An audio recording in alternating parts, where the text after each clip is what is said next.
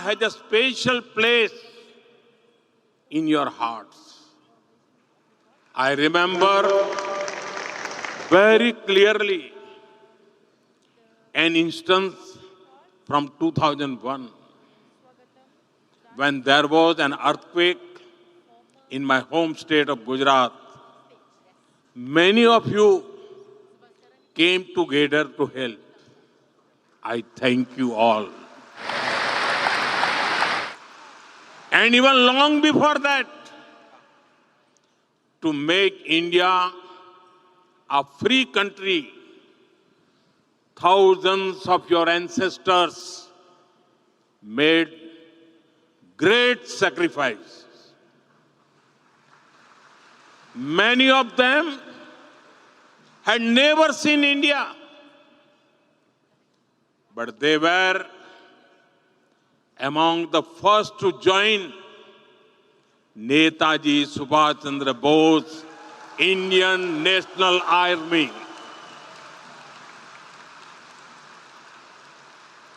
In his honor, we renamed the Indian Cultural Center in Malaysia after Netaji Subhash Chandra Bose. I also take this moment to salute the efforts of the Netaji Service Center and Netaji Welfare Foundation in Malaysia. Friends, it is remarkable the way you have preserved traditions over centuries. Recently, I spoke in my monthly radio conversation, Man Ki Baat, about you. I shared with 1.4 billion Indians how over 500 schools in Malaysia teach children in Indian languages. The influence of great saints like Tiruvalluvar and Swami Vivekananda can also be felt here. The Taipusam in Batu Caves last week was a divine that it looked like the celebrations at Palani. Equally grand are the cultural celebrations at Sri Venkateswara Temple, Bagan Dato. I am told that Garba is very popular here. We also deeply cherish the cultural connections with our Sikh brothers who live here.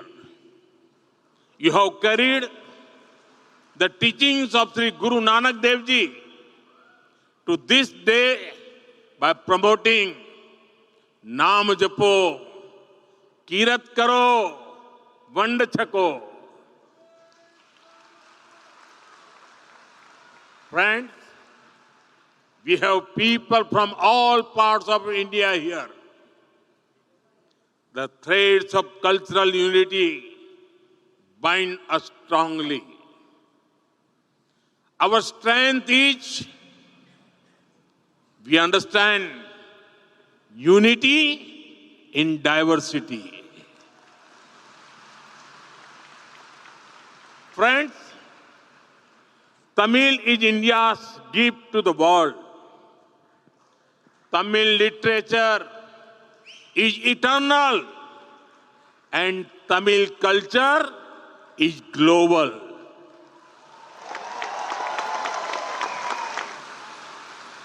In the same way, Tamil people have also served humanity with their talents. And I proudly say, India's Vice President, Thiru C.P. Radhakrishnan ji, our Foreign Minister, Dr. Jaishankar ji, who is with us today, Finance Minister, Nirmala Sitharaman ji, who has presented our budget 9 times. Dr. Murugan, our Minister of State for Information and Broadcasting, are all, they are from Tamil Nadu.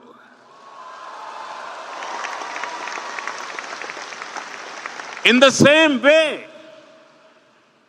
the members of the Tamil diaspora in Malaysia are serving the society in various fields. In fact, the Tamil diaspora has been here for many centuries. Inspired by this history, we are proud to have established the Tiruvalluvar chair in the University of Malaya.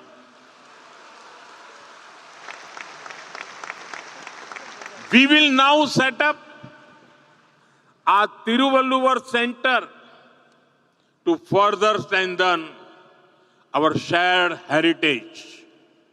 Friends, our relationship with Malaysia is scaling new heights each year.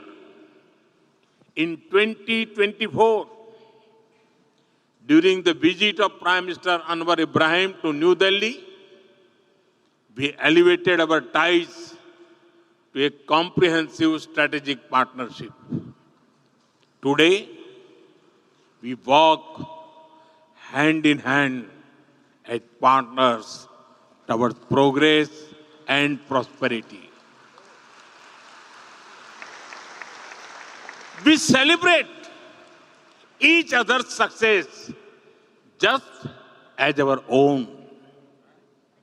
I was touched by Prime Minister Anwar Ibrahim's good wishes on the historic success of Chandrayaan 3. I agree with you, my dear friend. India's success is Malaysia's success. It is Asia's success. That is why I say the guiding word of our relationship is impact. Impact means India-Malaysia partnership for advancing collective transformation. Impact on the speed of our relations. Impact on the scale of our ambitions. Impact for the benefit of our people. Together, we can benefit the entire humanity. Friends, Indian companies have always been keen to work with Malaysia. It is a privilege that we played a part in creating Malaysia's first and Asia's largest insulin manufacturing facility. Over 100 Indian IT companies operate in Malaysia, generating thousands of jobs. The Malaysia-India Digital Council is paving new pathways for our digital collaboration. I'm happy to share with you that India's UPI will come to Malaysia soon.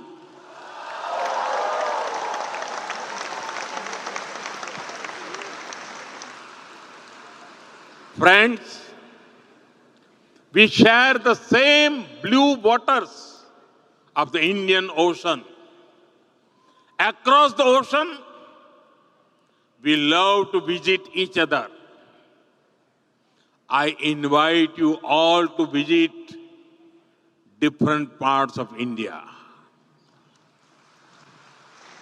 In the past few years, India has seen unprecedented growth in infrastructure and connectivity. The numbers of our airports had doubled in a decade. Highways are being built at a record pace.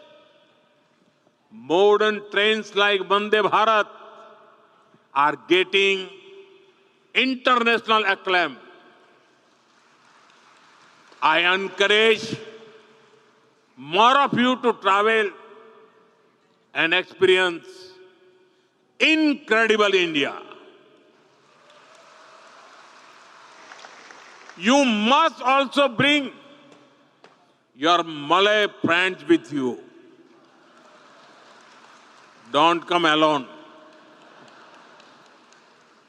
Because people-to-people connect is the cornerstone of our friendship. Friends, when we met in 2015, I spoke to you about India's potential. Now, I speak to you about India's performance. In one decade, India has seen a massive transformation. Then, we were the 11th largest economy in the world. Now, we are knocking on the doors of the top 3.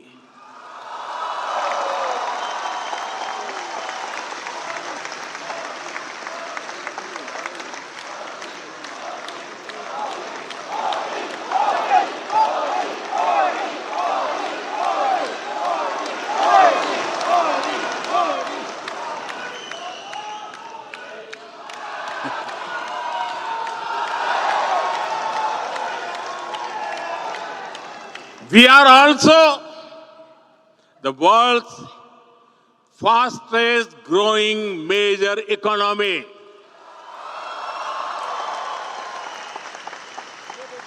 Then, Make in India was a sapling that was just planted. Now, India is the world's second largest mobile manufacturer.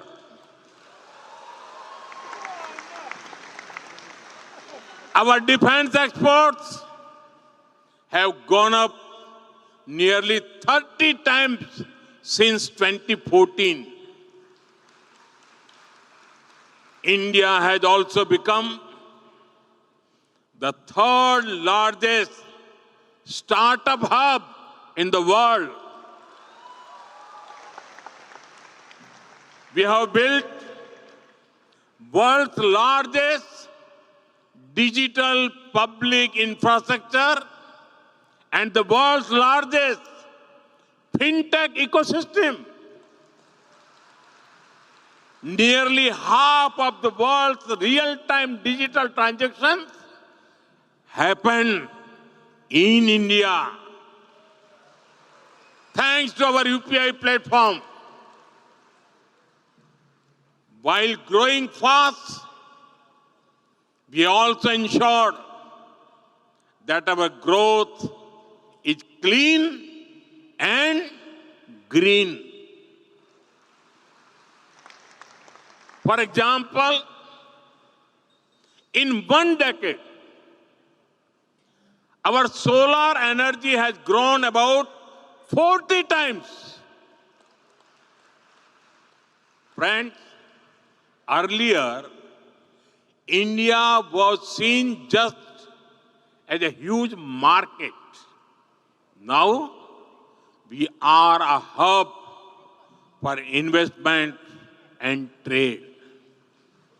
India is seen a trusted partner for growth. Whether it is the UK, UAE, Australia, New Zealand, Oman, the EU, or USA.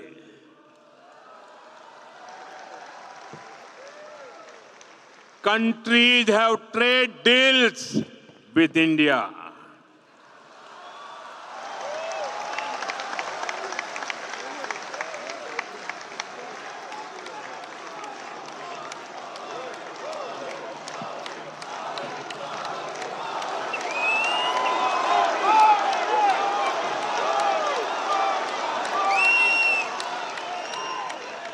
Trust has become India's strongest currency. Friends, India will always embrace you with open arms. That is why we made a historic decision just a few months ago. We extended the OCI card eligibility to Malaysian citizens of Indian origin up to the 6th generation.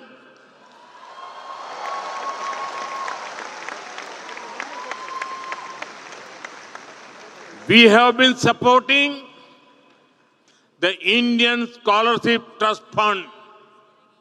Now, we are also going to give Tiruvalluvar Scholarship for students to study in India. And we look forward to seeing you in the Know India program. You will be happy to know that we will soon be opening a new consulate of India in Malaysia. This will bring us even closer. Friends, 1.4 billion Indians want to build a developed by 2047. विकसित भारत बनाना है ना? विकसित भारत बना के रहेंगे कि नहीं रहेंगे? हम अपने सपनों को साकार करेंगे कि नहीं करेंगे? हम सपनों को संकल्प में बदलेंगे कि नहीं बदलेंगे? हम संकल्प को सिद्ध करके रहेंगे कि नहीं रहेंगे?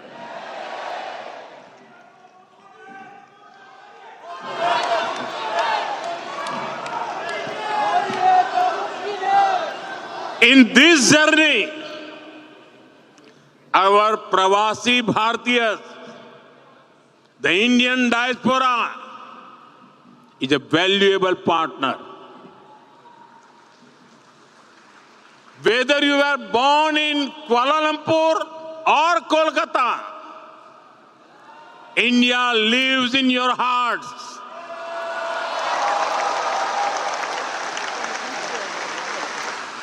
You are an active part of Malaysia's and India's progress. You will help realize the vision of prosperous Malaysia and Viksit Bharat. Jumpa lagi. Mika नंड्री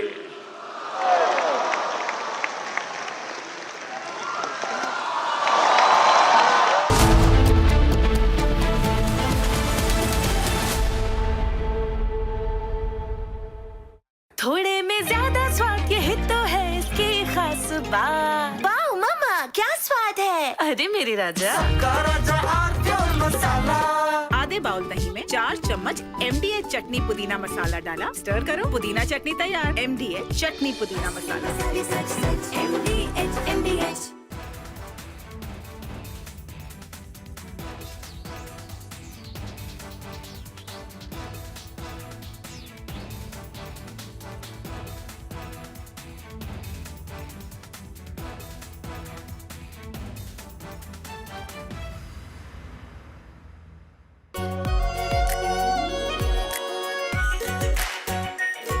Pure Shahi Paneer Masala. Delicious, healthy, every day. This morning, Rahul Gandhi, leader of the opposition, created a ruckus and furor in the parliament. In response to the president's address, he insisted upon raising what he said were some issues of vital import to our national security. So what was he saying? He was trying to cite an article from the Caravan magazine, which in turn was quoting excerpts from General Narwane, the former army chief's unpublished memoirs. It may be recalled that the government had stopped General Narwane from publishing the book. As such, the authenticity of the excerpts cited in the Caravan magazine itself are open to question. But then let's try and take a deeper look at what is this bravura all about. So I have had a detailed look at the article in the Caravan magazine. I have no access to General Narwane's book or manuscript, but we had a look at the Caravan article in detail. So what does this article say? This article talks of the 2020 Chinese intrusions, which had culminated in the Galwan incident, in which 19 Indian soldiers had lost their lives. No weapons had been used, but the Chinese had laid an ambush with pointed stones, with baseball bats wrapped up with barbed wire and nails and studded with lethal handheld weapons.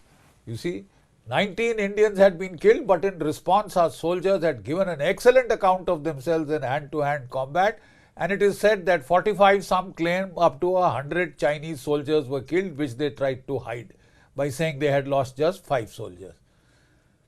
The simple fact is that after this violent incident leading to 19 fatalities on the Indian side, we should have thrown the 1996 Peace and Tranquility Accord into the bloody dustbin. Dustbin. Because that accord says that you can't use your weapons. And then you have to get into unseeming boxing matches, kushti matches, karate, this thing, and then start using sticks and stones and all that primitive Stone Age weapons. But you can't open fire. Why not? Why can't you open fire? Because you are defending your territory. And if the other side has drawn blood, it is not just a matter of dhakka mukki now. Well, I think that any local commander is fully justified in giving his troops the right to open fire in self-defense. Now, what happened was that these orders, no clear-cut orders were given, and in fact, no orders to violate this treaty, this accord of 1996 was ever issued at any level. Then India did a counter-intrusion. To the Chinese intrusion, we gave a tit for tat. In south of the Pangong Tso, in the Kailash,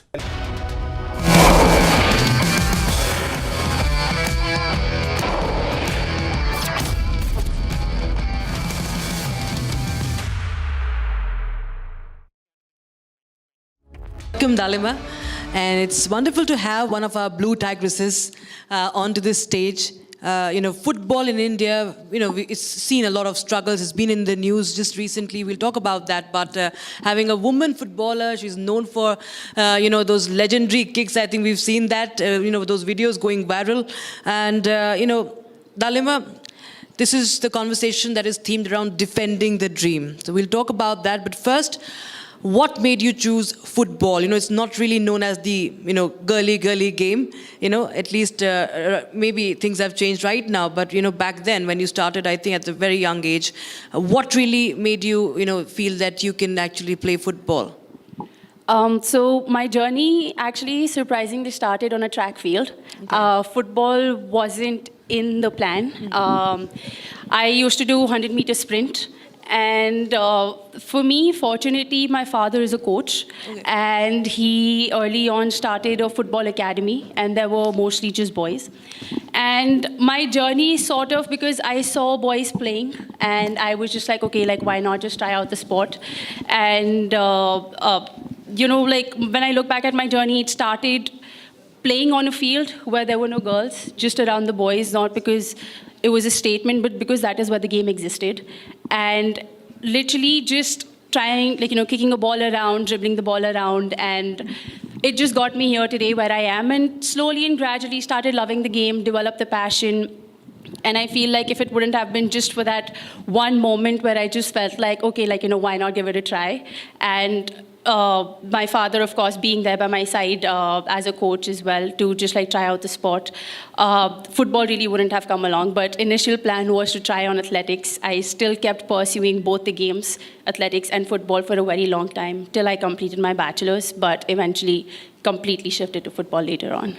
Right, that's wonderful to know that you had the support of your father, but there are multiple challenges that come in when you, as a woman especially, choose a sport like football, from sexism to, I think, skepticism also.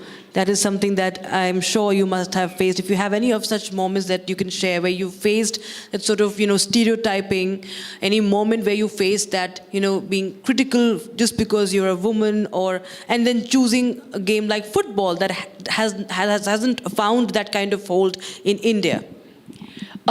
So with me, once my journey started, I say this a lot, and this is what my journey has been, that for me, my biggest struggle has been being a woman and wanting to be a football player or wanting to be an athlete in India. And it took a long time to come out of it, to prove a lot of people wrong and prove myself. And every opportunity that I played a match, early on when I was in school, and I was training in the academy, I had to play a lot of tournaments where I was the only girl, and I had to really request the management or even my school principal to just let me play so that I get some sort of game time for myself. And every time, even then when I had to step on the field, I just had to prove myself that this is why I belong and this is why I'm here. So that led to a lot of pressure as well on myself of wanting to prove every opportunity, every game. And there was not a single game, even if it was a school tournament or if I'm just playing an inter-house tournament in my school, within my school, even then I had to prove why I can play and why I should be allowed to play. And of course, other than that, apart from my immediate family, when it comes even to my relatives and my extended family, it was also 4 years ago, I was in Canada. I was playing and doing my master's over there. I received a call from one of my relatives and they just went on oh, you're still playing football. What after that? So it is sort of even still treated like a hobby that, okay, if you're a woman, you're doing a sport, it is a hobby, it is not your profession. And then they went on to go that, be careful, chot nahi lagni chahiye. You shouldn't really get hurt or you shouldn't really get bruised or something. So I think those kind of stereotypes really just keep on existing, especially when you're a woman, and they become a part of you and you just learn to carry it forward. And you just really learn eventually along your journey to turn it into motivation for yourself. And that is really what it took, and that is what has really gotten me this far, to just keep taking all of that and keep blocking the noise out and turn it into motivation to prove why I belong. And today, when I look back and even when I go back to my school, there are a lot of young girls who come up to me and they tell me that they want to be like me or they want to become a footballer or they want to choose sport. Could be any sport. They just want to choose a sport being a young girl as well. So how do you really block out that noise that you're talking about? So I focus on my goals early on. I started with writing goals. I used to have a small notebook. I started with playing for India was like my first goal that I wanted to do. And other than that, prove myself why I belong on the football field. And even while growing up, I didn't really have a lot of women footballers to look up to. Because first of all, the matches weren't really being telecasted even when the tournaments were happening. So I grew up watching Ronaldinho. He's a Brazilian footballer, men's side. So I would compare, like, what does he play, what qualities does he have, and on the other side of the page, I would write down my qualities and what I have. So it sort of started with that, and it just kind of became that I became so focused on my goal that I stopped focusing on the noise outside. Yes, there are days that I've cried in my room and been like, if I should really just carry on doing it still, or why am I even doing it? But on those days, cried it out, felt relaxed, and went back to focusing on the goal. So that is like, that is all that I could potentially do, and that was in my hand and what I could control. Kept putting one foot forward, and the journey kept going. You've just spoken about, when you're down and out, what do you do? And I'm sure that there are many players who do not always talk about it, but you've been very vocal about mental health. If you could just shed some light as to what sort of support, if at all, is available for the athletes today, given the pressures and given the kind of, high pressure, environment it could be to perform, especially for women, especially in a sport like football. What sort of a support is present, both in terms of, the infrastructure and also, help as far as mental health is concerned? So first of all, I would like to start by emphasizing that sport as a field is very dynamic. It's ever challenging. There are so many challenges. There's just so much pressure around it that, yes, mental health becomes a very important part of it. And how you're able to control your mind even when you're about to perform. When I talk about with respect to support, first of all, I'll talk about football. In our football team, we still really don't have a sports psychologist working with us. So for a lot of the players, it has only been working individually. And I think when I went to Canada to play in 2019 was like the first time I was exposed to a sports psychologist. And now it has started picking up. A lot of individual sports do have sports psychologists, but it still kind of seems to be missing in team sports. In football as well, we started asking for a sports psychologist from 2018. One of the under-17 teams did get it when they were preparing for the World Cup, but there was like a very short-lived period of time. And now when we talk about it, that sort of support is not really there when it comes from the federations or when it comes to sports psychologists being a part of the team. Although now that interest is growing, but you see that interest a lot from the parents or a lot from the players individually coming to seek out help. And I am also a sports psychologist, and it came from my journey wanting to pursue from the struggles that I've been through, because it's not easy. It's not easy to be by yourself in a room and be crying and coming out the next day and still preparing, losing a game today, knowing that you have another game that you have to prepare for. And there is so much that happens. You're running for 90 minutes. Physically, you're exhausted. Mentally, you're fatigued. You're questioning yourself. The coach is screaming because you've made so many mistakes. You have expectations from yourself. Your family has expectations from yourself. There's just so much going on. You've lost a game. You come back today, and then again, you have a next game to prepare. It takes a toll on you. It starts to take a toll on you. And I have seen a lot of players who used to play with me, or my youngsters as well, or like my seniors, that they eventually ended up giving up the game because of that, because the support wasn't there. So it starts to take a toll on you, and that is also what has led me to be a sports psychologist myself and have some sort of be able to help the generation, or the young players, or like any of the athletes with their journey. I think that's wonderful. I think we should give a round of applause for that, because, that in fact speaks of the leadership, Leadership is not just about captaining a team. I think it's also about contributing for the, for the other players, and how do you actually help them out, and not just complaining. But yes, there are many complaints, I think, as far as our, sporting infrastructure is concerned, I'll just come to you on the recent controversies, but also just a few weeks back, we had a video by several of our sports persons, like the legendary Sunil Chetri also released this video campaign, Save Indian Football.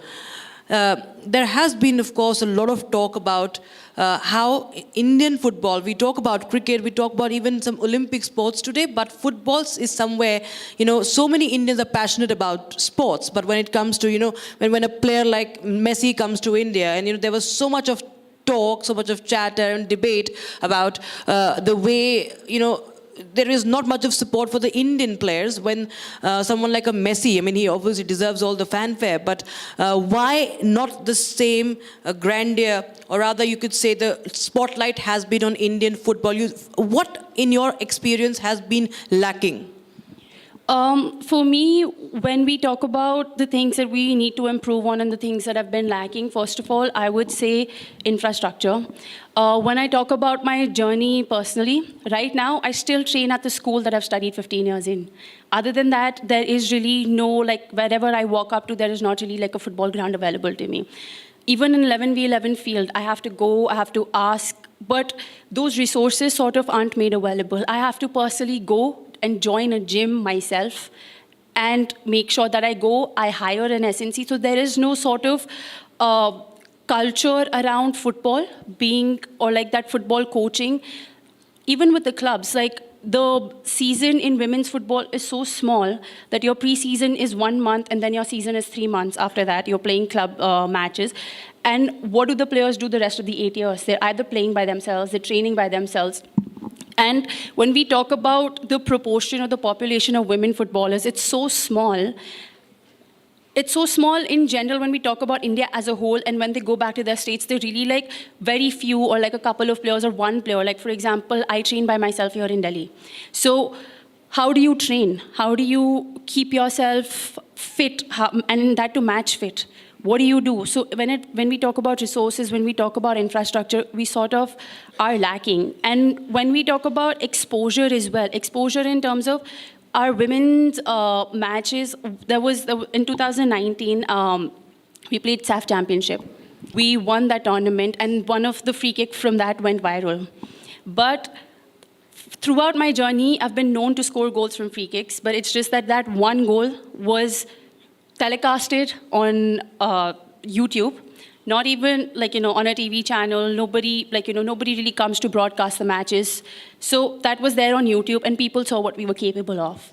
That clip went viral, and only if that sort of support also comes that we are able to broadcast the matches, when people are able to see what women footballers are capable of, what women football is, we will start to see a change.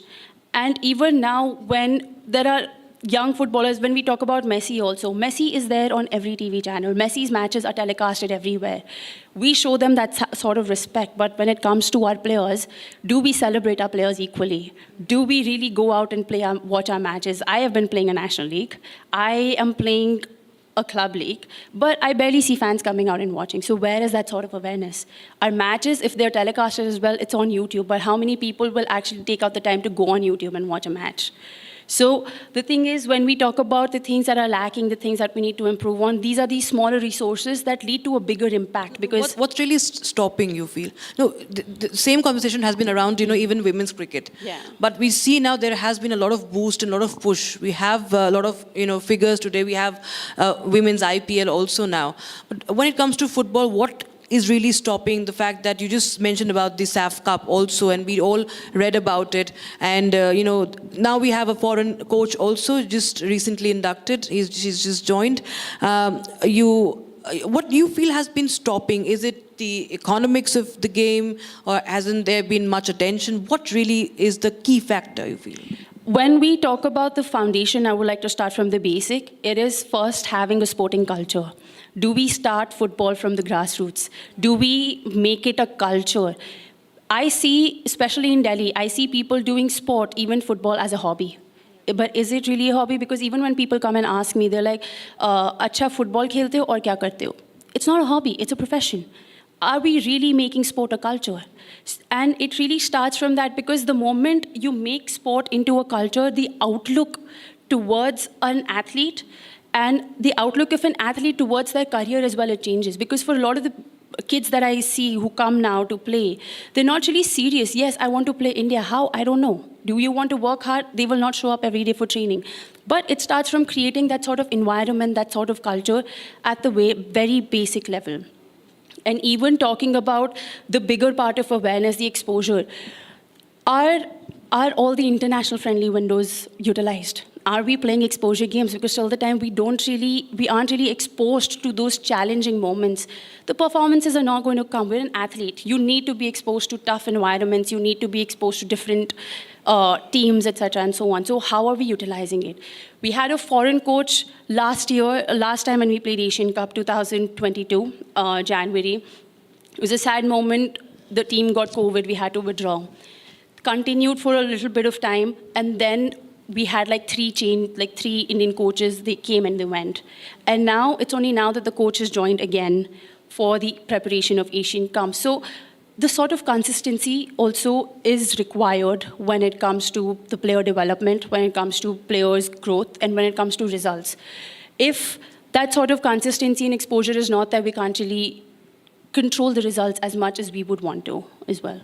Recently, there has been a lot of talk around the India Open as far as badminton is concerned, and many such, clips have gone viral about the infrastructure. There have been a lot of criticism. You've played all across in different countries as well. What is your take? There is one argument that it's happening in India, so there's too much of lens on such, if there is any problem that has been found on the courts, if there is hygiene issues, so on and so forth.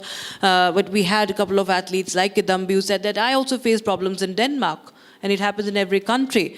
But then there is this feeling amongst the Indians, among sporting fans, that why can't we provide top-class infrastructure when we are aiming for a Commonwealth game and also hosting the Olympics later on? What is your take as an athlete on that? I would say providing such facilities is very important. Throughout my career as well, there have been moments where I've traveled in general coaches of the train. The facilities haven't really been the cleanest. There has been a dorm where 10 people are staying together, the mattresses are on the floor.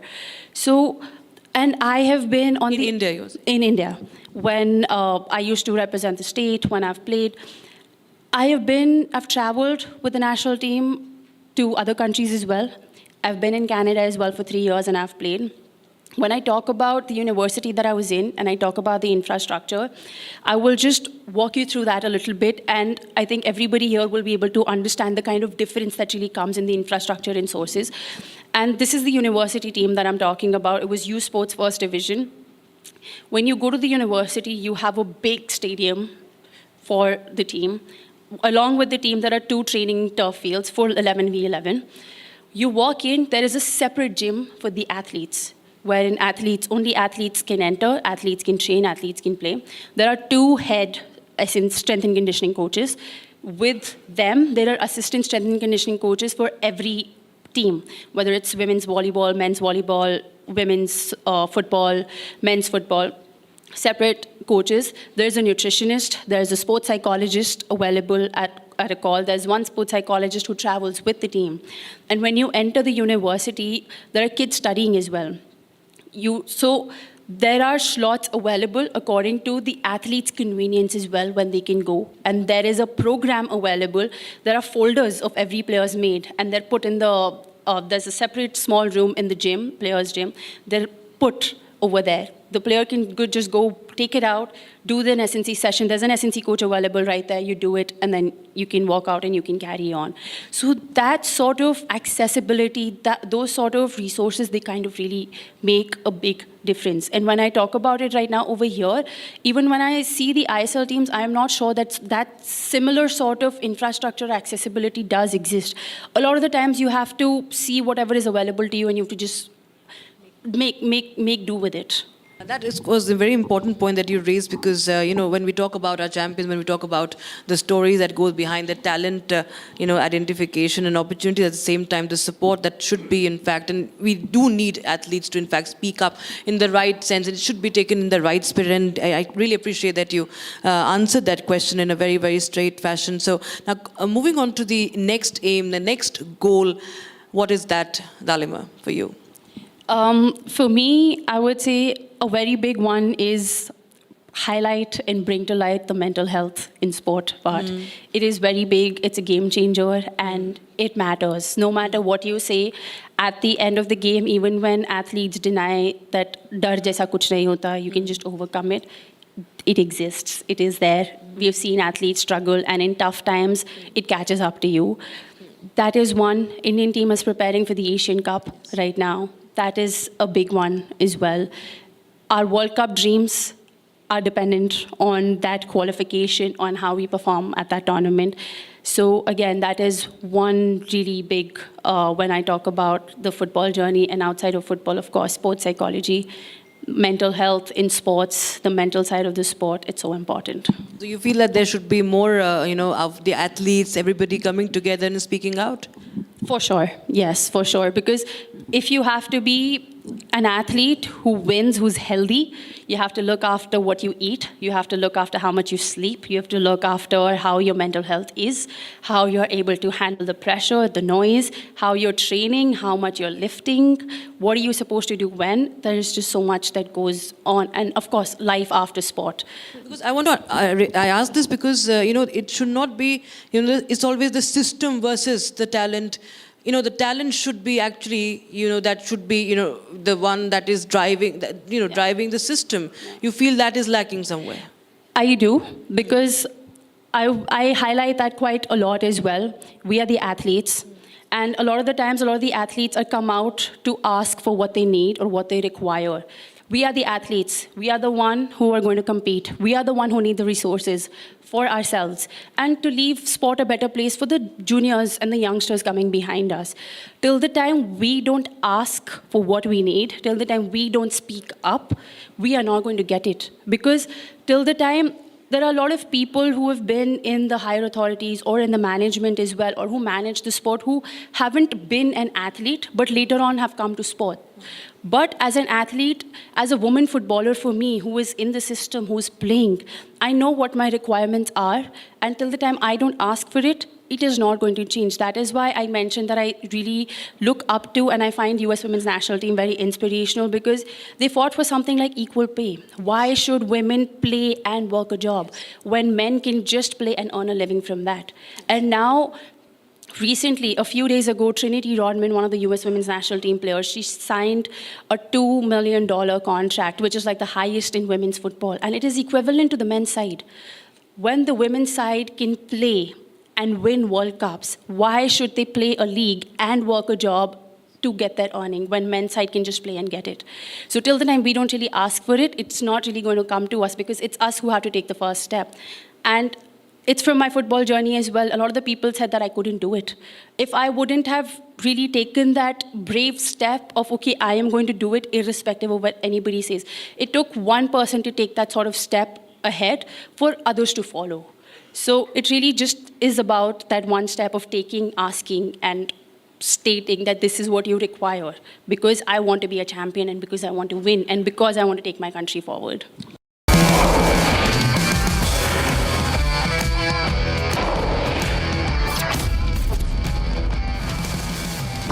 Pure सूजी pasta उबालो मिलाओ और खाओ 8 minute में तैयार। क्या taste है सबका राजा hardcore मसाला केसरिया से मन जोगी हुआ रे दिल झूमे देखो मतवारा हुआ रे केसरिया से मन जोगी हर पल मनाओ केसरी त्योहार विमल बोलो जुबान केसरी अब छोलिया हो या लोबिया सफेद चने या काले चने सब कुछ मजेदार बने Hi, good morning Hi, to you. how are you? Good evening from India. We have announcement of a trade deal, and Yes. you've seen both sides. Trump says that India has promised not to buy Russian oil, but Indian Prime Minister's response makes no such commitment. But Trump says I've reduced the tariffs to 18%. And then he says that besides everything else, Prime Minister Modi has also agreed to buy American, in addition to 300 billion in, 500 billion in some other purchases. Anyway, there's an existing agreement to buy 300 billion, so there's not much of a hard-coded commitment from the Indian side. So Trump is obviously using a lot of hyperbole, making some claims, but the good thing is there's an announcement of a deal. But there's more statements coming from Trump than from India, especially to Trump's statement that India has agreed to stop buying Russian oil. There's nothing official from the Indian side to that. How do you view these developments, Professor Sachs? Well, basically, the United States is unstable and irresponsible, but backing down from the most outlandish actions of this government a few months ago. They made no sense. They antagonized India. They disrupted trade. And I think somebody finally explained to Trump that none of this was serving any American interests at all. And so Trump has backed down to an important extent. Everything about Trump and trade is erratic, not sensible, not accomplishing any U.S. goals, but better 18% tariffs than 50% tariffs or 500% tariffs. But I wouldn't take at face value any single statement by the U.S. government. I think everything is just complete improvisation, a lot of baloney, a lot of malarkey, but probably somebody has prevailed inside the White House to say, why antagonize India? So what did Trump or what did America gain in the last Nothing. 4 months of putting Nothing. pressure on India? Nothing. Nothing. Whatever is agreed today could have been agreed before. Nothing is gained. There's no pressure. India has no, U.S. has no leverage on India. So none of this is anything other than Trump's delusion that the U.S. is the be-all and end-all of the universe. And so his writ is the command of for the whole world. But that's Trump's delusion, that the U.S. market is so big, so consequential, so important that he can get every other country to fall into line. But the U.S. market is not very important in this way. The main lesson of the last year is that despite all of the U.S. bluster, the world did just fine last year. It traded more with each other. India and China are in the process of restoring what will be the most important trade relations between the two giants. And in general, everybody is diversifying away from the United States. Even Canada, the country right on our border, has just signed a strategic partnership with China. Britain, which is essentially a vassal state of the United States, was in Beijing. This morning, Rahul Gandhi, leader of the opposition, created a ruckus and furor in the parliament. In response to the president's address,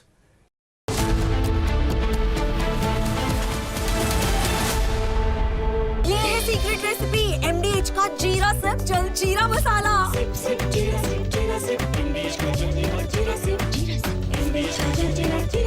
इसको घर पे लगाओगे तो शादी का तो पता नहीं, पर घर पक्का नहीं टूटेगा। रुंगटा नहीं तो घर स्ट्रॉन्ग नहीं। रुंगटा स्टील TMT बार एकदम सॉलिड। पहाड़ों में एक हाइकिंग स्टिक भी बन सकती है। थोड़े में ज्यादा स्वाद ये तो है इसकी खास बात। वाओ मामा क्या स्वाद है। अरे मेरे राजा राजा और मसाला केसरिया से मन जोगी हुआ रे, दिल झूम देखो मतवारा हुआ रे। केसरिया से मन जोगी हुआ। हर पल मनाओ केसरी त्योहार। विमल, बोलो जुबान केसरी। MDH की हल्दी मिर्ची धनिया करे कमाल। ये रंग दे, ये खुशबू दे, ये तीखा, ये कम पड़े। क्या निराला MDH masala.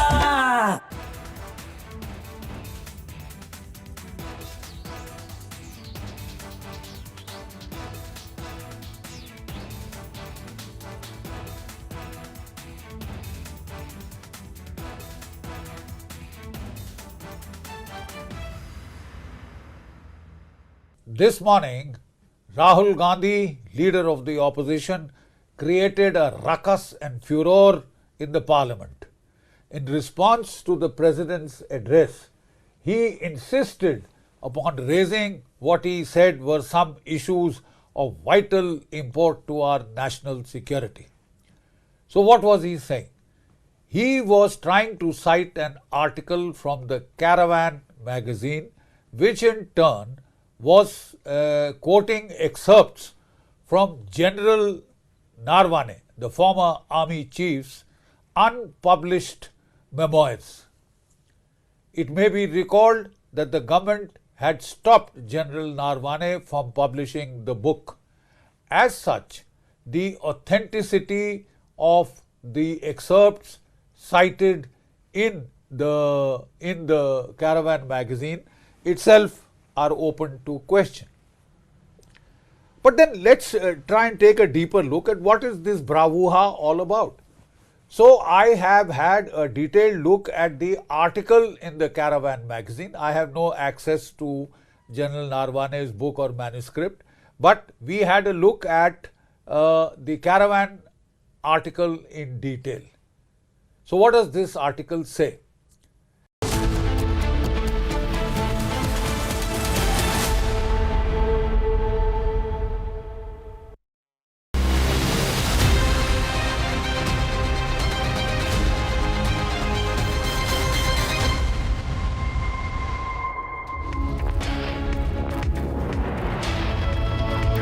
Hello and welcome. You're watching Republic TV live and breaking with me, Shita Mitra. Now, viewers, the Commerce Minister Piyush Goyal has briefed the nation on India-US deal, clearly stating that dairy and farm sector have been protected under this deal. We'll get you all the details, but first up, headlines.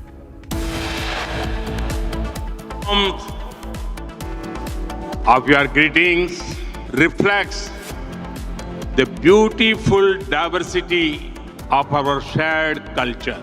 I also take this moment to salute the efforts of the Netaji Service Center and Netaji Welfare Foundation in Malaysia.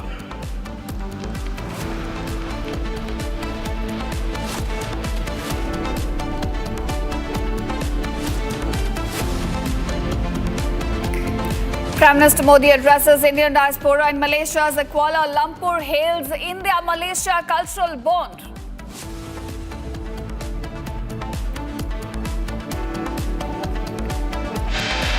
लगभग $30 trillion की अर्थव्यवस्था अब हमारे निर्यातकों के लिए most preferred duty के साथ खुलती है और जिस प्रकार से हमारे किसानों के हितों का संरक्षण किया गया है, पूर्णतः संरक्षण किया गया है. Government shows opposition at the mirror. India's farming and agricultural sectors fully protected in India-US deal. India and US release framework for interim trade deal. Big relief for India's economy with reduction in tariffs to 18%, down from 50%.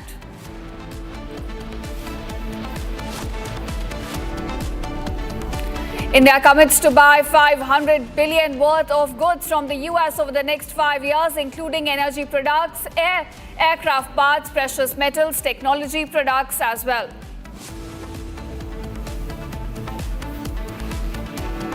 Young boy has lost his life. As you say, it is a criminal negligence.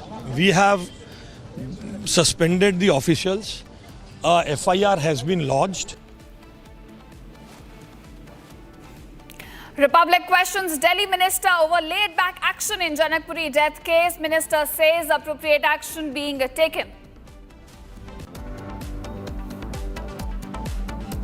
आज कोई मुसलमान के भाई रेवंत को रेवंतुद्दीन कहे तो भी मेरे कोई परवाह नहीं है. Big statement by Telangana CM Revanth Reddy. He says Congress has always been keen on fulfilling the wishes of minorities.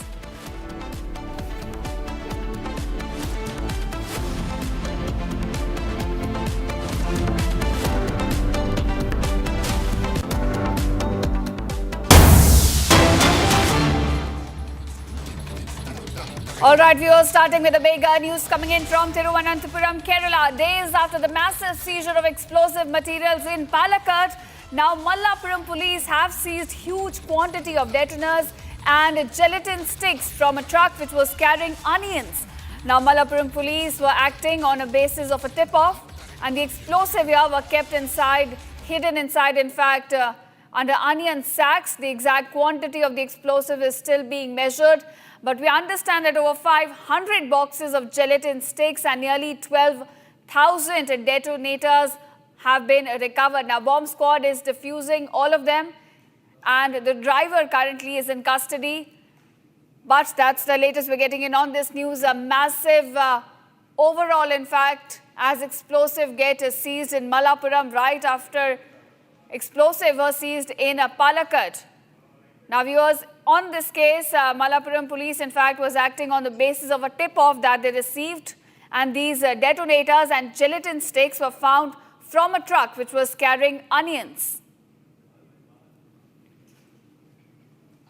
All right, my colleague is now joining me on with more details on this. Shankar, do tell us what is the latest that we know about this massive explosive being seized by Malappuram police? It was yesterday night, the Malappuram Tirurangadi police received an information about a truck carrying massive explosive crossing the Kerala-Tamil Nadu border and reaching Malappuram. On the basis of this tip of Tirurangadi police, with the help of shadow police and ATS, waited for the truck in the Malappuram Tirurangadi Chemmad region. But seeing the cops on the road, the driver of the truck evaded police check and took a sub road to escape from them. The police later conducted a massive search in the locality, but the driver or even the people on the truck could not be traced. And in the morning, they conducted a massive search in the locality and found this truck inside a closed tile factory. And soon the bomb squad were alerted, and the bomb squad reached the spot and removed all the onion sacks from the truck. These explosives of over 500 boxes having over 1 lakh explosive tubes were kept hidden under as many as 130 sacks of onions. And the bomb squad defused all of them, still being defused, these explosive tubes. Actually, 2 days ago in Palakkad, a similar case was reported as the Palakkad Town South Police seized over 20,000 of such explosive materials, gelatin sticks and detonators from a truck carrying watermelons. This time, this is the second such an incident in 3 days, and the police are still clueless to whom these explosives were taken to Kerala, and the probe is on after registering a case. All right. Thank you, Shankar, for joining us and giving us those crucial details in this case. And now we are shifting focus. It's a historic reset of the ties with the United States, as India and America have now sealed a framework for an interim trade agreement after months of negotiations, back and forth meetings, and the contours of the deal have finally been laid down publicly. Now, the agreement slashes U.S. tariff on Indian goods from about 50% to 18%, unlocking access to the world's largest $30 trillion market. From textiles, leather and pharmaceuticals to gems and MSMEs, Indian exporters get massive relief and a huge competitive edge. In return, India opens doors wider to U.S. industrial goods, select farm products, and commits to about $500 billion in purchases over the next 5 years. Now, viewers, Prime Minister Narendra Modi called it a great news for Make in India, as the deal would create jobs for the youngsters in the country. Now, this interim pact born from the talks launched by President Trump and Prime Minister Modi paves the way for a full bilateral trade agreement, deeper supply chains, and stronger strategic alignment. A balanced, bold step forward. Let's also listen in as to what Commerce Minister Piyush Goyal had to say on the deal.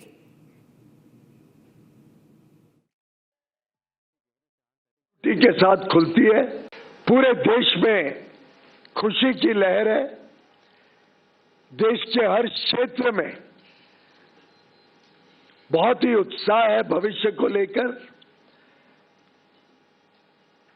और मानो आने वाले दिनों में जिस प्रकार से नए अवसर, नए मौके खुलते हैं, जिस प्रकार से हमारे निर्यातकों के लिए बहुत बड़े पैमाने पे यूनाइटेड स्टेट्स ऑफ अमेरिका, जो दुनिया की सबसे बड़ी अर्थव्यवस्था है, लगभग $30 ट्रिलियन की अर्थव्यवस्था, अब हमारे निर्यातकों के लिए मोस्ट प्रिफर्ड ड्यूटी के साथ खुलती है।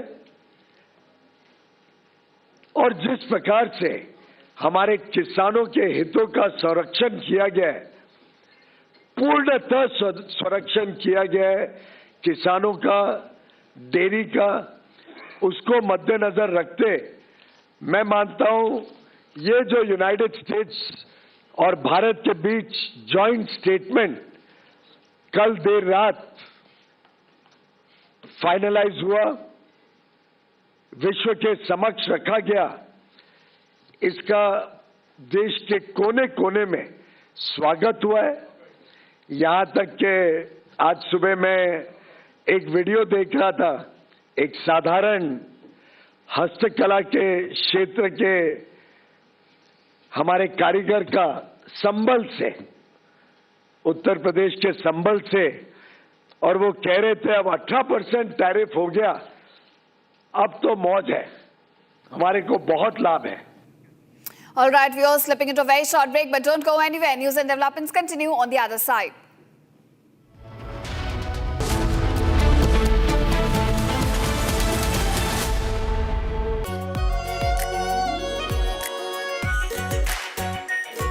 Pure shahi paneer masala, delicious, healthy everyday. केसरिया से मन जोगी हुआ रे, दिल झूमे देखो मतवारा हुआ रे। केसरिया से मन जोगी हुआ। हर पल मनाओ केसरी त्योहार। विमल, बोलो जुबान केसरी। दादी के हाथों का जादू और खुशबू से महकता घर, माँ की मुस्कुराहट और खाने की सुगंध। MDH गरम मसाला, क्योंकि हर रिश्ता है स्वाद से जुड़ा।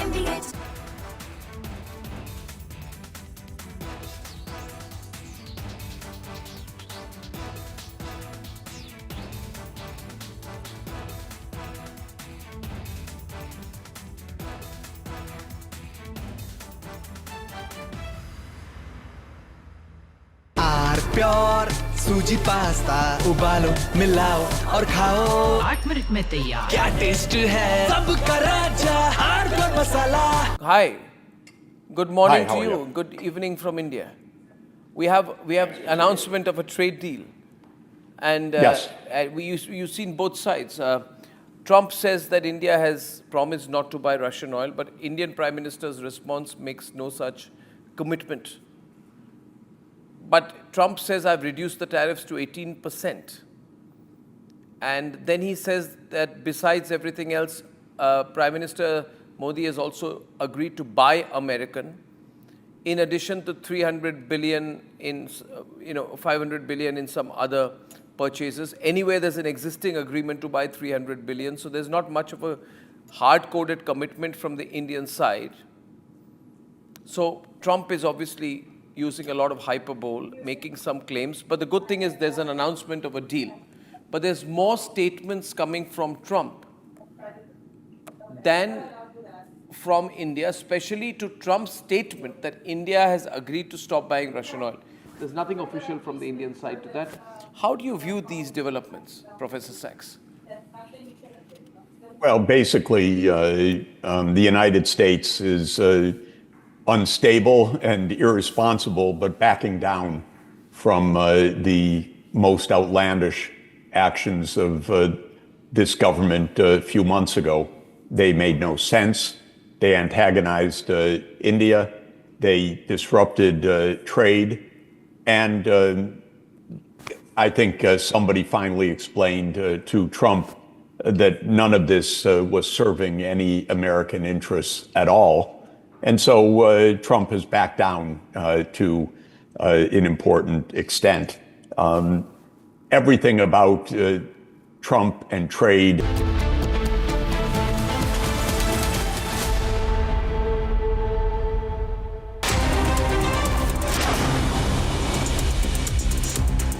A fire broke out at a fish farm building of a J&K Fisheries Department in Srinagar's Nehru Park area. Firefighting operations are underway. Officials say the situation is under control.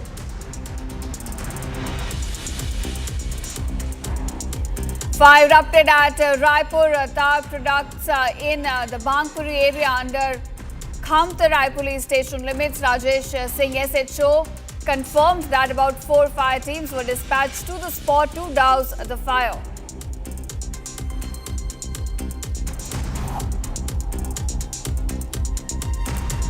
Diva and Jeet Adani celebrate their first wedding anniversary with Divyang women. This marks a promise placed before celebrations as Adani Mangal Seva completes 1 year of dignity and opportunity for 500 Divyang women. More than a commemorative moment, the gathering affirms that a commitment made quietly had been fully honoured.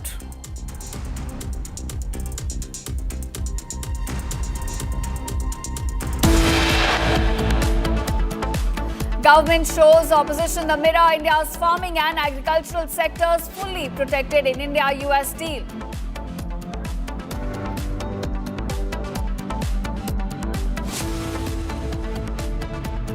थोड़े में ज्यादा स्वाद ये तो है इसकी खास बात। वाओ मामा क्या स्वाद है? अरे मेरे राजा मसाला।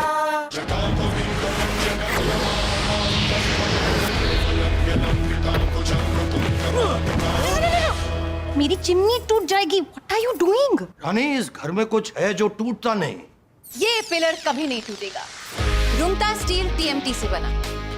रुंगटा नहीं तो घर स्ट्रॉन्ग नहीं। रुंगटा स्टील TMT बार एकदम solid.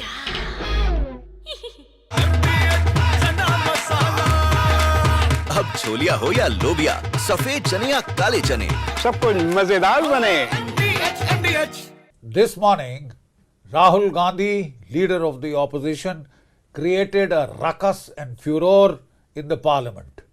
In response to the president's address, he insisted upon raising what he said were some issues of vital import to our national security. So what was he saying?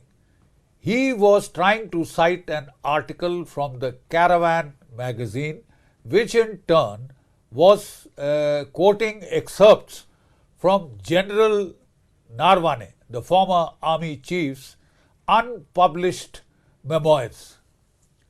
It may be recalled that the government had stopped General Narwane from publishing the book. As such, the authenticity of the excerpts cited in the Caravan magazine itself are open to question.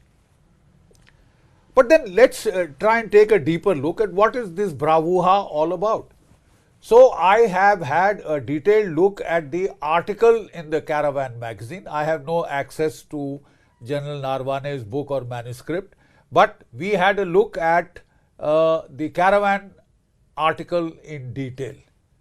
So what does this article say?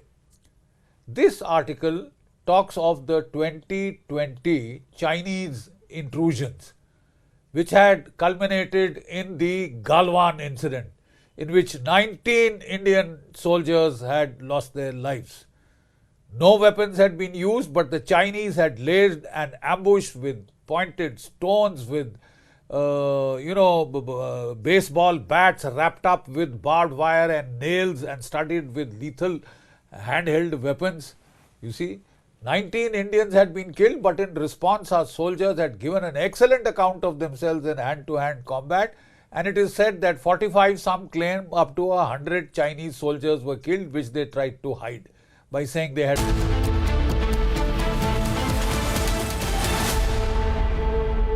आधे bowl दही में 4 चम्मच MDH चटनी पुदीना मसाला डाला, stir करो, पुदीना चटनी तैयार। MDH चटनी पुदीना मसाला। केसरिया से मन जो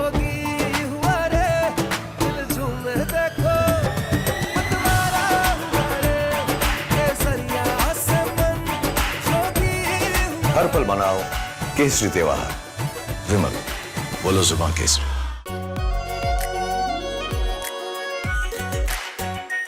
are pure shahi paneer masala, delicious, healthy everyday.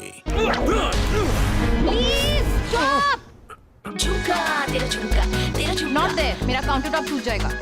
तेरा झुमका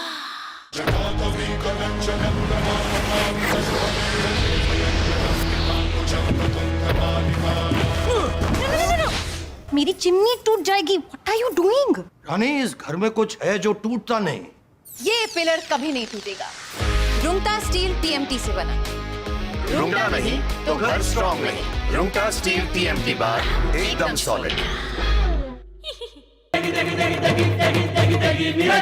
MDH की देगी मिर्च, देगी मिर्च का तड़का, अंग अंग फड़का। MDH की देगी मिर्च।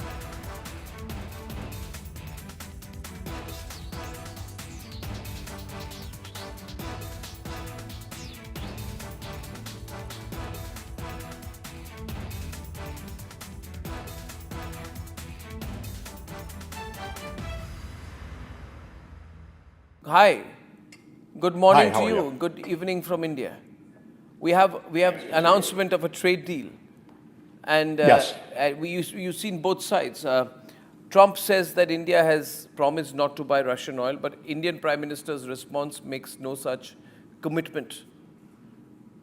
But Trump says I've reduced the tariffs to 18%, and then he says that besides everything else, Prime Minister Modi has also agreed to buy American, in addition to 300 billion in, 500 billion in some other purchases. Anyway, there's an existing agreement to buy 300 billion, so there's not much of a hard-coded commitment from the Indian side. So Trump is obviously using a lot of hyperbole, making some claims, but the good thing is there's an announcement of a deal.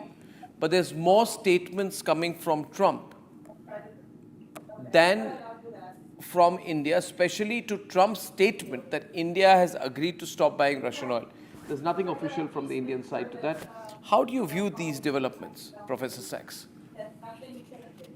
Well, basically, the United States is unstable and irresponsible, but backing down from the most outlandish actions of this government a few months ago. They made no sense. They antagonized India. They disrupted trade. And I think somebody finally explained to Trump that none of this was serving any American interests at all. And so Trump has backed down to an important extent.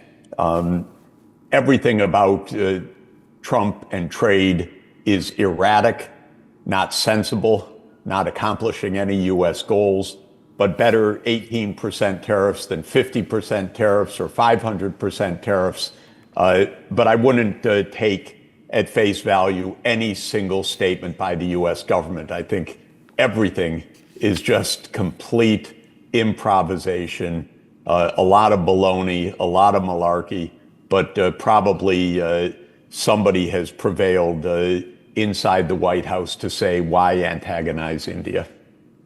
So, what did Trump or what did America gain in the last Nothing. 4 months of putting Nothing. pressure on India? Nothing. Nothing. Whatever is agreed today could have been agreed before. Nothing is gained. There's no pressure. India has no, U.S. has no leverage on India. So none of this is anything other than Trump's delusion that the U.S. is the be-all and end-all of the universe. And so his writ is the command of for the whole world. But that's Trump's delusion, that the U.S. market is so big, so consequential, so important that he can get every other country to fall into line. But the U.S. market is not very important in this way. The main lesson of the last year is that despite all of the U.S. bluster, the world did just fine last year. It traded more with each other. India and China have are in the process of restoring what will be the most important trade relations between the two giants. And in general, everybody is diversifying away from the United States, even Canada, the country. Government shows opposition the mirror. India's farming and agricultural sectors fully protected in India-US deal. Pure सूजी pasta उबालो मिलाओ और खाओ 8 minute में तैयार क्या taste है सबका राजा आर्नब मसाला केसरिया से मन जोगी हुआ रे दिल झूमे देखो मतवारा हुआ रे केसरिया से मन जोगी हर पल मनाओ केसरी त्योहार विमल बोलो जुबान केसरी MDH की हल्दी मिर्ची धनिया करे कमाल ये रंग दे ये खुशबू दे ये तीखा ये कम पड़े क्या निराला MDH masala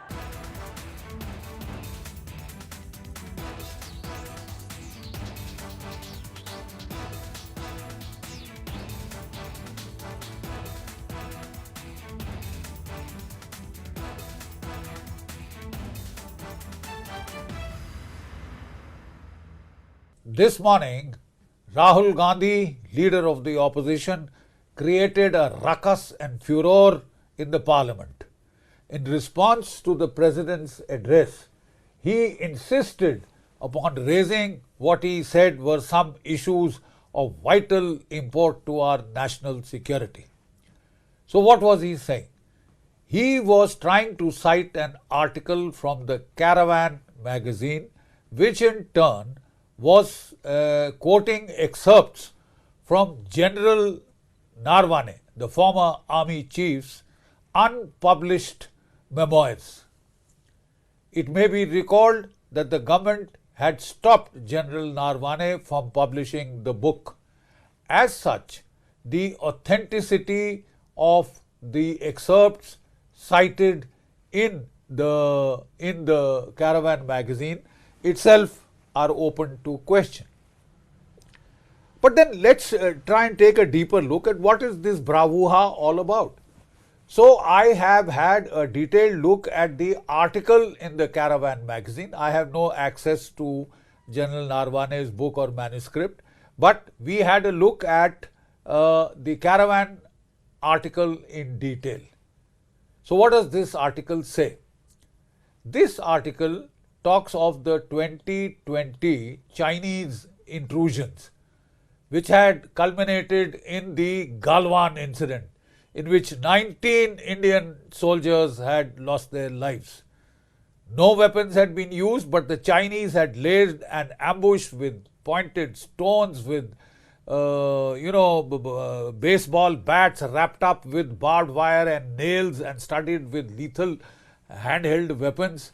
You see, 19 Indians had been killed, but in response our soldiers had given an excellent account of themselves in hand-to-hand combat, and it is said that 45, some claim up to 100 Chinese soldiers were killed, which they tried to hide by saying they had lost just 5 soldiers. The simple fact is that after this violent incident leading to 19 fatalities on the Indian side, we should have thrown the 1996 Peace and Tranquility Accord into the bloody dustbin. Dustbin. Because that accord says that you...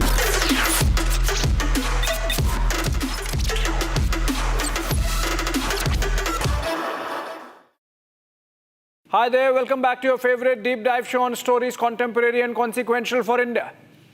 This week, a lot happened, from the announcement of India-US trade deal on foreign policy front to an unprecedented breach of convention when Prime Minister Narendra Modi was not allowed to speak in the motion of thanks to the President's address in Parliament. But those are news stories covered and dissected in detail.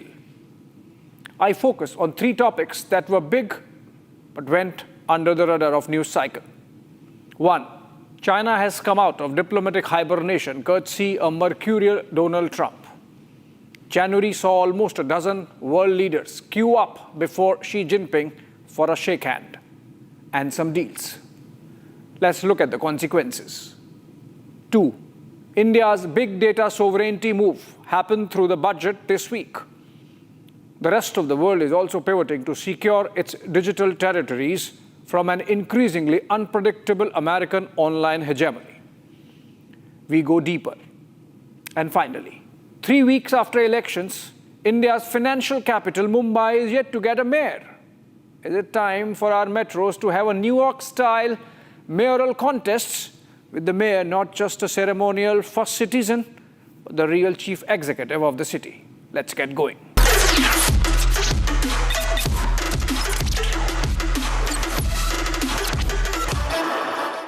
It's been 3 weeks since elections were held for the Brihan Mumbai Municipal Corporation, the BMC, and India's financial capital, Mumbai, is still without a mayor. Actually, it does not make a difference, because as things stand today, a mayor is mere figurette. Governance does not stall in the absence of the city's first citizen. India's mayors are denied even basic executive functions. They have no say in planning for the city, budgeting or hiring, or supervising the bureaucracy.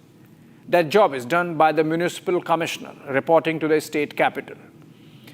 Even the theoretical powers that were devolved to mayors of municipal presidents as part of the 74th Amendment on urban local bodies in 1994 have in practice stayed with the officers.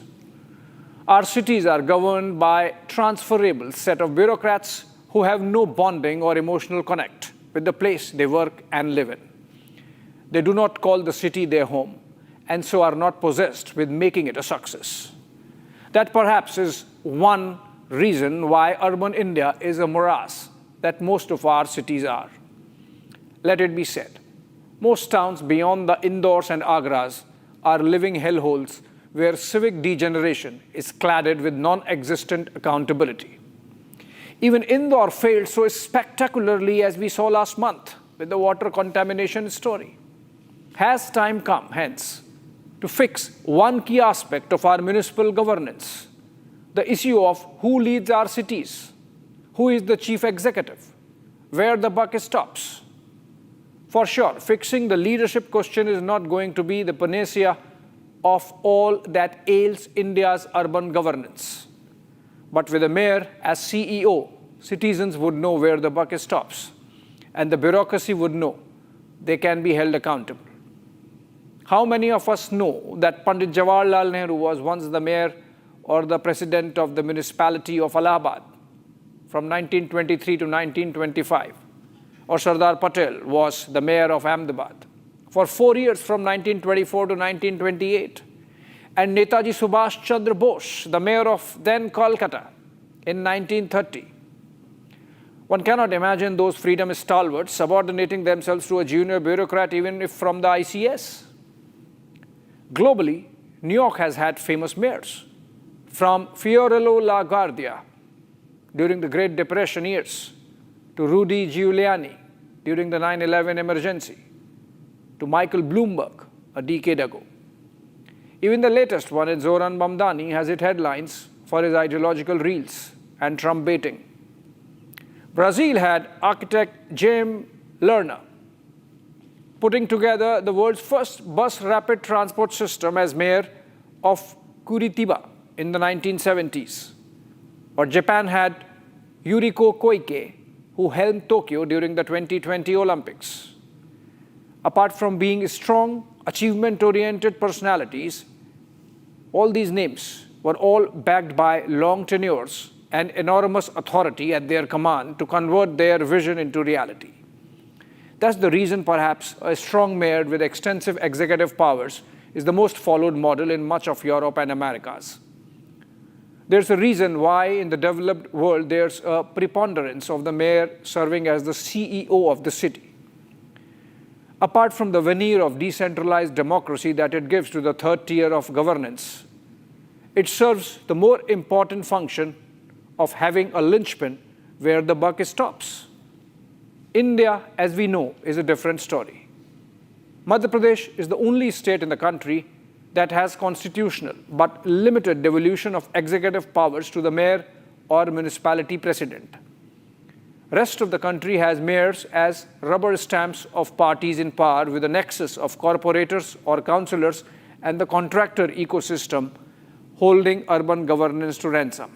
The structure of governance itself lends to a messy multiplicity of authorities. Look at a city like Bengaluru, for example. While the municipal body has limited mandate over solid waste management, roads, street lights, municipal markets, primary education and health services, etc., water supply is handed to Water Supply and Sewerage Board.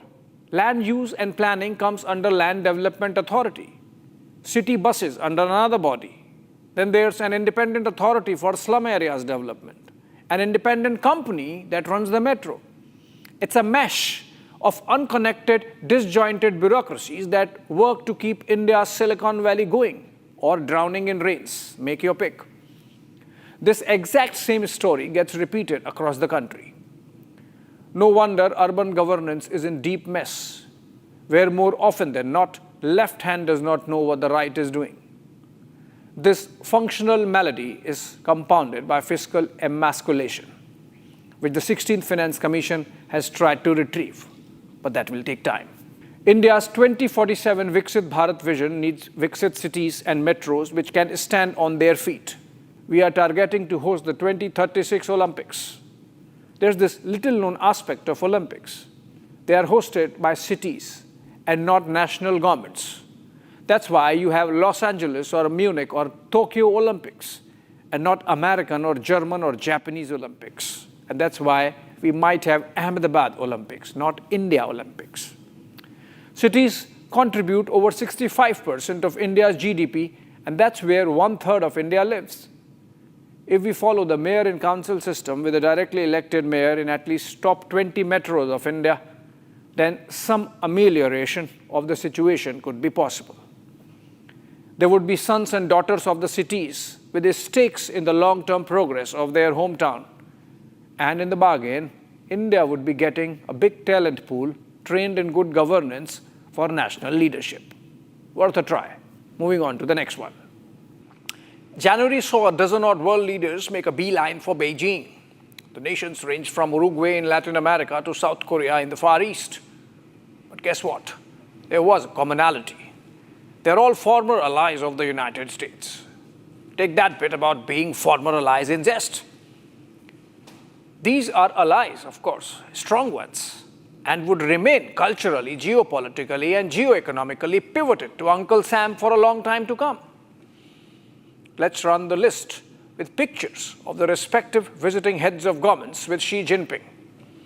President Emmanuel Macron of France, Prime Minister Mark Carney of Canada, Keir Starmer of the United Kingdom, President Lee Jae-myung of South Korea, Alexander Stubb of Finland, Michael Martin, the Prime Minister of Ireland, Johan Vadeful, the Foreign Minister of Germany. He was prepping for his Chancellor Friedrich Merz's visit to Beijing this month. President Orsi of Uruguay. If diplomacy is about optics, then Xi Jinping and his area of influence has ballooned this January. These pictures of the Beijing pit stop are evidence that there's a serious realignment happening of geopolitical forces that can leave America searching for friends. Macron got the best access of them all. Xi accompanied the French president to Sichuan on a tourist visit, a privilege extended to a few. No American president has got this in recent memory. Prime Minister Modi, of course, was taken to his hometown Xi'an by Xi back in 2015. Macron carried 40 French CEOs with him in his entourage. Though only a couple of deals were signed, he did make a point, to the Americans, that is. German Foreign Minister Johann Vadeful followed, and then Keir Starmer was next. Though little subdued, even embarrassing on optics, with Starmer having left alone with a tourist guide to wander through the Forbidden City on his own, the British Prime Minister cut some substantial business deals, including Chinese automaker Chery announcing to headquarter its European operations in Liverpool, and Lububu doll maker Pop Mart setting up its headquarters in London and not mainland Europe. The Chinese sweetened the deal further by halving the duties on scotch and whiskies for the Brits, even as British pharma giant AstraZeneca landed drug deals worth Euro 15 billion for the Chinese market. Mark Carney of Canada also trooped down to Beijing before swinging by Davos for that famous address, which is now being billed as the present equivalent of the Iron Curtain speech in terms of its geopolitical significance. It is the most open acknowledgement yet of the fracture in the transatlantic alliance, ironically enunciated by Canada more strongly than mainland Europe. Just a short clip of Carney's Davos address here. Middle powers must act together because if we're not at the table, we're on the menu. But I'd also say that great powers can afford for now to go it alone. They have the market size, the military capacity, and the leverage to dictate terms. Middle powers do not. But when we only negotiate bilaterally with a hegemon, we negotiate from weakness. We accept what's offered. We compete with each other to be the most accommodating. This is not sovereignty. It's the performance of sovereignty while accepting subordination. President Trump threatened Canada with punitive 100% tariffs if Ottawa cut a trade deal with Beijing. But as if to rub it in, Carney ticked off Trump from inside the House of Commons. Canada and the United States have built a remarkable partnership in the economy, in security, and in rich cultural exchange. But Canada doesn't live because of the United States. Canada thrives because we are Canadian. A Financial Times report gave more reasons behind Carney's toughening posture. America was perhaps actively promoting secessionist forces in the nation's Alberta province. The Canadian and British leaders' trips are the first in at least 8 years, while the visit by Ireland's Prime Minister Martin was the first in 14 years to China. Countries that shunned China for the last few years due to COVID and its trade dispute with the United States, or have sided with Washington in its war of hegemony with Beijing, are now sending their leaders for meetings with President Xi and are keen to strike business deals again. Almost all of this has to do with President Trump's tariff wars. As the Davos speeches of Macron, Merz, and Ursula von der Leyen exemplify, Europe is reassessing its America ties on economic and security concerns. The China pivot is part of that pragmatic realization. This might not yet be a strategic pivot. These visits might just reflect managed selective resets under the weight of rising US policy uncertainty, but opens up tremendous lateral space for Chinese diplomacy coming out of COVID isolation. From disengagement to China +1 to re-engagement. This is exactly what the doctor ordered for a hemmed-in Beijing. Irony of the pivot. Like India, the UK, Canada, both count the United States as their largest trading partner, yet are forced to engage with Beijing. In a way, it's tragic, for this recalibration crosses over from values-based alliance to one which is purely transactional, hedging of bets.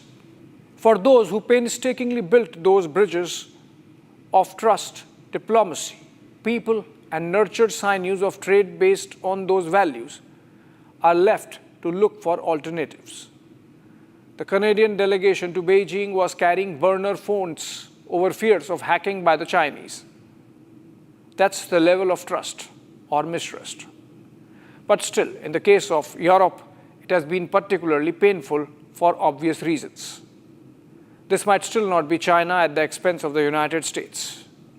There is clarity among Europe's leaders that China is a three-legged problem. It is a rival, a competitor, and a partner, all at the same time. But post the Greenland fiasco, every leader in Europe has realized that slightly less reliance on the United States, even as not total reliance on China, is not a bad idea. Just enough of a swing to send a message to DC to stop swinging this wrecking ball. And aren't we seeing the impact already? past fortnight, the EU leadership was chief guest at the Republic Day event, and the mother of all deals was announced in New Delhi. Complete with ceremonial pomp and state banquets, the pictures from Raisina and Kartavya Path perhaps gave such FOMO to DC that the call Lutnick said PM Modi never made finally came from Trump. India and the United States agreed for the trade deal that pegs reciprocal tariffs at 18% against the punitive 50% before.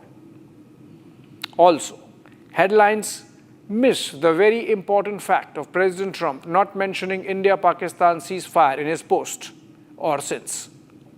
Also, the statement from the State Department after Marco Rubio's meeting with External Affairs Minister S. Jaishankar on the sidelines of PAC Silica Summit in Washington had Quad back on the agenda.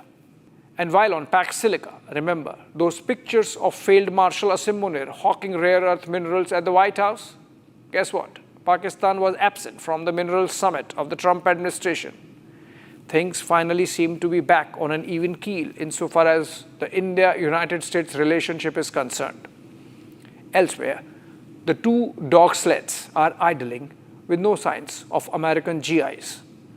All is quiet on the Western Front. You get the drift. We move on to the next one. I propose to provide tax holiday till 2047 to any foreign company that provides cloud services to customers globally by using data center services from India. It will, however, need to provide services to Indian customers through an Indian reseller entity. This was India making that big leap of faith on the nuts and bolts of the Industrial Revolution 5.0, with Finance Minister Nirmala Sitharaman announcing a 21-year tax holiday till 2047 for foreign companies setting up data centers in India. Artificial intelligence technologies are built on the foundation of energy-guzzling compute power. The humongous data that gets generated needs giga-scale storage. Global data center capacity stands at about 125 gigawatts today and is expected to double by 2030. India, which generates roughly 20% of world's data with its 1 billion plus internet users, is woefully short on storage capacity. At about 1.5 gigawatts in the present, it is less than 1% of the world. This means that about 95% of India's data is stored beyond our borders. Imagine all those Zoom meetings, all those WhatsApp messages, all those FaceTime calls get stored on servers and data centers abroad. This is both a national security issue and a business opportunity. It is this equation that Sitharaman's budget proposal seeks to plug. The tax holiday positions data centers as a central pillar of India's digital infrastructure, aimed at transforming the country into a global hub for AI and cloud computing. This might translate into a US $200 billion economic injection in the near term, but more of it later. In an unrelated but connected development, the Supreme Court of India slammed big tech firms for their unyielding approach to data privacy of Indian citizens. Coming down heavily on WhatsApp and its parent Meta, the court instructed them to give an undertaking that the user data won't get shared for commercial purposes so as to compromise citizen privacy. In question was the policy sign-up of WhatsApp, which provides a fait accompli to users, take it or leave it. The privacy policy was censured by the Competition Commission of India in 2024 and upheld by the National Company Law Appellate Tribunal in 2025, and landed up in the top court by way of an appeal by the American corporation. The court was scathing in its observations. Quote, "You are making a mockery of the constitution of this country," unquote. Describing the policy as a decent way of committing theft of private information, the Chief Justice of India, Surajkund, remarked, "You cannot play with the right of privacy of this country in the name of data sharing." Imagine the number of officials, defense forces personnel, scientists, researchers, academics using apps like Zoom, Google Meets, WhatsApp, Facebook, and all that data getting wired abroad. And this week showed it is not an India-specific problem. French authorities raided offices of Elon Musk-owned X in Paris as part of a child abuse and deepfake content probe. Parallelly, Britain's privacy watchdog launched an investigation into Grok over the processing of personal data and its potential to produce harmful sexualized images and video content. In signs of the strained transatlantic ties, the Paris prosecutors dramatically left their perch on X and asked their followers to join them on other social media platforms, after posting that the searches were to make X comply with French laws.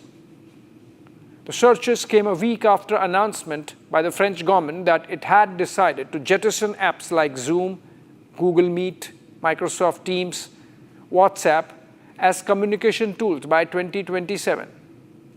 The French authorities want all French citizens to move to data-sovereign applications like Visio, and a phase-out, phase-in plan is being worked out. There is an ideological slant also to the probe. It was opened last year following a lawmaker's complaint that algorithms of X were promoting Holocaust denial and other anti-Semitic content, which is a crime under the French law. Musk's algorithm is not just under scrutiny in France and England. The European Commission, in fact, fined X Euro 120 million in December for violating the Digital Services Act, citing misleading blue check badges and obstruction to data access by researchers. The geopolitical setting can hardly be missed. As we saw in the last segment, Donald Trump's wrecking ball against Europe has awakened the conscience of many European countries.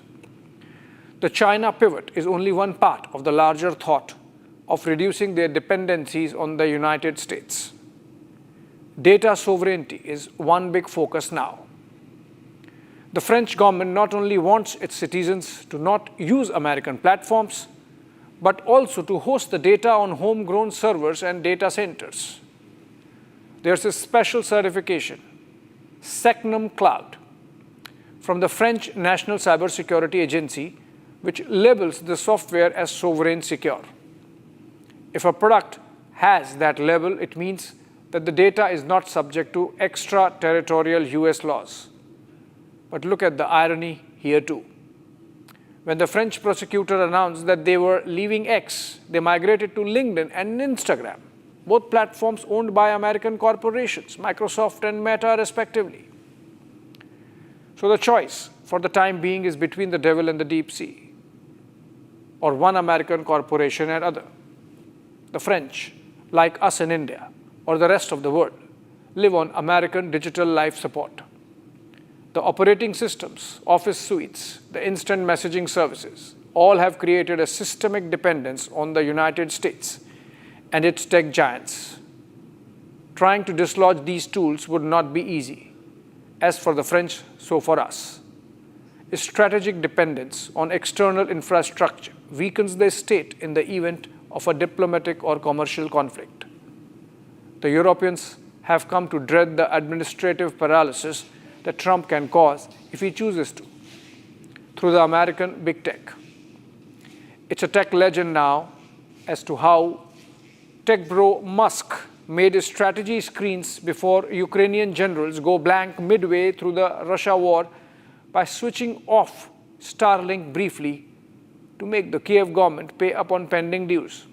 Howsoever briefly, that episode underscored the power that the big tech, and through them, the American government can wield in times of crisis.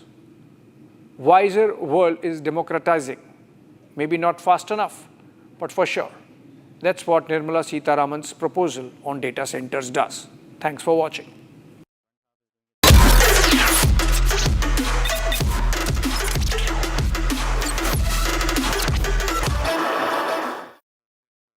थोड़े में ज्यादा स्वाद ये तो है इसकी खास बात। वाओ मम्मा क्या स्वाद है? अरे मेरे राजा राजा और प्योर मसाला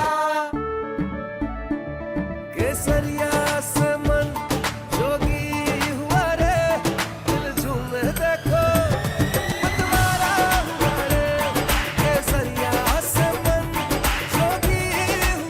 मनाओ केसरी त्योहार। विमल, बोलो जुबान केसरी। ये है सीक्रेट रेसिपी MDH का जीरा sip jal jeera masala.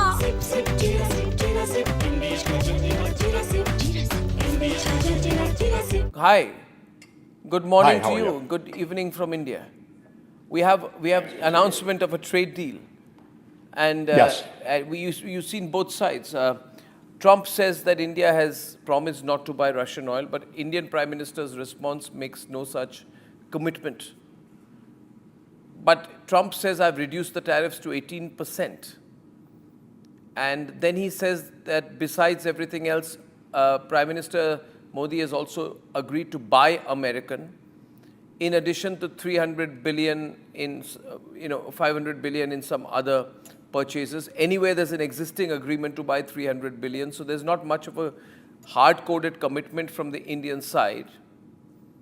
So Trump is obviously using a lot of hyperbole, making some claims, but the good thing is there's an announcement of a deal.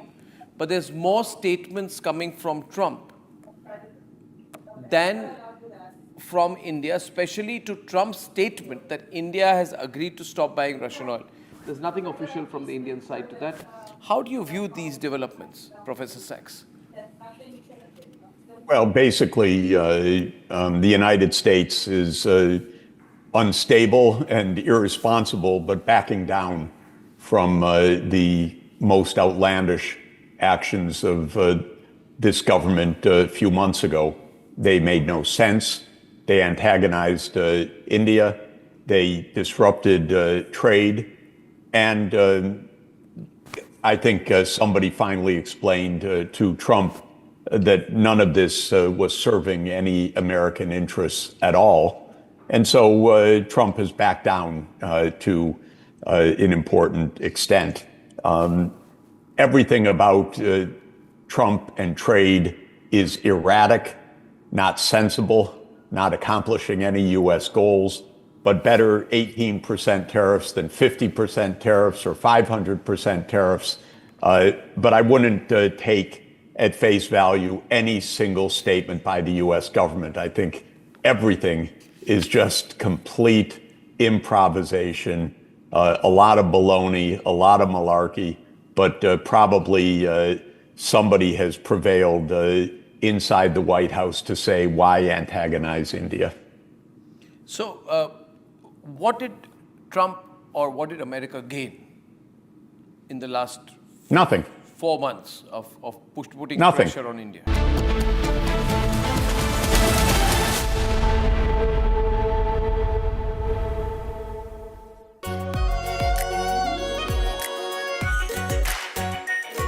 Pure shahi paneer masala, delicious, healthy, every day. इसको घर पे लगाओगे तो शादी का तो पता नहीं, पर घर पक्का नहीं टूटेगा।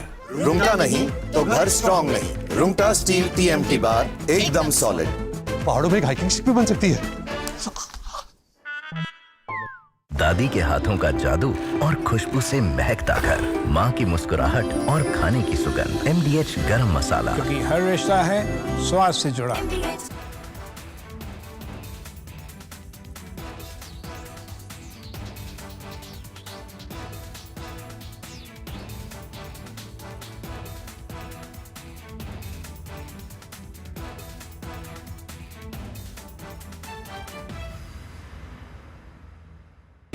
प्योर सूजी पास्ता उबालो मिलाओ और खाओ 8 मिनट में तैयार। क्या टेस्ट है सबका राजा आरप्योर मसाला।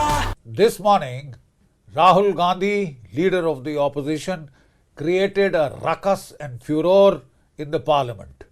In response to the president's address, he insisted upon raising what he said were some issues of vital import to our national security. So what was he saying? He was trying to cite an article from the Caravan magazine, which in turn was quoting excerpts from General Narwane, the former army chief's unpublished memoirs. It may be recalled that the government had stopped General Narwane from publishing the book.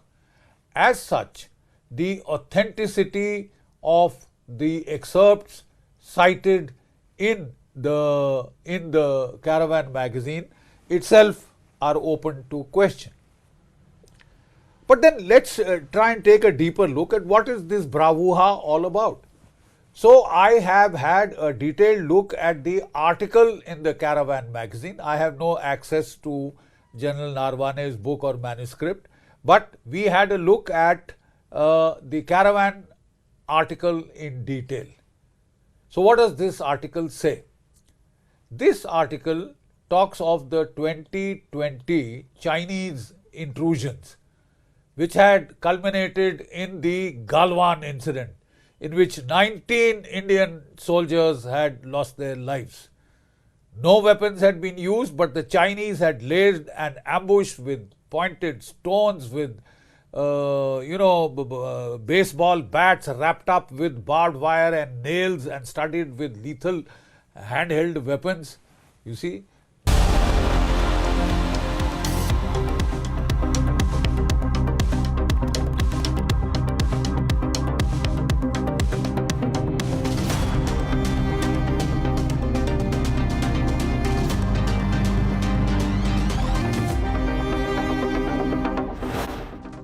Choosing the best of anything is never easy. It has to be done with credibility, transparency.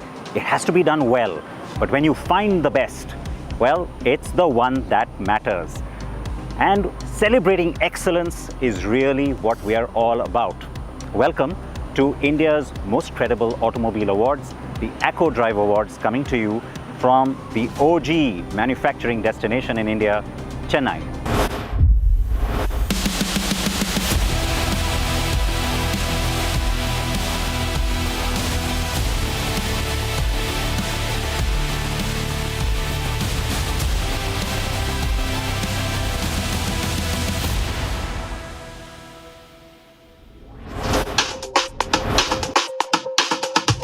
What a wonderful evening by the seaside.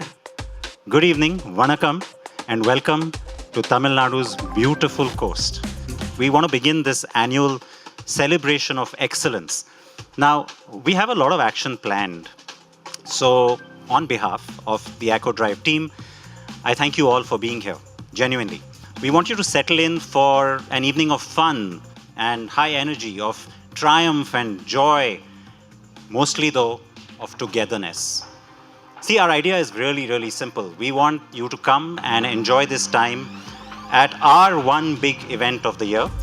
This two-day event is unique. It's meaningful. It generates ideas, conversations, and also gives us some very deserving winners.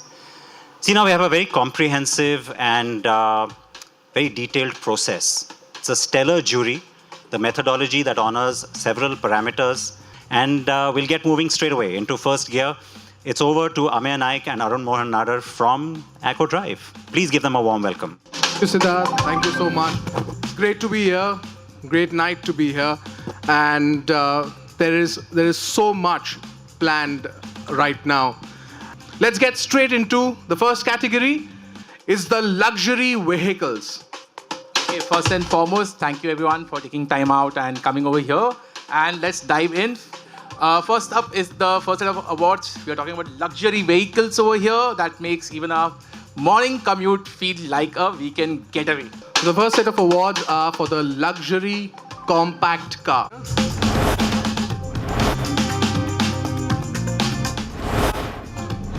The totem goes to BMW 2 Series Grand Coupe.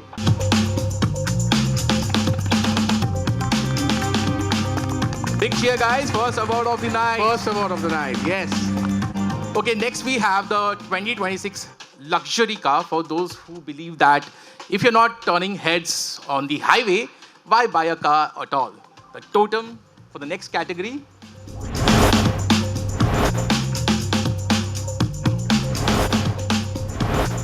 This totem goes to MG Cyberster. Team MG, well deserved.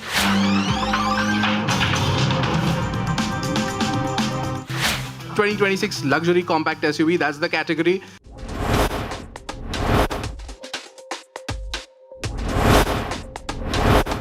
And the totem goes to the BMW iX1.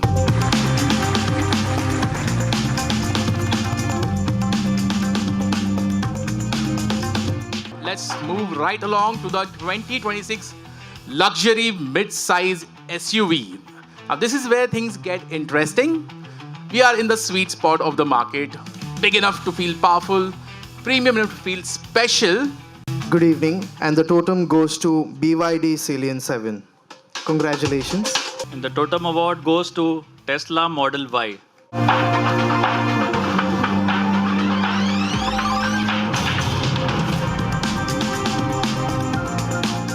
The luxury midsize SUV was a tie between the BYD Celian 7 and the Tesla Model Y. This is for the 2026 luxury SUV.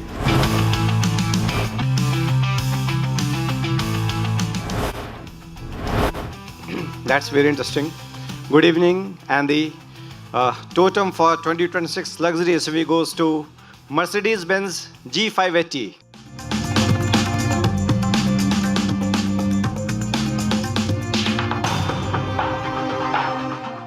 So thank you again. Now we actually move on to the luxury MPV. Yes, luxury and space. Yes, absolutely.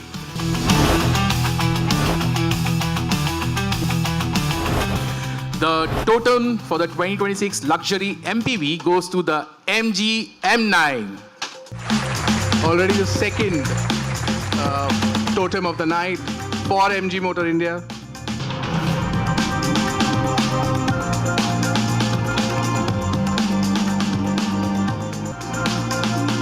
All right, give our luxury category winners a huge round of applause. You're setting the tone for tonight's celebration. All right, let's move on to something different, right? Something that you like. Exactly. The next category is for motorcycles, and let's switch gears. This year's motorcycle awards are spicy. Let's start with the entry bike.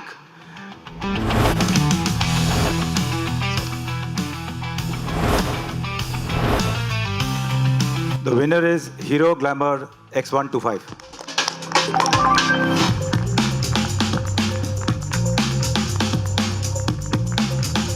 Congratulations to Team Hero Motorcorp. Yeah, to the next category, which is the 2026 Commuter Motorcycle of the Year.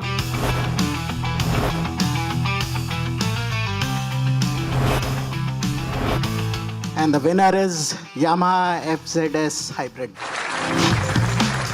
Team Yamaha with the Yamaha FZS Hybrid. Loud cheer, guys. Congratulations to Team Yamaha. 2026 Adventure Motorcycle. Now this category is booming in our country. There were so many applications, so many motorcycles which turned up, and it was the toughest segment. So let's see which bike has won the ADV Motorcycle of the Year. Tarun sir, if you can do the honors.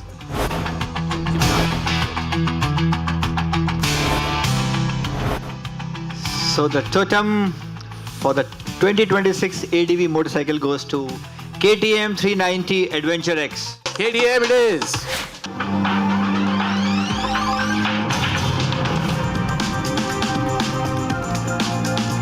From one ADV to another ADV, but this is the premium ADV motorcycle of the year.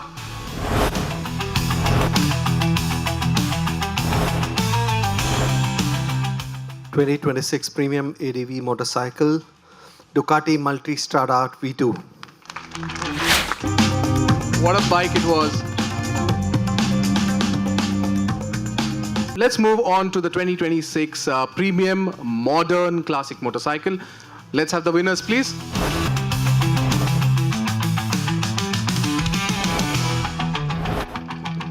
The 2026 premium modern classic motorcycle goes to Indian Scout Sport.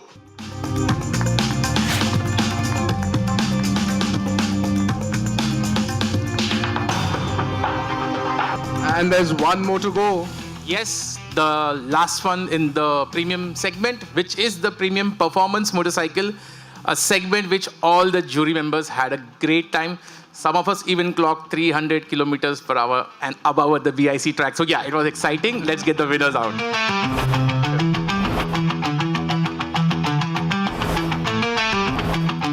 Totem 2026 Premium Performance Motorcycle goes to Ducati Panigale V4. Wow. Trophy number 2 for Ducati.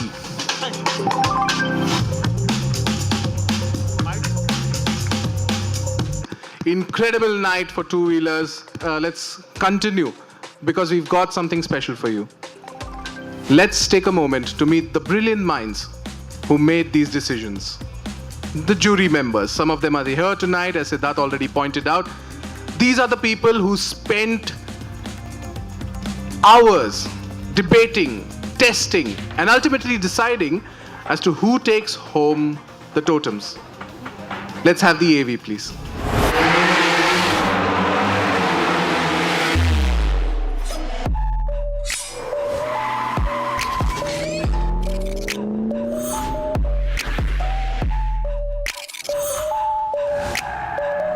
Given a chance, I think all of us want to just keep riding.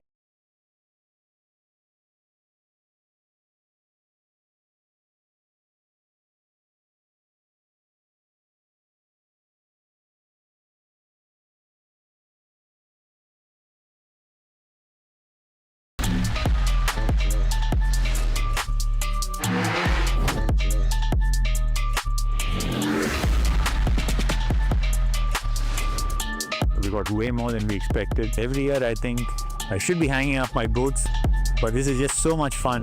I can't keep myself away. You have to ride with your throttle. You can't go off the throttle. It's like a high side moment over there. Emotional appeal is zero. Like it's not a Yamaha. I've always hated the ergonomics of all the Indians that have come. This was the first one which I liked.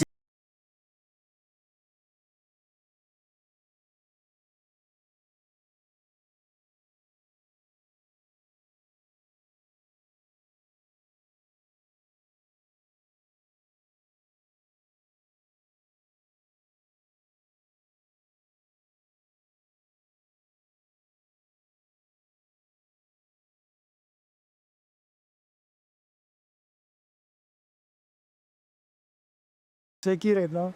What a surreal feeling, man. My God.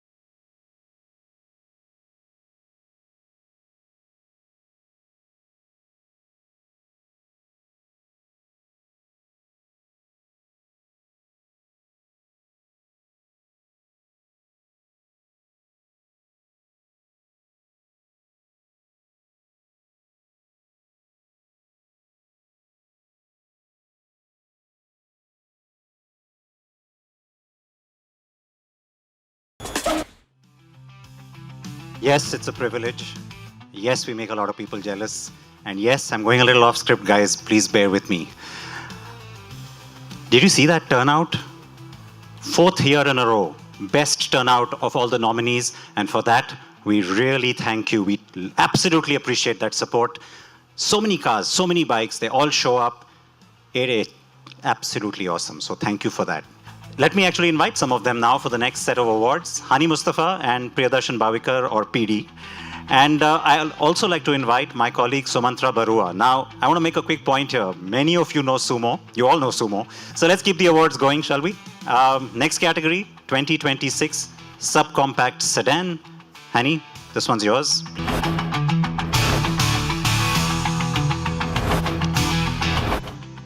And the totem goes to Honda Amaze.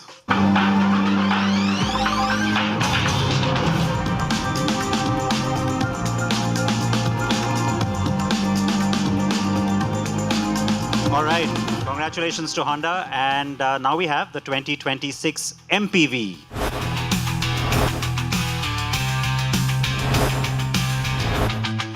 And the award goes to the Kia Carens Clavis EV. Yes, it's quite a mouthful.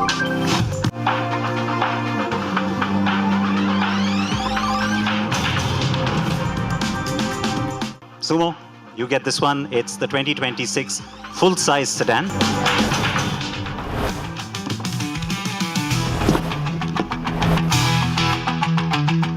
The totem for 2026 full-size sedan. Any guesses here? All right, it's the Toyota Camry.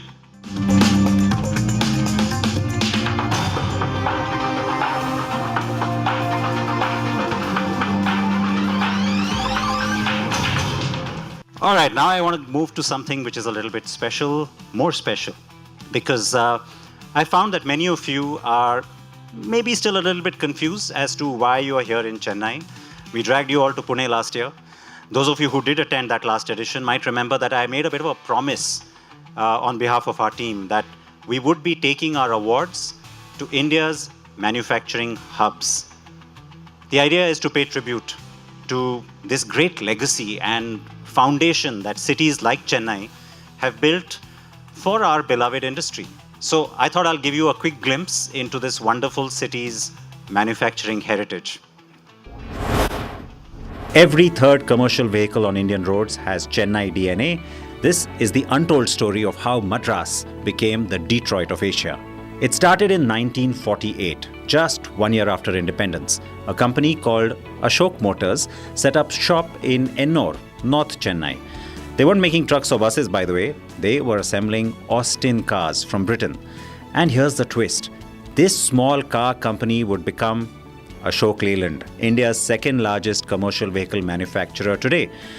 While Ashok Leyland was building buses, another Chennai story was quietly revolutionizing Indian roads.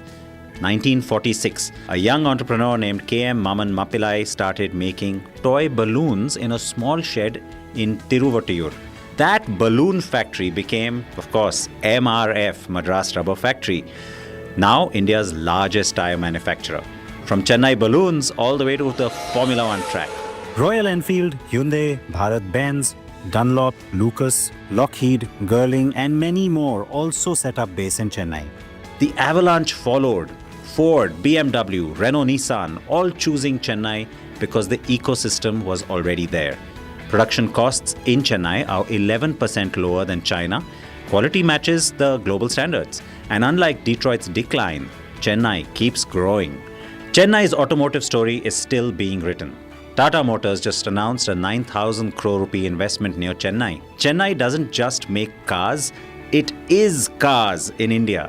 Electric vehicles, autonomous tech, the next chapter starts now. And I don't know why we didn't come here sooner. The other thing that we established at the Totems last year was our Hall of Fame. In each of these automotive hubs that we're going to go to, there are, of course, pioneers, as you saw, who have helped shape and steer our industry. The legends who really laid a very strong foundation. And so, to honor our first manufacturing pioneer from Chennai, may I invite the President of the Society of Indian Automobile Manufacturers, Shailesh Chandra, also the MD and CEO at Tata Motors, and also the chairperson of our jury, former chairman of Indigo Airlines, former vice chairman of Ashok Leyland, and also prior chief executive at Tata's passenger car division, also director at GM in the past, Dr. V. Sumantran. Please, both of you. Dr. Sumantran, of course, a very proud local as well. Both of you, please join us. And as they come up, please take a look at this next AV.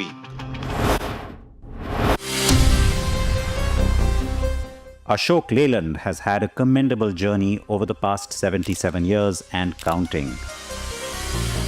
With 10 advanced manufacturing plants, Ashok Leyland today ranks as India's largest bus maker and the country's second largest commercial vehicle company, targeting to be amongst the top 10 commercial vehicle manufacturers in the world. A pioneer of India's first multi-axle trucks, first rear-engine bus, first fully indigenous CV platform, and now leading with CNG, LNG, hydrogen-ready engines, and electric buses and trucks. The company's efforts in manufacturing and engineering exemplify its self-sustainable approach and also contribute to an Atmanirbhar Bharat. Backed by a large workforce and decades of engineering leadership, the company continues to strengthen India's logistics backbone. For its manufacturing excellence, technological leadership, India-first approach with its legacy of nation-building, ACO-Drive honors Ashok Leyland with the 2026 Hall of Fame Manufacturing Pioneer. Could I request Shenu Agarwal from Ashok Leyland to please come up and accept this honor?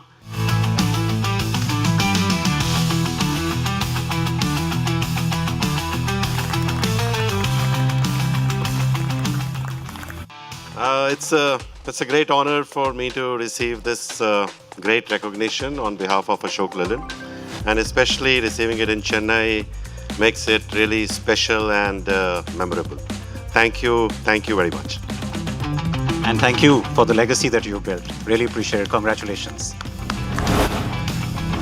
And now we are entering what I call the Thunderdome of awards.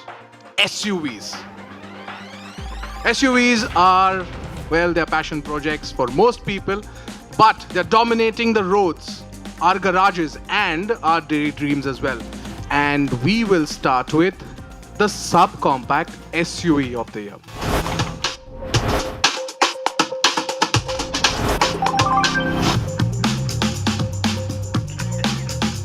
And the totem goes to the Hyundai Venue. Wow.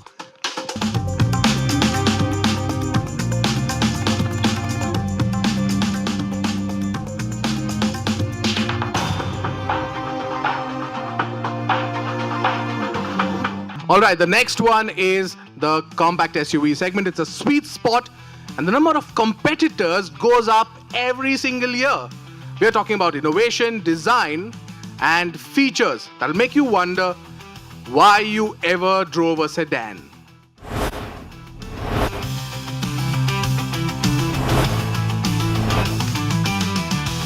The totem goes to Maruti Suzuki Victoris.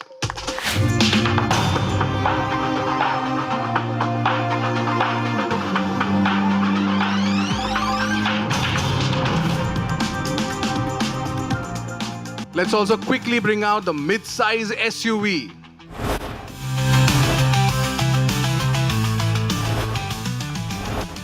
So the totem goes to VinFast VF7.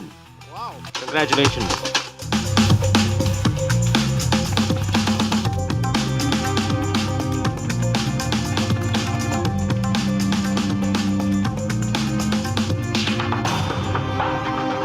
And finally, the crown jewel, the 2026 full-size SUV of the year, the Automotive Power Ballad in vehicle form. Let's see.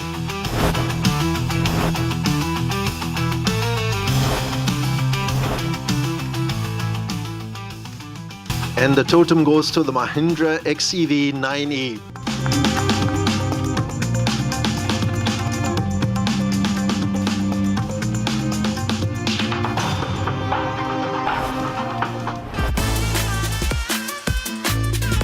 In 1996, Hyundai laid its foundation stone in Chennai. By 1998, the Santro rolled off the Korean major's first fully integrated car manufacturing plant outside South Korea, a transformative moment for Indian industry and Indian mobility. Fast forward to 2008, a second plant doubled ambitions.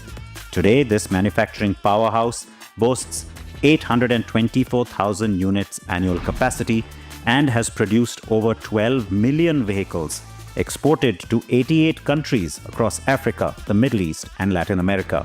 By 2025, the plant achieved 92% localization, also pioneering battery pack assembly right here. The Creta Electric became the first car powered by locally assembled batteries, a defining milestone in India's EV revolution. In fact, the company also assembles the Ioniq 5 EV, a global flagship right here in the country. That's big. From humble beginnings to a global export hub, Chennai remains Hyundai's crown jewel and the heartbeat of India's automotive future. We're delighted to call upon Team Hyundai as we induct this Korean giant into the 2026 Acco Drive Hall of Fame as manufacturing pioneer.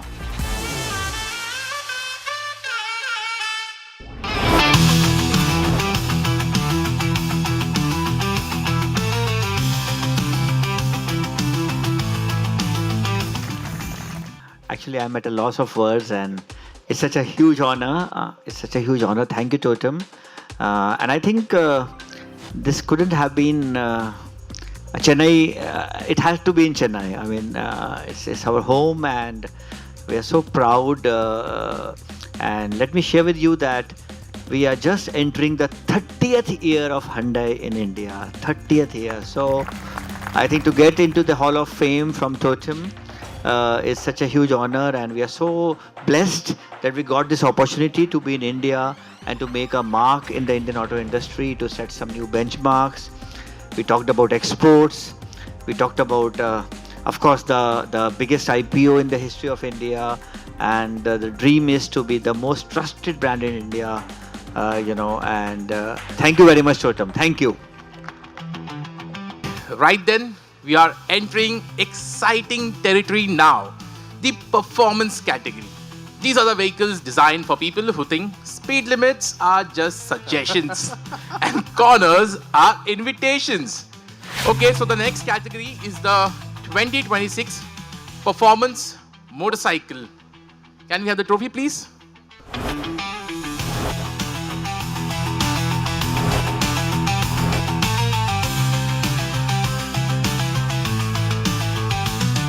The 2026 Performance Motorcycle Totem goes to Aprilia Tuono 457.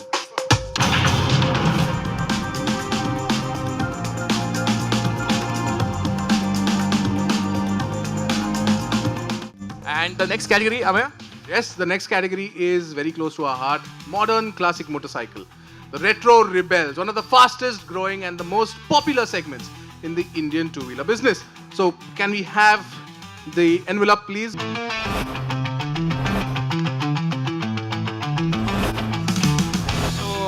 the totem goes to Royal Enfield Hunter 350. Congratulations.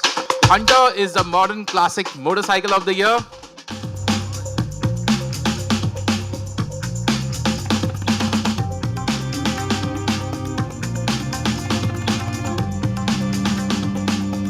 Scooters.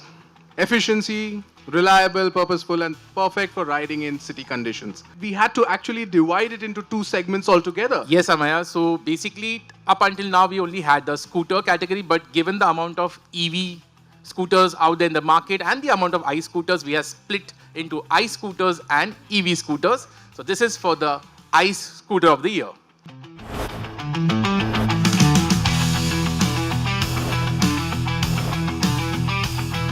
So the totem goes to TVS Motor 150.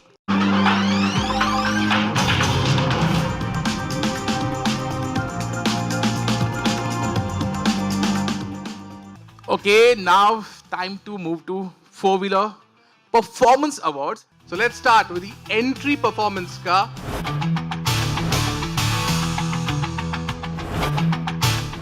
The 2026 entry performance car is VW Golf GTI. GTI. Loud round of applause, please. The proper performance car.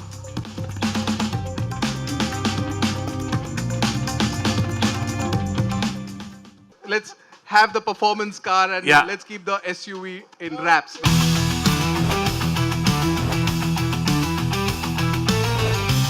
Okay, good evening, ladies and gentlemen. And hold your breath.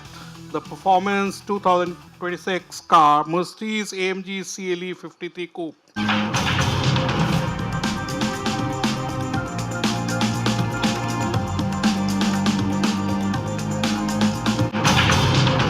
All right, next up is the 2026 Performance SUV of the year. Big expectations. Let's see who wins.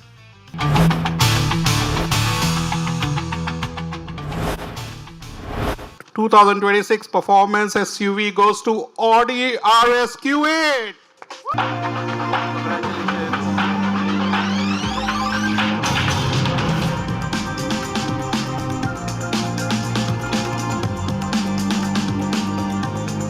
the next set of Hall of Fame. A motorcycle which is brand which is very close to a heart of a lot of bikers in India. Hall of Fame is for TVS Motor Company.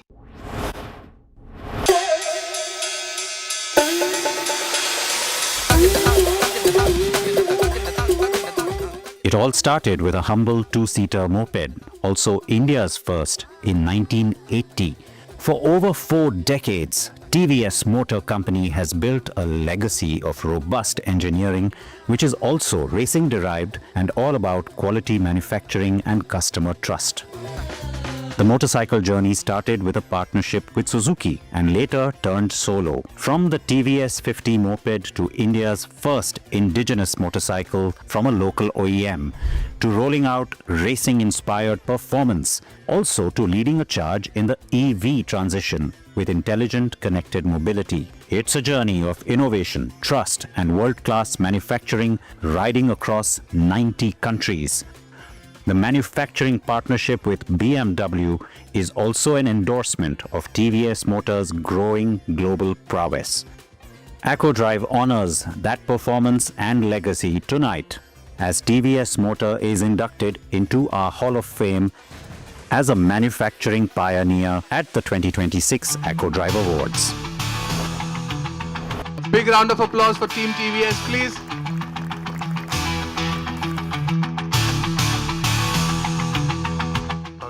I really honor this award on behalf of TVS Motor Company, and this is the result of a continuous journey of TQM for the last 3 decades, which we are practicing in the company.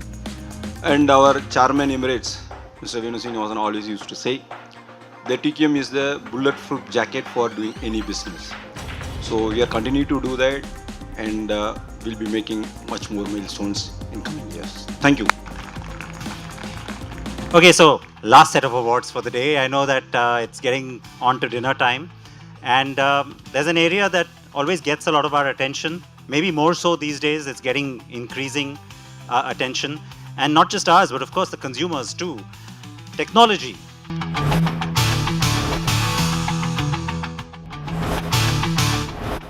And the totem goes to Tata Harrier EV. Lots of tech on that car, many features. We couldn't decide which one it was that deserves it. So across the board for Tata really on this one.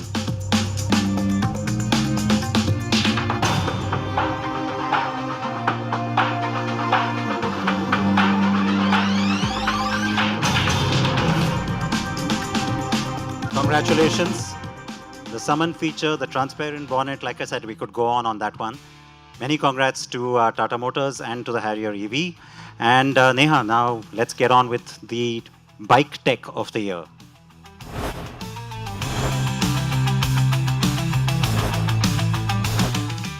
Bike tech totem goes to Ultraviolet X47 crossover. Blind spot detection, we just love that. It is so cool to have a bike with this. And so Ultraviolet, totally deserving of this very cool innovation coming from an Indian company.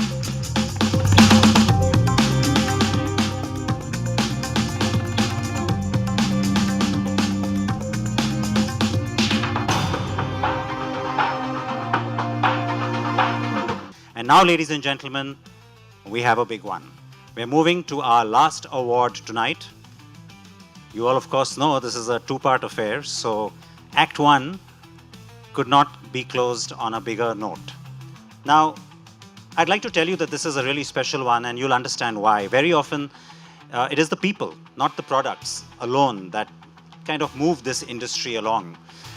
Some have a deeper contribution than others. It's not just about a company or a team performance or business achievement.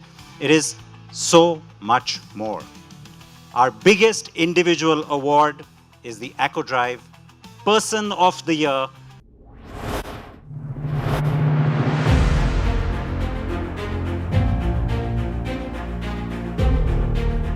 In just days from now, Tarun Garg will become the first ever Indian to be at the helm of Hyundai Motor India as Managing Director and CEO.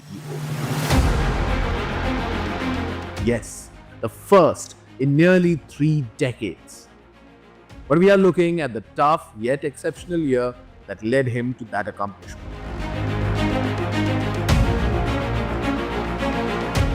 In 2025, Hyundai truly began life as a public listed company. After the high decibel IPO, it was clear the Korean giant had deep roots in India, now a key market and production base.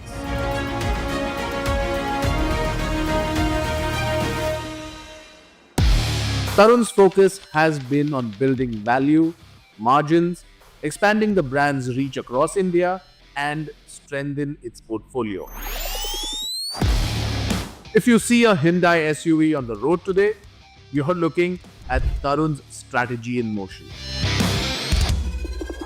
He is the architect of Hyundai's aggressive SUV-fication. Today, the share of SUVs in Hyundai's portfolio is at 69.7%, up from 59.9% just 2 years ago. And then there's the Creta. Not just the largest selling compact SUV or the best selling SUV at large, but best selling passenger vehicle in India today. A relatively large, higher price and premium product gaining that distinction is a game changer. We also got Hyundai's first mass EV this year. Yes, also the Creta.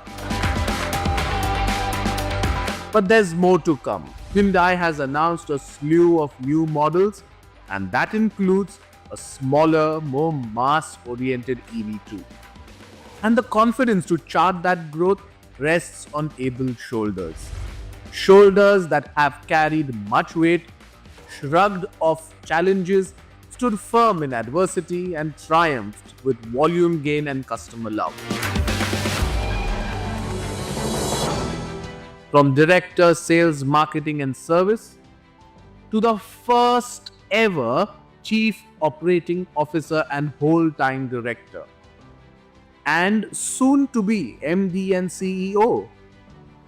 For navigating a tough market, an initial public offering, dominating the SUV charts and proving that Indian leadership can drive global giants. Tarun Garg is the 2026 ACO-Drive Person of the Year.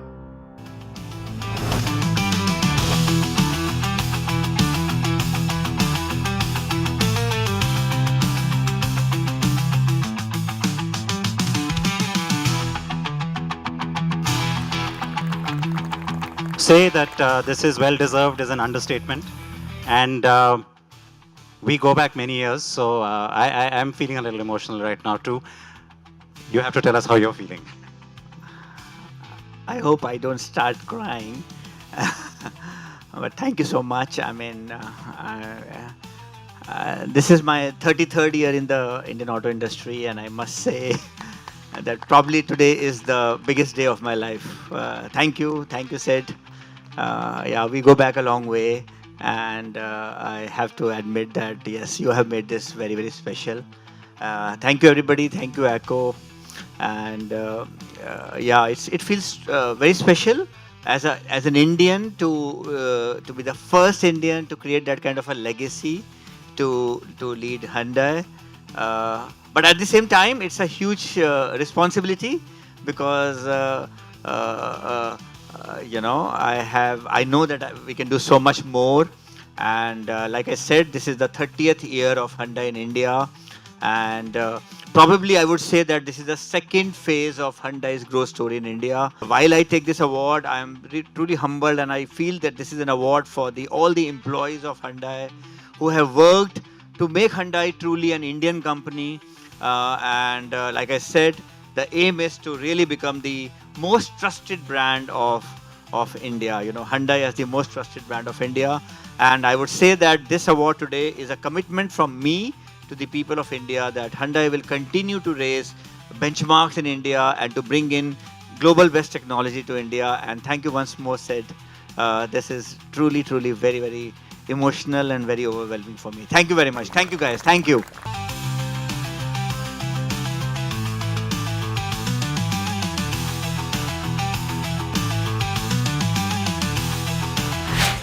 So there's so much to go through. There's so many categories and there's so much that really matters to you, the consumer. What we've shown you is a glimpse of how we come around to these results, but there are many coveted awards, lots of really special, very large categories that the auto industry really vies for. And that means you've got to tune in next week to find out who took home those top honors. Thanks for watching. My favorite award, literally, is that of Safety Champion.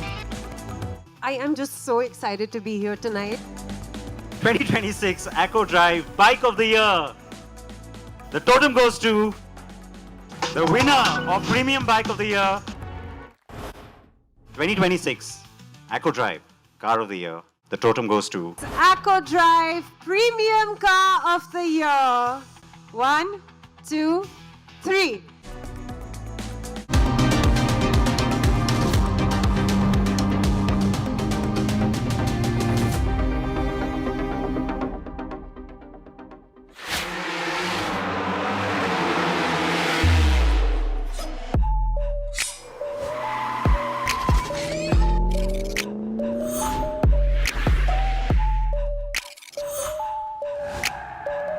Given a chance, I think all of us want to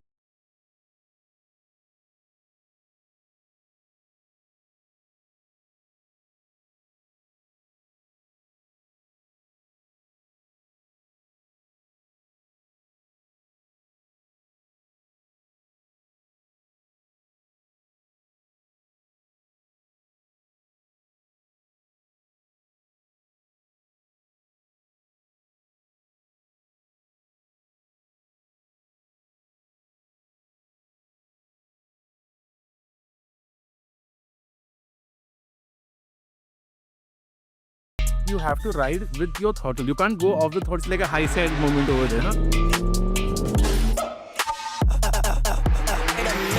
emotional appeal is zero. Like it's not a Yamaha. I've always hated the ergonomics of all the Indians that have come. This was the first one which I liked.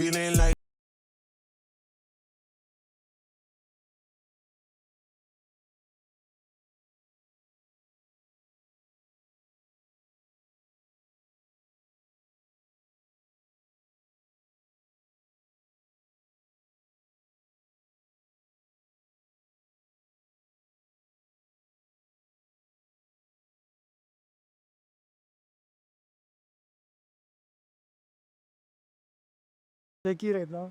What a surreal feeling, man. My God.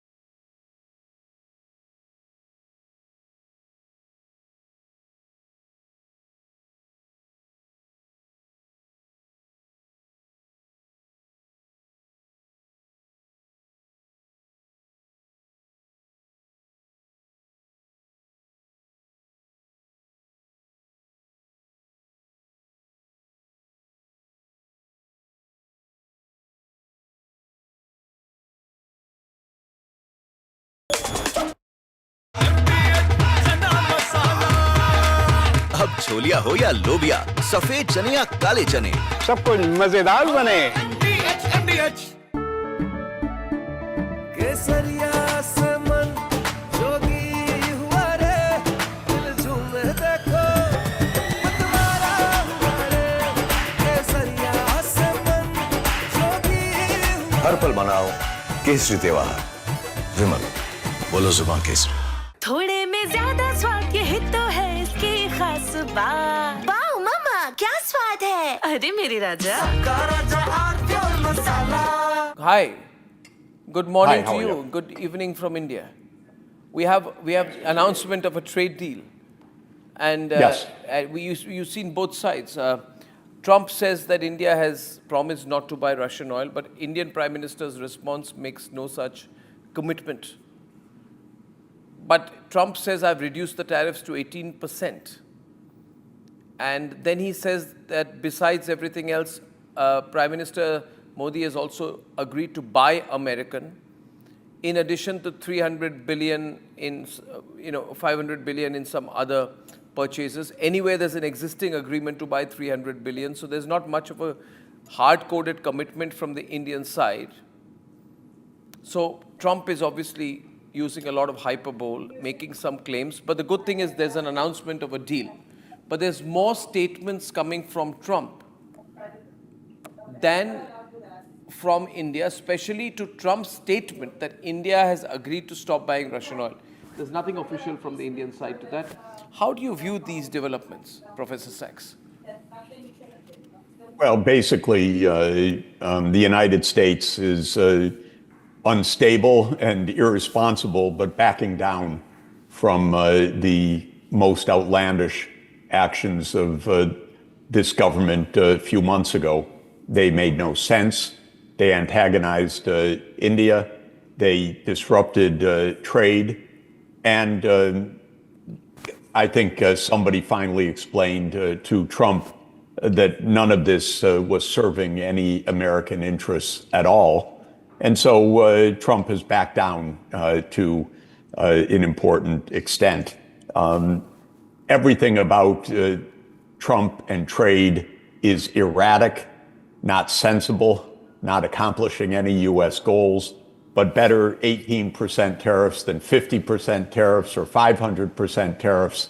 But I wouldn't take at face value any single statement by the U.S. government. I think everything is just complete improvisation, a lot of baloney, a lot of malarkey, but probably somebody has prevailed inside the White House to say why antagonize India.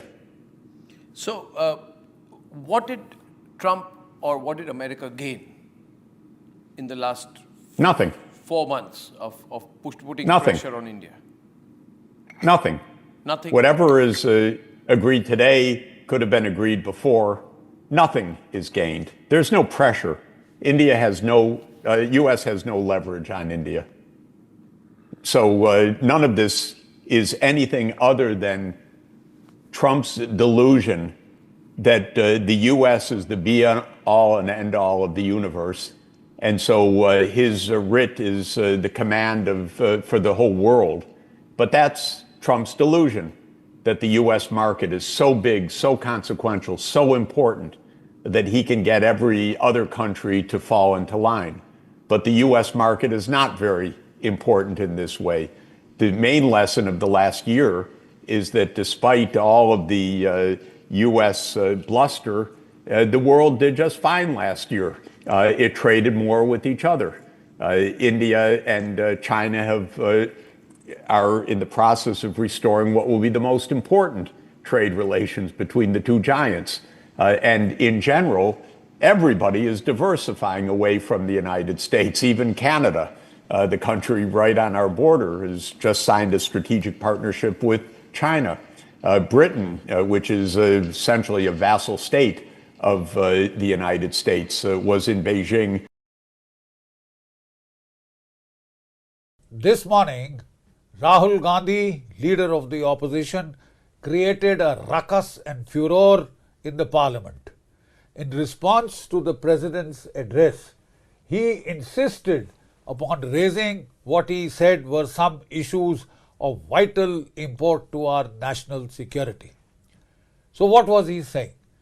He was trying to cite an article from the Caravan magazine, which in turn was quoting excerpts from General Narwane, the former army chief's unpublished memoirs.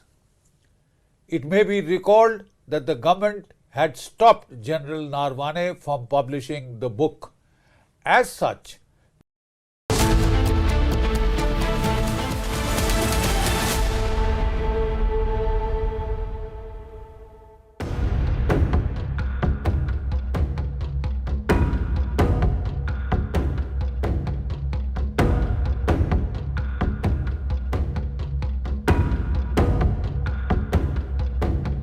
जो भी हुआ बहुत ही दुखद है। Police ने मौके पर पहुंचकर उसको तुरंत उठाकर हॉस्पिटल में भेजा था, मगर वहां पे उनकी मृत्यु हो चुकी थी। 11:15 बजे के करीब में मृतक ने अपने घर पर बात की थी कि मैं 10 मिनट में घर पहुंच रहा हूं। रात को ही पता लग जाता तो शायद कोई कार्रवाई हो सकती थी। यहाँ के जो अधिकारी हैं, जेई हैं, एक्सीएन हैं, एई हैं, वो तीनों को सस्पेंड कर रहे हैं। जो कंपनी यहाँ पे काम कर रही थी, हम वो कंपनी के ऊपर में भी कड़ी से कड़ी कार्रवाई करेंगे। मृतक को जितना कंपनसेशन होगा वो हमारी सरकार की तरफ से, दिल्ली जल बोर्ड की तरफ से दिया जाएगा। कल रात को 11:15 बजे के करीब में मृतक ने अपने घर पर बात की थी कि मैं 10 मिनट में घर पहुंच रहा हूं। उसके बाद में वो इस सड़क के ऊपर में, इस लेन के ऊपर में पहुंचे और उस गड्ढे में गिरकर उनके परिवारजनों ने रात को ही पुलिस से संपर्क किया। रात को जनकपुरी पुलिस ने उनके परिवार के साथ में 2-2.5 घंटे तक आसपास में उनकी कॉल रिकॉर्डिंग, कॉल लोकेशन वो देखकर आसपास के पार्कों में, आसपास के क्षेत्र में उनको ढूंढने की कोशिश की। जो भी हुआ बहुत ही दुखद है। हम जल बोर्ड के यहाँ के जो अधिकारी हैं, जेई हैं, एक्सीएन हैं, एई हैं, वो तीनों को सस्पेंड कर रहे हैं। जो कंपनी यहाँ पे काम कर रही थी, हम वो कंपनी के ऊपर में भी कड़ी से कड़ी कार्रवाई करेंगे।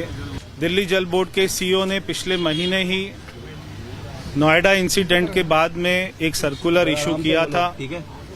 सारे दिल्ली जल बोर्ड के अधिकारियों को कहा था कि जहाँ पर भी काम हो रहे हैं वो वहाँ पर जाके खुद उसको चेक करें। ये 3 महीने से काम हो रहा था। कल रात को ही गड्ढा खुदा था। उसी के साथ में कॉन्ट्रैक्टर के 2 लेबर वो अपनी झुग्गी डालकर बैठे हुए थे। अभी वो लोग यहाँ पर नहीं हैं।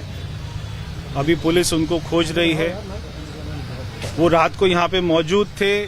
क्या उनको रात में ही पता लग गया था या नहीं पता लगा था, ये तो एक बार उनसे पूछताछ होगी तभी पता लगेगा।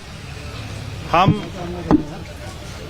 जो भी हमारे नियम है एक्स ग्रेशिया, वो मृतक को जितना कंपनसेशन होगा वो हमारी सरकार की तरफ से, दिल्ली जल बोर्ड की तरफ से दिया जाएगा।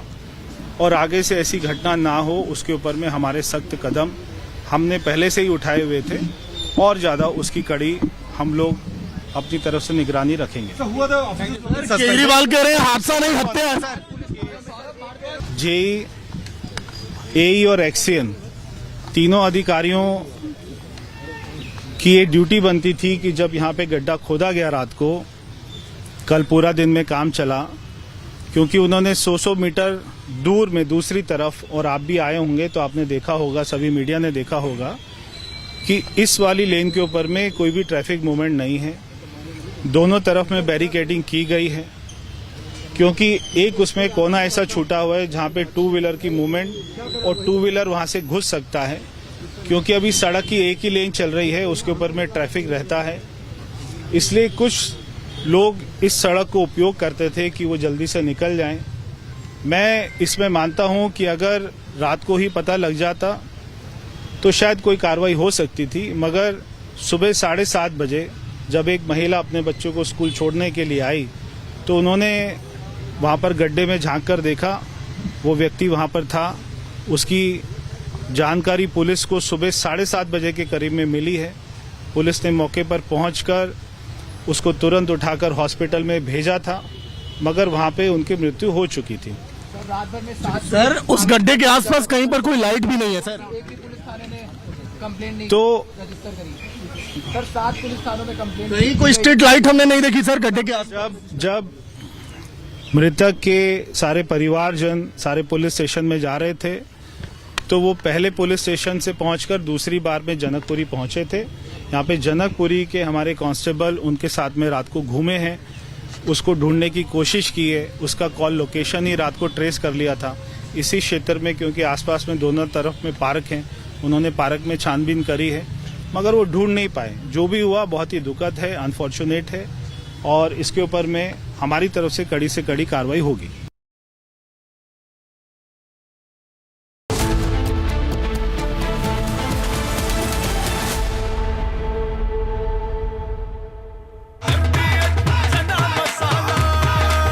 अब छोलिया हो या लोबिया, सफेद चने या काले चने, सब कुछ मजेदार बने।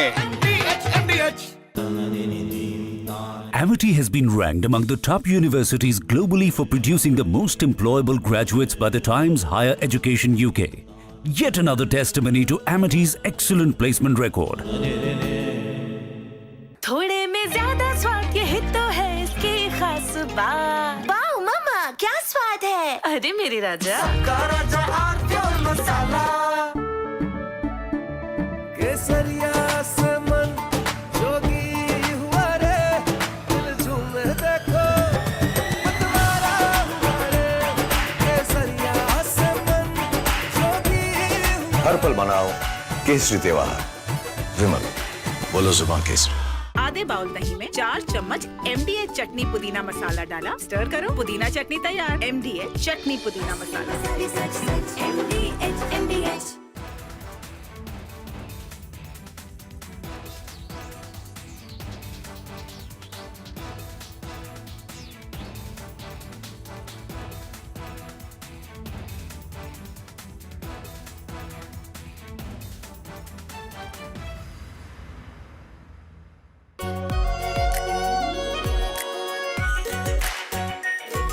Pure Shahi Paneer Masala. Delicious, healthy, every day. Hi. Good morning Hi, to how are you. you? Good evening from India. We have announcement of a trade deal, and Yes. you've seen both sides. Trump says that India has promised not to buy Russian oil, but Indian Prime Minister's response makes no such commitment. But Trump says I've reduced the tariffs to 18%. And then he says that besides everything else, Prime Minister Modi has also agreed to buy American, in addition to 300 billion in, 500 billion in some other purchases. Anyway, there's an existing agreement to buy 300 billion, so there's not much of a hard-coded commitment from the Indian side. So Trump is obviously using a lot of hyperbole, making some claims, but the good thing is there's an announcement of a deal. But there's more statements coming from Trump than from India, especially to Trump's statement that India has agreed to stop buying Russian oil. There's nothing official from the Indian side to that. How do you view these developments, Professor Sachs?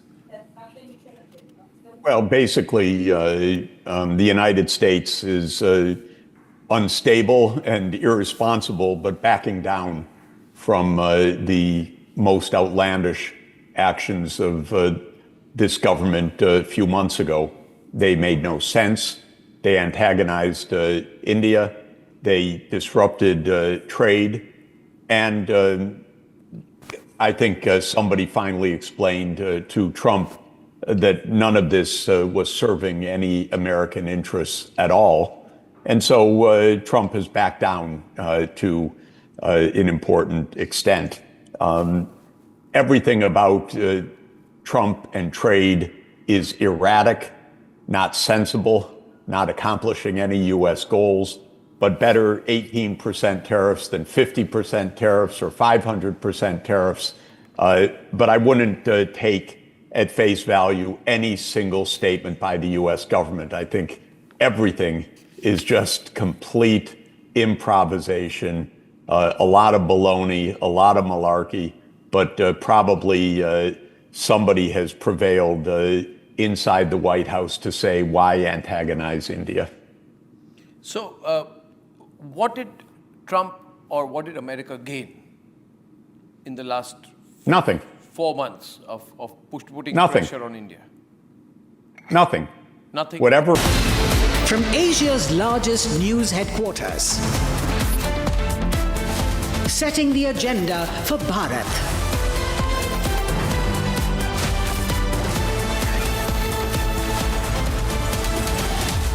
You're watching Republic.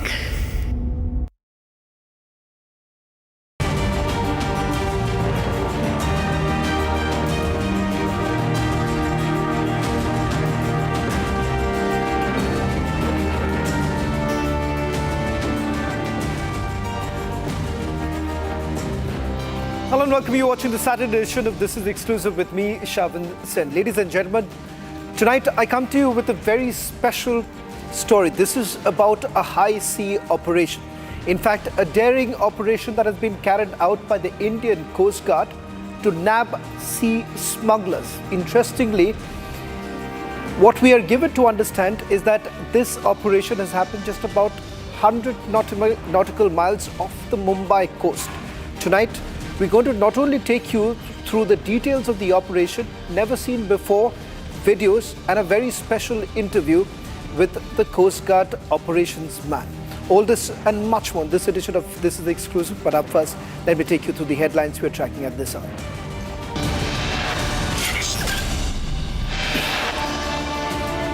Indian Coast Guard busts a massive oil smuggling racket off the Mumbai coast. 3 vessels intercepted. India-US release framework for interim trade deal. Big relief for India's economy with reduction in tariffs to 18%.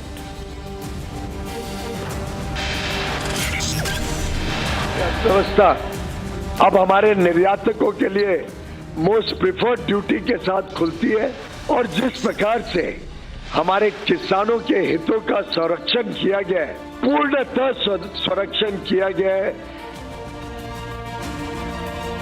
Government shows opposition the mirror. India's farming and agricultural sectors fully protected in deal.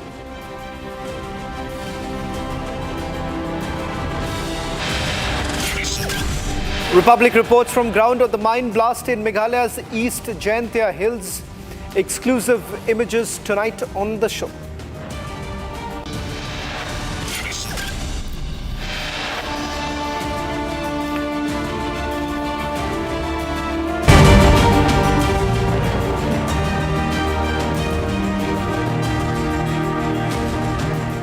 Ladies and gentlemen, tonight on This is Exclusive, I come to you with a daring high sea operation. This is a major blow to international maritime crime. The Indian Coast Guard, in fact, has busted a major oil smuggling racket that was operating in the Arabian Sea off Mumbai's coast. The high-stakes operation basically unfolded over 5th and 6th of February and was the result of a meticulous sea-air coordination that was backed by advanced digital surveillance. The operation, in fact, was triggered when Coast Guard monitoring systems basically detected suspicious movement by a motor tanker inside India's exclusive economic zone. Now, a detailed analysis of the vessel movement pattern soon revealed that 2 more ships converging at sea, raising red flags of an illicit ship-to-ship oil transfer. Ladies and gentlemen, the details that we've also received from sources within the Indian Coast Guard is that the oil that we're essentially talking about is being brought in from conflict-ridden zones. In fact, in a short while from now, I'm going to take you through a set of 10 exclusive videos of the air-sea operation that was basically carried out. Number 1, on your screens right now, we're going to take you through each of the details of the operation itself. It seems that ICG has basically, on your screens right now, that's video number 1 of the operation that's being carried out. And as you can see on your screens itself, the ships that were basically identified. Now, it was on 5th of February, Indian Coast Guard specialist teams boarded the vessels and confirmed the accuracy of the digital evidence leading to the apprehension of the vessels. The vessels were thereafter escorted to Mumbai. The operation was basically initiated through digital surveillance and enforced through ever-expanding maritime presence of the Indian Coast Guard. Let me just take you through what exactly came in terms of the first leads that were basically received by the Indian Coast Guard. In fact, it turns out that this is a syndicate that was basically operating, and the syndicate in fact consists of a network of handlers that were operating from various countries. They were basically coordinating the sale and the transfer between sea-going vessels. 3 vessels were basically intercepted by the Coast Guard about 100 nautical miles west of Mumbai, and this was after they had received a tip-off. Now, in fact, the Indian Coast Guard had basically used technology-inclusive systems which detected a motor tracker, and it seems that from the investigation that has been carried out, they've been able to establish that they've received the oil from, in fact, conflict-ridden zones. In fact, there are multiple videos that have been accessed by Republic TV. We are going to take you through each of these videos, and not just that, just a detailed report on what exactly was found. In a short while from now, we'll also try and find out as to where exactly was this oil being brought in and why it would essentially have some sort of an impact, because given the fact that a cartel too has been exposed here. It is of a larger concern given the fact that this operation indicates that the existence of this very cartel, and they were basically operating in the area. Where exactly was it headed? What was the purpose? All of that perhaps in a short while from now, when the Coast Guard operations man basically joins us. Operations officer would be joining us on this broadcast in a short while from now. I want to quickly take you through that first report to get you a better understanding of how this international syndicate has been exposed by the Indian Coast Guard. A major blow to international oil smugglers in Indian waters. In a high-stakes sea-air operation, the Indian Coast Guard has busted a massive oil smuggling racket off the Mumbai coast. They have intercepted foreign vessels involved in illicit mid-sea transfers. On the 5th and 6th of February, a meticulously planned sea-air coordinated operation unfolded nearly 100 nautical miles west of Mumbai. Using advanced digital surveillance and data pattern analysis, the Coast Guard systems flagged suspicious movements inside India's exclusive economic zone. 3 foreign-flagged vessels caught converging mid-sea were intercepted by the Indian Coast Guard ships. Boarding teams conducted sustained rummaging operations, checking electronic data, verifying documents and interrogating crew members. The evidence revealed a sophisticated modus operandi. Cheap oil sourced from conflict-ridden regions. Transported by sea-going vessels and transferred mid-sea to motor tankers in international waters, all to evade customs duties and maritime law. Investigators say the syndicate was run by handlers operating across multiple countries, frequently changing vessel identities to stay off the radar. All 3 vessels were seized, the illegal supply chain exposed, and a major international smuggling network dismantled.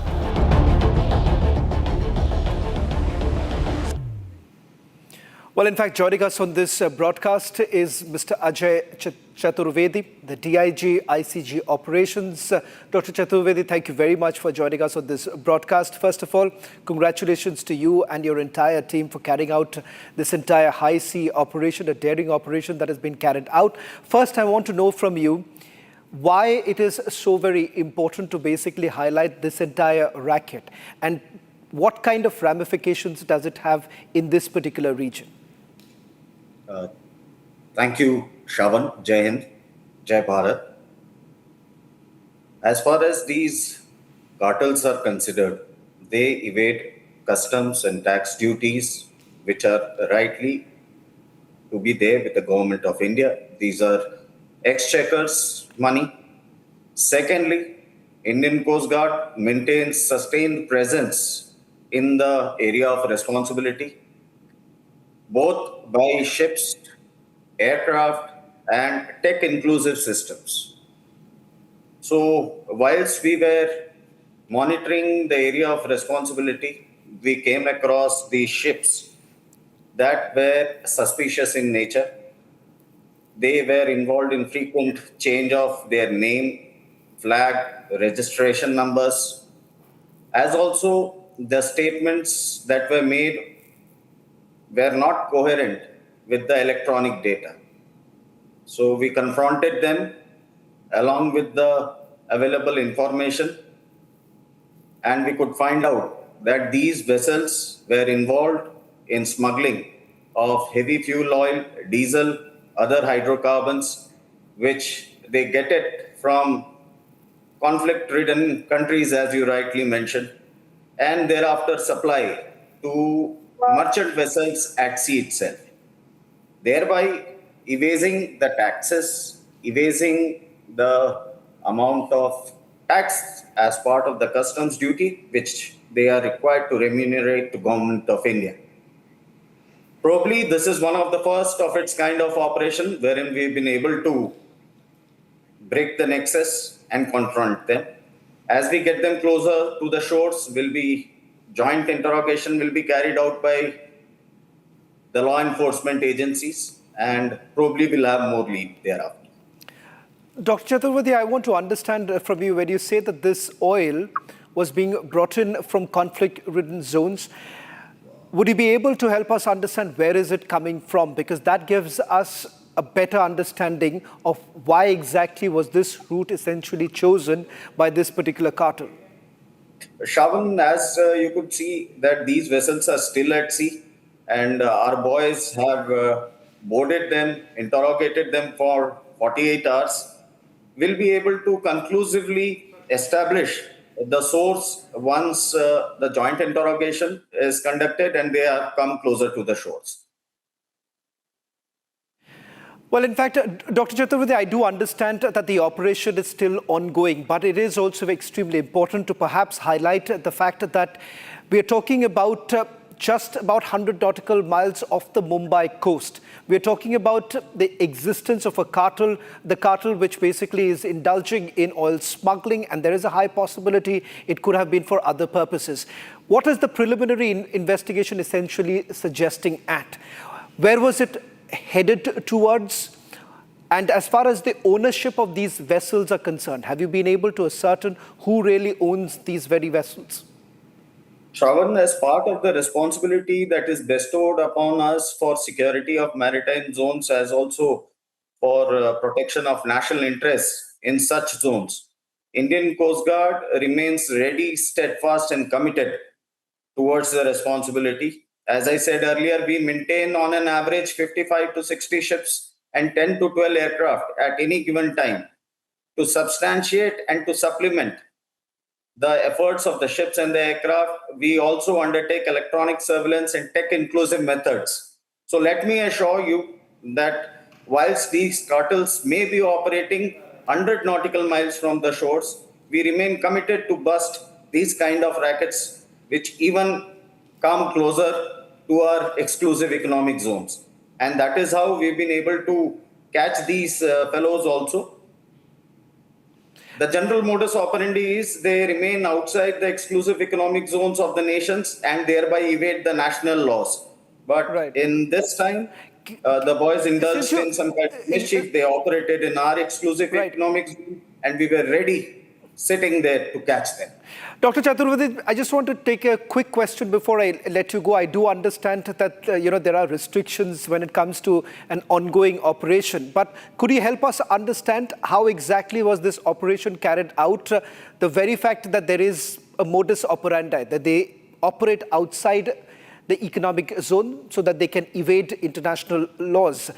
Could you help us understand how exactly did you all intercept them? What was the nature of the operation that was carried out by your men? We were monitoring them. We have various systems, methodologies, strategies under which we monitor our exclusive economic zone. And as we monitored, we came across this vessel. Initial suspicion was with respect to change of various identities, then subsequently remaining inside and outside. Generally, see, merchant vessels have a very fixed path, a fixed passage as per the ocean passages of the world, the sea lanes of communication that they abide to. And they have no other means apart from going from port A, where they embark their cargo, to going to port B, where they discharge their cargo. But in the instant case, these vessels were unnecessarily moving around without any destination. That is where the first suspicion came from. Dr. Chaturvedi, thank you very much for joining us on this broadcast. I do understand that this is an ongoing operation, so your hands are equally tied, but congratulations to you and your entire team. I'm going to take our viewers through some more details of this entire operation that has been carried out. Where exactly was it happening? Why it is a cause of concern? Because keeping in mind, these are very routes that are basically taken by international drug lords. In fact, this, we'll try and map it for you to basically understand, not very far away from Mumbai. It's just about 100 nautical miles. Now, the EEZ extends up to 200 nautical miles from the baseline. So that's exactly the part where they try to avoid. That's exactly what the DIG was basically pointing out. The ICG surveillance flags had basically identified these suspicious tankers that were moving in.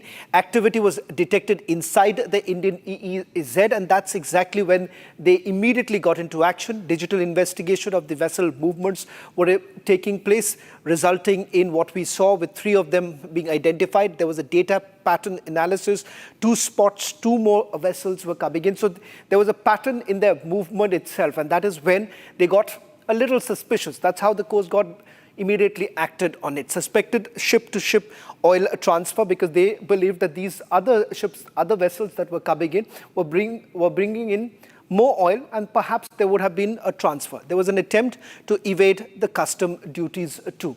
Now that's exactly how they went on. Physical boarding confirms digital evidence. And just to quickly recap of what we know so far, what's the modus operandi? Just to add on to what DIG Chaturvedi was saying, cheap oil sourced from conflict-ridden regimes. Now, we are not very sure where exactly is it from. It's not being highlighted by the Coast Guard. They've transported via sea-going vessels. What's the end point is something of a cause of concern here. Mid-sea transfer to motor tankers. So that's exactly why you had 2 more vessels coming in. The transfers done in international waters. So that is the reason why other countries are unable to intercept them. Designed to evade custom duties. So that's the reason why they operate outside the EEZs. Avoids maritime law enforcement. Now that's exactly how this entire operation has been carried out. In fact, that's all that we have as far as this story is concerned. I'm going to take you through another special story that we are bringing to you. This is about Meghalaya's deadly rat-hole mine blast. Republic is the only national news network exposing the illegal mining that was being carried out despite a clear Supreme Court ban. The result? The mine collapsed, led to the death of about 22 miners. Rescue operations enter their final phases. Their focus now shifts from survival to accountability. A CBI inquiry, in all likelihood, would be carried out, raising some very critical questions about why and how these mines have been operating despite repeated warnings. Take a look at this special report.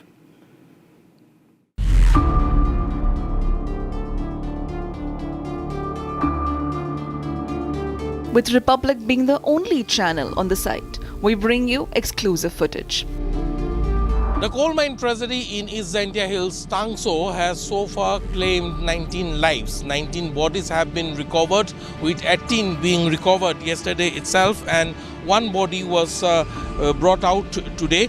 NDRF and SDRF, along with all the district administration as well as the state government machinery, have been pressed into action. It may be mentioned that as a result of dynamite blasting inside the coal mine, many laborers were fear-trapped inside the mine yesterday, and several also sustained burn injuries. The miners watched as officials from NDRF go through the rat mines to rescue the workers that were trapped.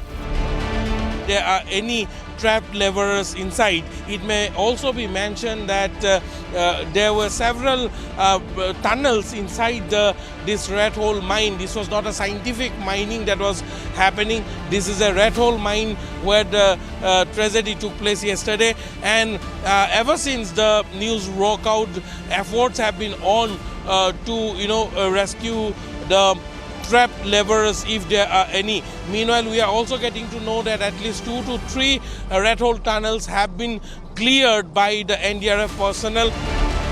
The NDRF commandant was on site and Republic spoke to him regarding the incident, and this is what he said.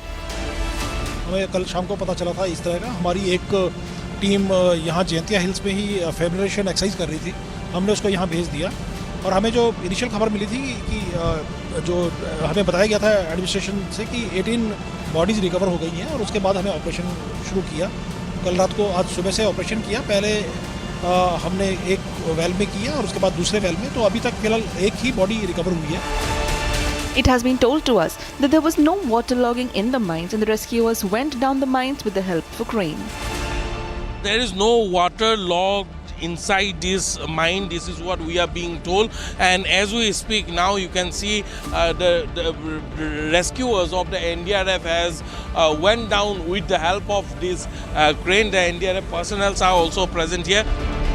The senior office of the NDRF, N.K. Tiwari, was also present on the site during the rescue mission. He told Republic the reason of the death and the cause of the blast. देखिए अभी यहाँ पे जो बताया गया है कि जहाँ पे एक तीसरी जो पोल क्वेरी थी उसमें डायनामाइट ब्लास्ट किया गया था और उस डायनामाइट ब्लास्ट के चलते शायद इंटरकनेक्टेड था मेथन गैस के रिसाव के चलते जो यहाँ पे काम कर रहे थे, 2 क्वेरी में काम कर रहे थे माइनर्स, वहाँ पे उसका इफेक्ट हुआ और ब्लास्ट मतलब यहाँ पे ब्लास्ट भी हुआ। We also asked him that in which all tunnels the rescue mission was going on. और सबसे पहले हमने जो हमारे सामने क्वेरी है इसमें हमने ऑपरेशन शुरू किया था।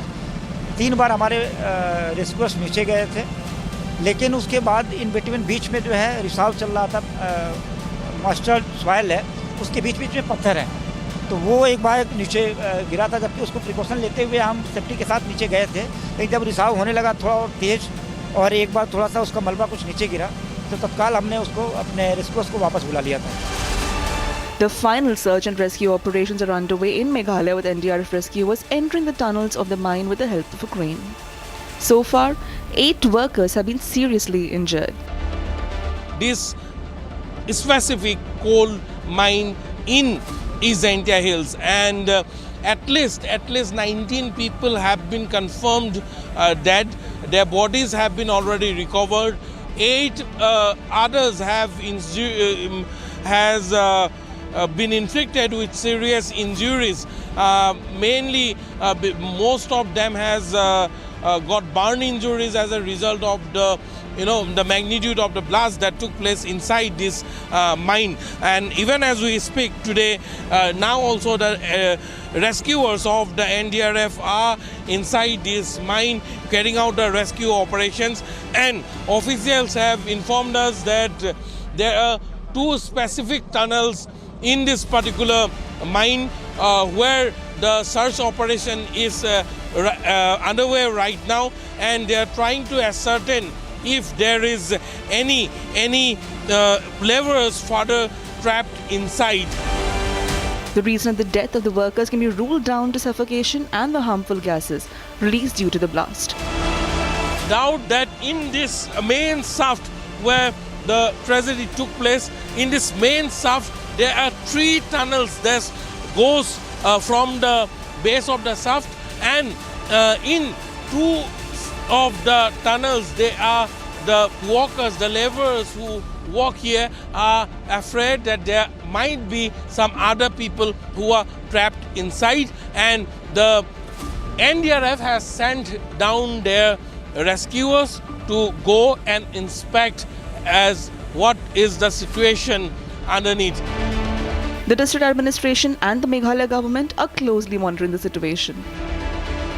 In order to confirm if anyone is trapped inside, they are carrying out the final search and rescue operation in this mine right now, and with the help of these cranes, the rescuers of the NDRF has went inside. Also experts from the district administration are assisting them. This is what we have got to know.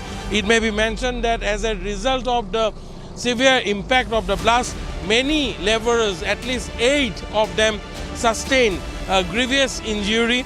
and many of the victims who died in this mine tragedy, they died as a result of suffocation and gases that gushed out after the blast took place. The tragedy once again exposes rampant illegal rat hole mining despite the Supreme Court banning rat hole mining. Though it is complete.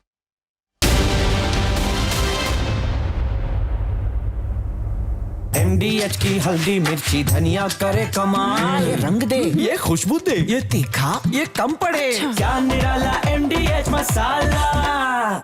इसको घर पे लगाओगे तो शादी का तो पता नहीं, पर घर पक्का नहीं टूटेगा। रुंगटा नहीं तो घर स्ट्रॉन्ग नहीं। रुंगटा स्टील TMT बार एकदम सॉलिड। पहाड़ों में एक हाइकिंग शिप भी बन सकती है। आर प्योर सूजी पास्ता उबालो मिलाओ और खाओ, 8 मिनट में तैयार। क्या टेस्ट है सबका राजा आर प्योर मसाला। केसरिया से मन जोगी हुआ रे, दिल झूमे देखो मतवारा हुआ रे। केसरिया से मन जोगी हुआ। हर पल मनाओ केसरी त्योहार। विमल बोलो जुबान केसरी। ये है सीक्रेट रेसिपी MDH का जीरा sip jal jeera masala. Sip sip jeera sip jeera sip MDH का jal jeera sip jeera sip MDH का jal jeera SIP.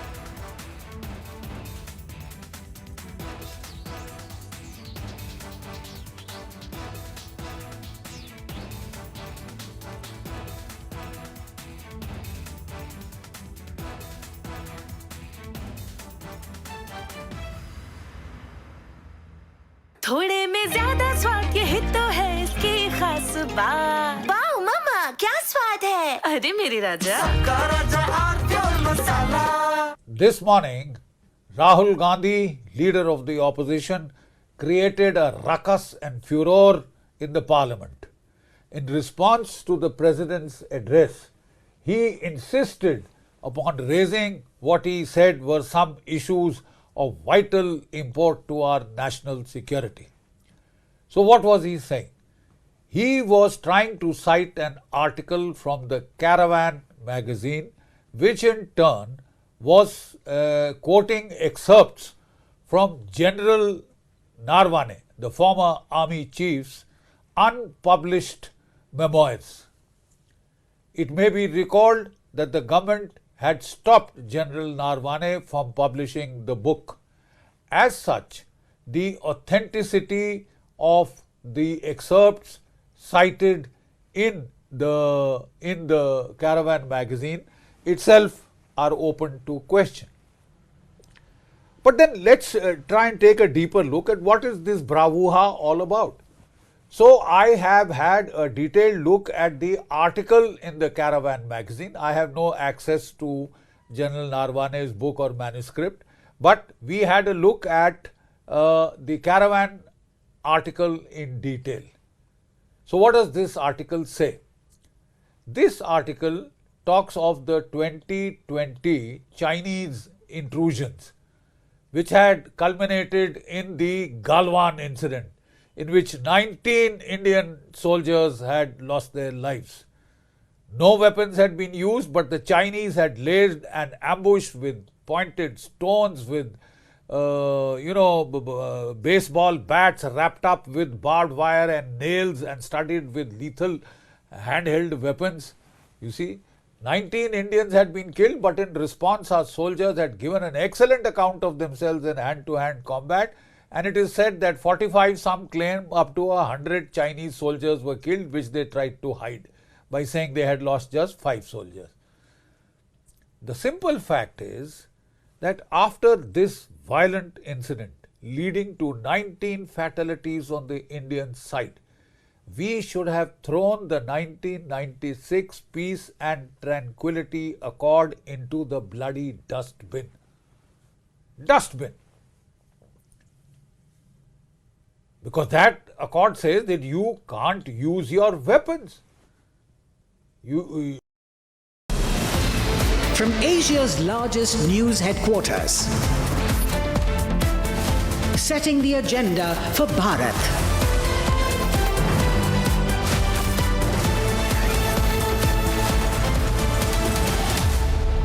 watching Republic.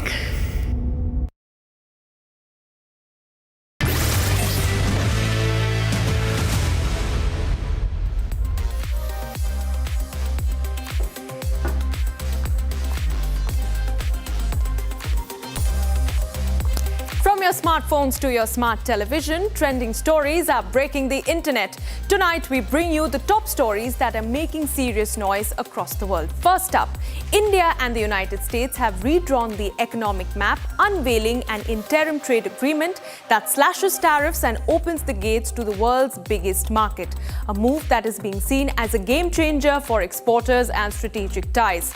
Next up, Jeffrey Epstein is once again at the center of a storm, as some conspiracy theories are brewing online with viral images and claims suggesting that Epstein may have faked his death and disappeared. Well, there is no such evidence to support these claims, but unanswered questions, security lapses, and Epstein's links to powerful elites are once again fueling speculation across social media. And finally, the latest on the joke of a tournament called the ICC T20 World Cup. After shallow threats of boycott, looming financial fallout appear to have pushed the PCB from defiance to dialogue. We have this and a lot more stories packed in this edition. I am Oyana Mitra and you're watching Trending. Let's get started.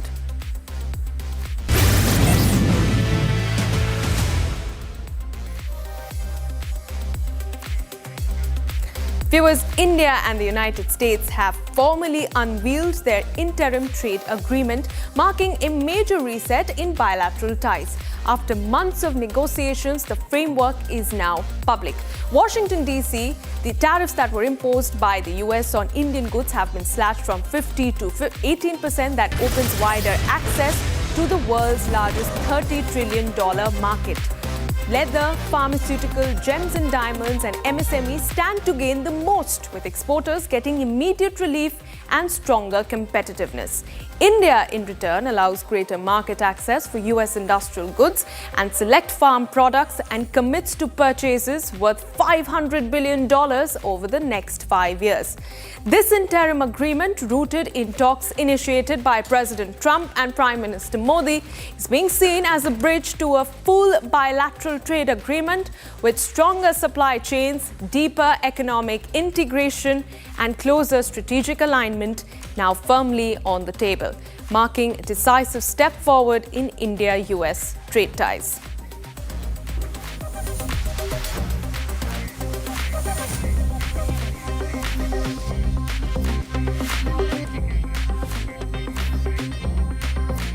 All right, viewers, let's break down what this interim trade deal actually means for the common man.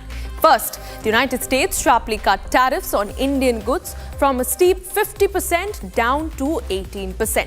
This gives a major push to Indian exporters, from textiles and leather to pharmaceuticals, gems and MSMEs. Indian goods now get easier entry into the world's largest $30 trillion US market. In return, India is allowing wider access to American industrial goods and select US farm products. India essentially has also committed to buying US goods worth $500 billion over the next 5 years. The government of India says the deal strengthens the Make in India and Atmanirbhar initiatives and create jobs for women and young Indians. While this interim pact is being seen as a stepping stone towards a full bilateral trade agreement and deeper strategic ties.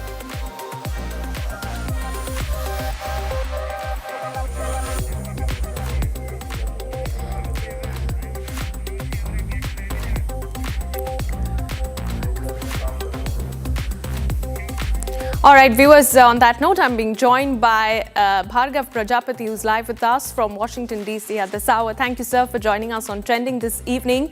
I want to ask you, given the terms and conditions that have now been publicly outlined in the trade agreement, what are your key takeaways?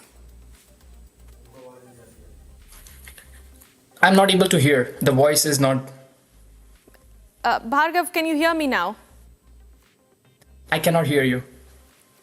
All right, we'll just get that We'll just get that audio fixed for you, sir. But do stay on with us. Viewers, on your screen, we are going to lay out some details of this trade agreement that has now been finalized between India and the United States, essentially putting into context what it means for both countries. This trade deal, viewers, is being seen by the government of India and by Washington, D.C. as one that impacts the economies of both nations. For India, we are seeing tariffs on Indian goods essentially being slashed from 50 to 18%. There is zero tariffs on key exports such as pharmaceuticals, gems and diamonds, relief for textiles, leather, chemicals, artisanal products and machinery. India gets access to a massive $30 trillion US market, as we were telling you, while the agricultural sector and India's farming community remains fully protected. Now, remember, this was a main talking point that had been raised consistently in India. And on that note, let me bring in our guest for trending this evening, Bhargav Prajapati. If you can hear me now, I was asking you about your, assessment of this trade deal and what are your key takeaways? I can perfectly hear you now. Thank you very much for having me on your show. So the biggest key takeaway from this is that it's an interim trade agreement, and this is meant to de-escalate the tensions that the US and India have had for past few months. The biggest promise that the United States is making is that it's going to reduce the tariffs on Indian origin goods from what it was, 50% to 18%. And then there is also more potential to bring these tariffs down further for very selected goods like generic pharmaceuticals, gems and diamonds, aircraft parts, auto parts. This is going to be subject to investigation, Section 232, which concerns the effect of imports on United States national security. But it's still a big win for Indian exporters, especially for textile, leather and footwear, organic chemical products. So that is like immediate relief that would come out from this trade deal. India has, for the first time, promised to open its agriculture market very partially. The goods that are listed in the framework is what India would be importing from the United States, and it has committed to reduce tariffs on broad range of US industrial goods. India has also promised to buy almost $500 billion of US goods for next 5 years, which makes totally sense because India was already buying $40 billion of US goods almost every year. So they are going to buy now coal products, energy-related products, data center-related goods, technological products, and precious metals.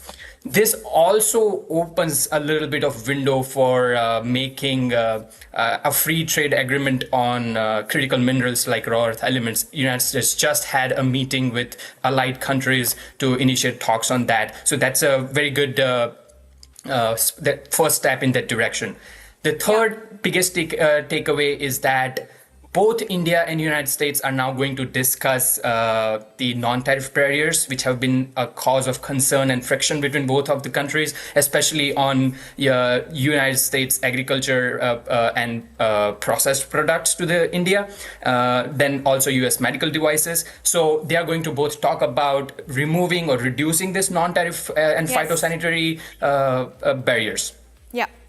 Bhargav, you mentioned about the agricultural community, and interestingly, this is something that became a point of contention over the course of negotiations that we've seen in the last 1 year, that whether India's farming community will receive full protection or not. And now that it has been established, in the trade deal statement released by the two countries, do you believe that it still remains a big talking point? And how practical do you think will be, as far as the implementation of these terms and conditions are concerned? It will always be a talking point between US and India, especially because India has very closely guarded its agriculture market, and completely understandable why India would do that. But it's not an immediate concern because the trade framework only covers non-core items. So it doesn't cover rice or wheat. It covers animal feed like red sorghum, tree nuts, soybean oil, and then wine and spirits. So it is not going to be an immediate cause of concern, but it will eventually, because this is the first time that India has opened its agriculture market, albeit just partially, but it has opened it for the first time. So it will be a cause of discussion over the long period. All right, Mr. Bhargav Prajapati, thank you for joining us on Trending and giving us your perspective. Thank you very much. Viewers, moving on to the next trending story of the evening. Even in death, Jeffrey Epstein refuses to fade away. With the US Justice Department releasing the final tranche of documents linked to the convicted sex offender, an old question has returned louder than ever. Is Jeffrey Epstein really dead, or did he vanish? Let's be clear up front. There is no proof that Epstein is alive. But there are conspiracy theories online which are circulating that has fueled by mistrust, unanswered questions and viral speculation. Now with fresh DOJ files released, social media has gone into an overdrive once again. A photograph, unverified and unconfirmed, is storming the internet. It shows a man in sunglasses with long hair and a beard bearing a resemblance to Epstein, a supposed resemblance. Now, netizens say that this was captured in Israel.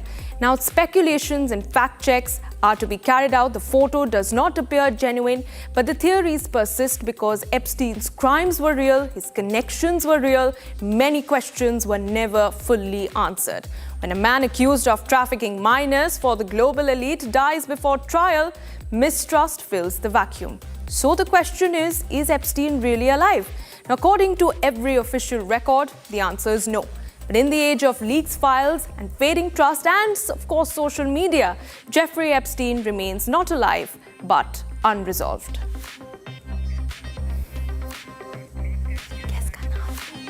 All right, joining us live is Marilyn Hayes, founder and CEO of Freedom of Abuse. Marilyn, thank you for joining us on Trending this evening, ma'am. My question to you is, what is your take on all these conspiracy theories that are floating across social media? It's interesting how the debate has shifted from, high-level names being redacted from the Epstein files to that, of Epstein's alleged appearance in Israel.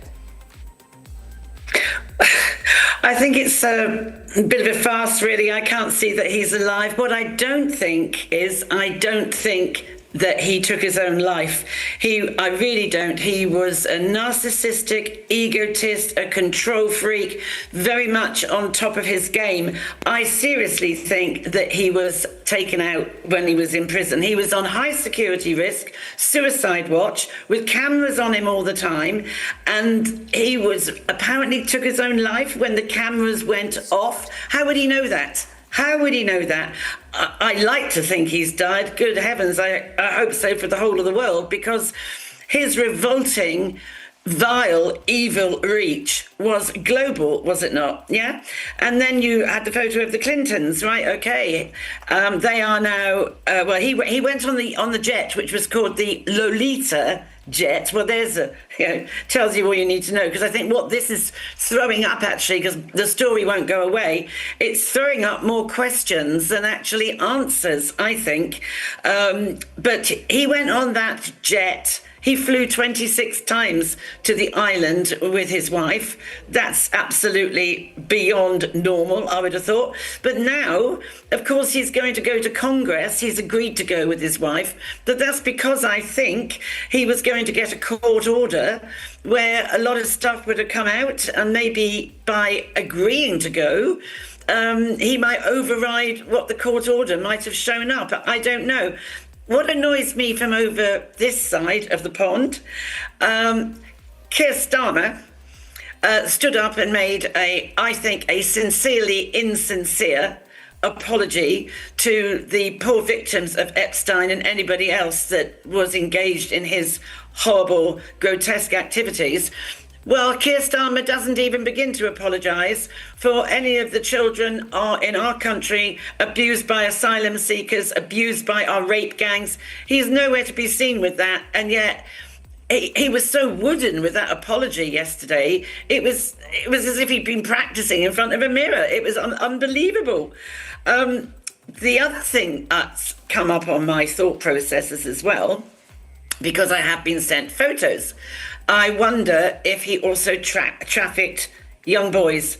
Given that Mandelson is gay, you get gay paedophiles.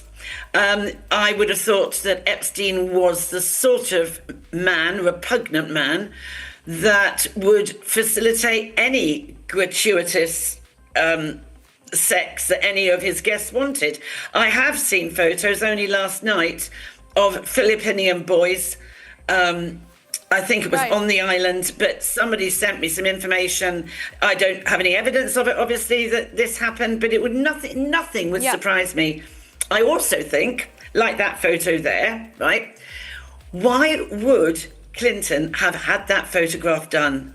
And also, I think the other week when I was on your show as well, we had the one of Mandelson in his underpants, yeah? Yeah. And I swear that Epstein he must have had hidden cameras everywhere, I think. We had the one of Andrew Mountbatten crawling all over some poor woman on the floor of a room somewhere where he was living. And it wouldn't surprise me, Epstein was such a nasty piece of work, if he had cameras everywhere, so that at some point, if people didn't play his game, he could humiliate them, embarrass them, blackmail them. I wouldn't put it past him at all, because some of those, I mean, you wouldn't stand there with your underpants and a t-shirt on talking to somebody in a bathrobe if there was a cameraman right in front of you. So how was that captured? And there's quite a lot of photos you think, there wasn't a cameraman there, that must have been a hidden camera. I mean, that is very telling, that one of Bill Clinton with that girl. I mean, as I say, it raises more questions than answers. Absolutely, I do wish the story would go away, because frankly, it's making me feel physically sick, the things that went on there. But, you know, they go, oh, he's the worst person ever to be like this. Yes, he did have a global reach. But when I look at the story that we had of Jimmy Savile, we were told he was the worst person, yeah? And then we have to look at El Fayed, who used to run Harrods in London, and all the sex stuff that he was getting up to with young women. Absolutely. What also upsets Marilyn, me with this, it's always about the women. They forget about the boys and the men. And there are boys involved in this, and I think that should be flagged up. And I don't think, you know, those girls' names, the victims' names were not redacted, and that is absolutely appalling. Whilst the perpetrators' Marilyn, names you know, this is have something been that has come up as a point of contention between the DOJ and the victims. I'm sorry to cut you there in between. We are running short of time, but I want to thank you for joining us on Trending, giving us your take on this. Thank you for your time. All right, viewers, on to the next trending story. Pakistan's boycott drama has reportedly entered a U-turn phase as far as the ICC T20 World Cup is concerned. First came the chest thumping when Pakistan claimed that they will not play with India in the T20 World Cup. And why so? Citing solidarity with Bangladesh. But then the ICC steps in, not with threats, but with persuasion, with quiet calls. Closed-door conversations trying to convince the PCB to honor the fixture, reminding them of obligations, of schedules, and of the bigger picture. Now, what we call as warnings of sanctions talk of financial hits. Just like that, the boycott bravado melts. From we will not play India to let's talk. After threatening a boycott, Pakistan has now reportedly approached the ICC for dialogue. After digging in its heels, it is embarrassing that the PCB is suddenly reaching out, asking for discussions. The message seems to be that protest is fine till the bill arrives. With the ICC flagging sanctions and losses running into millions, Pakistan cricket has shifted from confrontation to damage control. Let me go across to my colleague Himanshu, who joins us live from the digital newsroom. Himanshu, you know, we've seen what a joke this entire World Cup has, become. And it is embarrassing now that Pakistan is still getting to somehow call the shots. And now it has approached ICC calling for dialogue with India. That's true. Pakistan has invoked a clause in ICC rulebooks that's called force majeure. It's a French word that basically translates or gives them a right to skip the match. But for the clause to apply, the affected party must demonstrate that the event was unforeseeable or unavoidable, and that it took all responsible steps to mitigate the impact. Now, whether PCB will manage to convince ICC that this was an unforeseeable situation is something that we will have to see. What I am hearing from ICC sources is that the International Cricket Council has made it clear for Pakistan that whether you play this game, because there is around $500 million riding on this match alone. So if ICC feels that the force majeure clause is not basically what Pakistan can invoke, if it rules against it, then probably they are going to expel Pakistan of the entire tournament. And now that will be a huge, it will have its huge financial repercussions on Pakistan cricket. And their entire relevance in world cricket is because of the India-Pakistan rivalry. So if that's not happening, probably ICC is going to terminate them or expel them from the tournament. Right, Himanshu, thank you very much for joining us. Viewers, keeping a close watch on that story for you. Meanwhile, before we end the show, here's a quick look at everything else that is trending on the internet.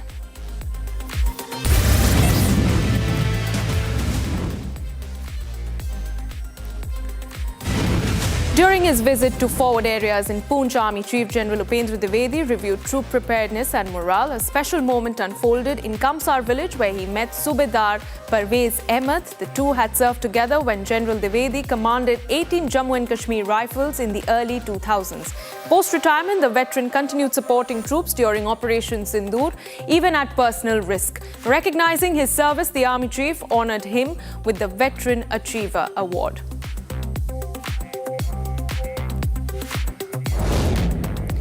Smriti Mandhana's WPL triumph came with an unexpected viral twist. After the RCB skipper powered her team to a second straight WPL title, a meme joked that she was smashing bowlers as if seeing her ex Palash Mudgal's face. What shocked the internet was Smriti's mother Smita Mandhana resharing the meme on Instagram.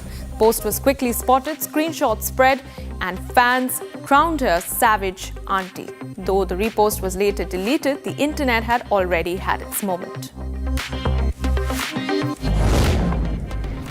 Halle Berry has officially put engagement rumors to rest. Appearing on the show, the Oscar winner confirmed she's engaged to musician Van Hunt after 6 years together. Berry clarified she never rejected his proposal, saying the delay was only about fixing a wedding date.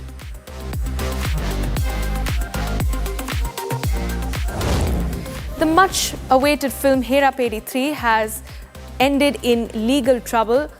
A South production house has approached the Madras High Court, questioning the producers on the franchisee. They argue that the film was authorized to make only one Hindi remake of the original Malayalam film. The court is now examining whether the third installment can be legally made.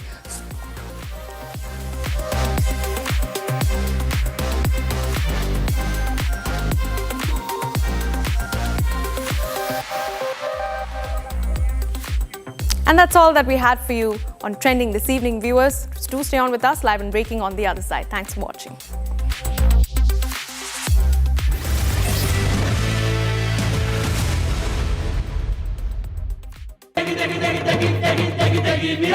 MDH की देगी मीरज, देगी मिर्च का तड़का, अंग अंग फड़का। MDH की देगी Miraj. Amity has been ranked among the top universities globally for producing the most employable graduates by the Times Higher Education UK. Yet another testimony to Amity's excellent placement record.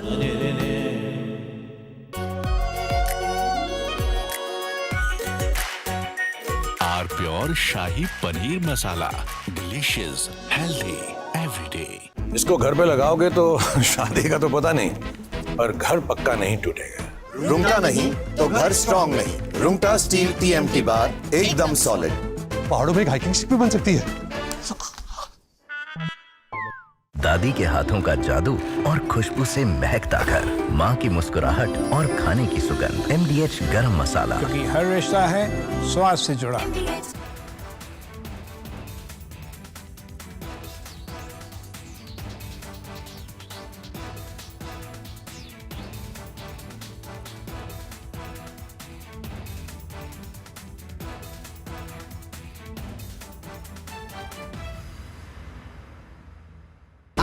Pure सूजी pasta उबालो, मिलाओ और खाओ। 8 minute में तैयार। क्या taste है, सबका राजा hardcore masala. Hi, good morning Hi, how to are you. you? Good evening from India. we have announcement of a trade deal, and you've seen both sides. Trump says that India has promised not to buy Russian oil, but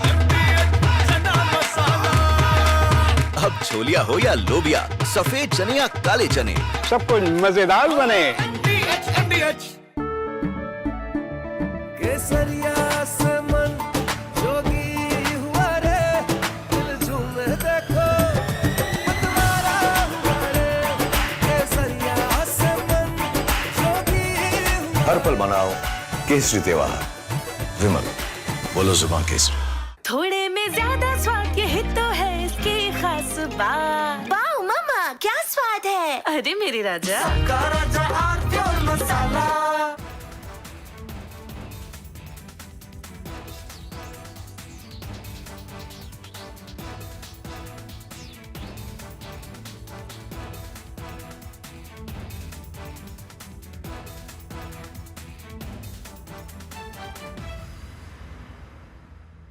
आधे bowl दही में 4 चम्मच MDH चटनी पुदीना मसाला डाला, stir करो, पुदीना चटनी तैयार। MDH चटनी पुदीना मसाला। This morning, Rahul Gandhi, leader of the opposition, created a ruckus and furor in the parliament. In response to the president's address, he insisted upon raising what he said were some issues of vital import to our national security. So what was he saying? He was trying to cite an article from the Caravan magazine, which in turn was quoting excerpts from General Narwane, the former army chief's unpublished memoirs. It may be recalled that the government had stopped General Narwane from publishing the book. As such, the authenticity of the excerpts cited in the Caravan magazine itself are open to question. But then let's try and take a deeper look at what is this bravura all about.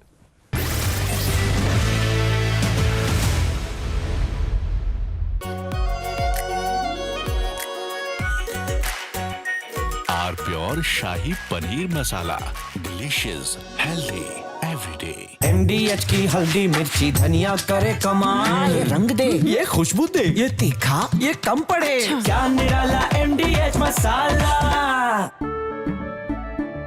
केसरिया से मन जोगी हुआ रे, दिल झूमे देखो मतवारा हुआ रे। केसरिया से मन जोगी हुआ। हर पल मनाओ केसरी त्योहार। विमल, बोलो जुबान केसरी। आर प्योर सूजी पास्ता, उबालो, मिलाओ और खाओ, 8 मिनट में तैयार। क्या टेस्ट है, सबका राजा R pure masala.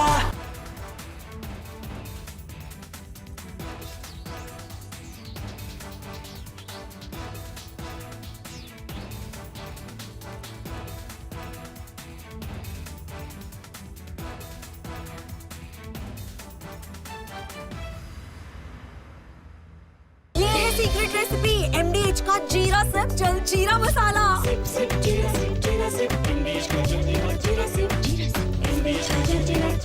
Hi, good morning Hi, how to are you. you? Good evening from India. We have announcement of a trade deal, and you've seen both sides. Trump says that India has promised not to buy Russian oil, but Indian Prime Minister's response makes no such commitment. But Trump says, I've reduced the tariffs to 18%. And then he says that besides everything else, Prime Minister Modi has also agreed to buy American, in addition to 300 billion in...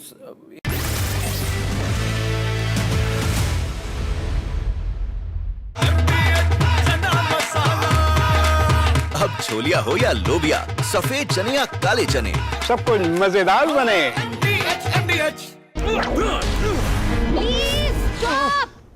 झुमका तेरा झुमका तेरा झुमका। Not there, मेरा counter top टूट जाएगा। तेरा झुमका।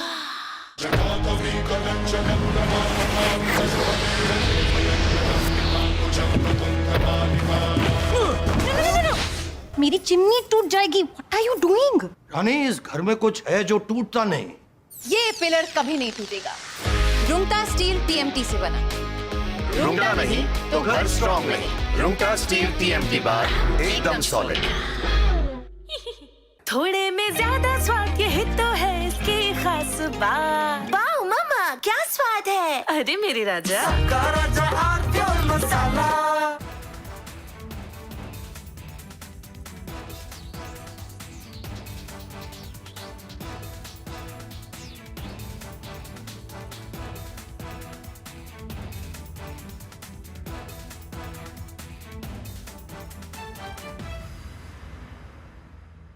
दादी के हाथों का जादू और खुशबू से महकता घर, माँ की मुस्कुराहट और खाने की सुगंध। MDH गरम मसाला, क्योंकि हर रिश्ता है स्वाद से जुड़ा। This morning, Rahul Gandhi, leader of the opposition, created a ruckus and furor in the parliament.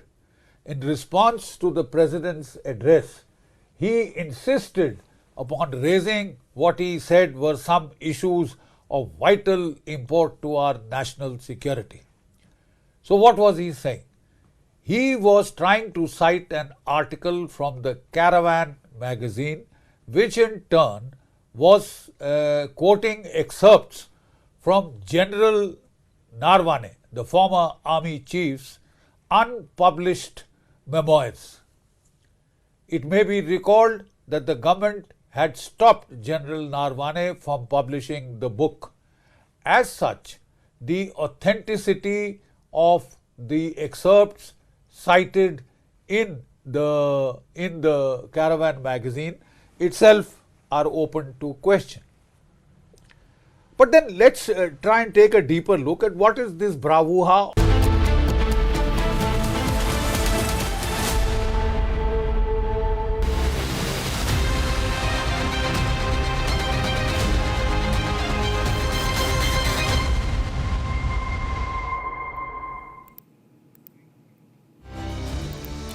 Hello and welcome. You're watching Live and Breaking on Republic TV with me, Shamitra. Now, viewers, Commerce Minister Piyush Goyal has clarified that farm and dairy products are fully protected under big India-US deal. We'll get you all the details. But first up, headlines. Of your greetings reflects the beautiful diversity of our shared culture. I also take this moment to salute the efforts of the Netaji Service Center and Netaji Welfare Foundation in Malaysia.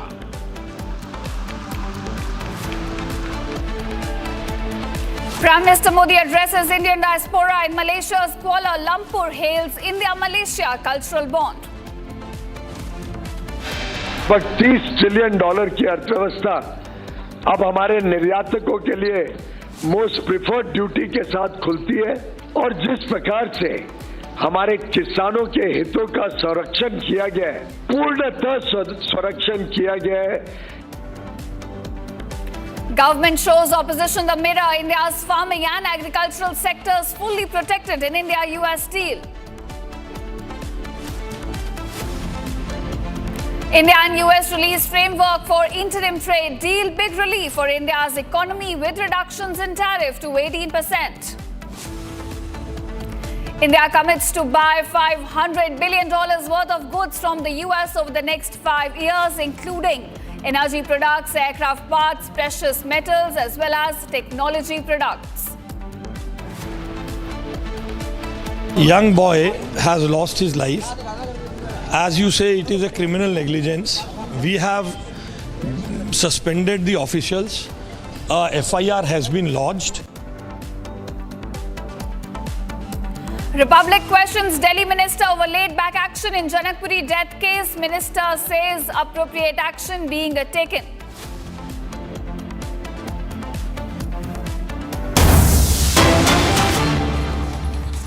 All right, viewers, we have breaking news coming in from Telangana, where a massive fire broke out at Forensic Science Lab in Namapalli. Officials say the blaze spread across multiple rooms on the first floor and caused damage to computers, storage devices and case-related documents before it was brought under control after several hours of operation. Massive fire breaking out in Telangana at a forensic lab. We understand several evidence have also been damaged. My colleague Aishwarya joins me with more details on this. Aishwarya, do tell us what's the latest do we know about this fire and the extent of damage that has been caused in this?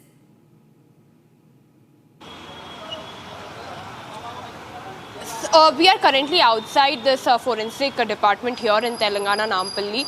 But what we are learning is that the fire call was received to the fire department here at 10:21 approximately in the morning. After which there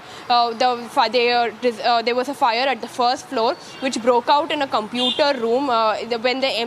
What they are saying is that short circuit might be the reason, because the fire department official has clearly mentioned that there was an MCB, and since this was clearly an old building, the MCB could not take the heat anymore, and that is why a short circuit might have triggered a fire, and that spread over the first floor. However, before it could go to the second floor, the entire fire was curbed by the fire department. Almost 5 engines reached the spot immediately, after which the fire curbed within the first floor. In the first floor, whatever the computer rooms, there was a hall, and there are several hard disks that was present in the first floor. That is what the fire department had here also said.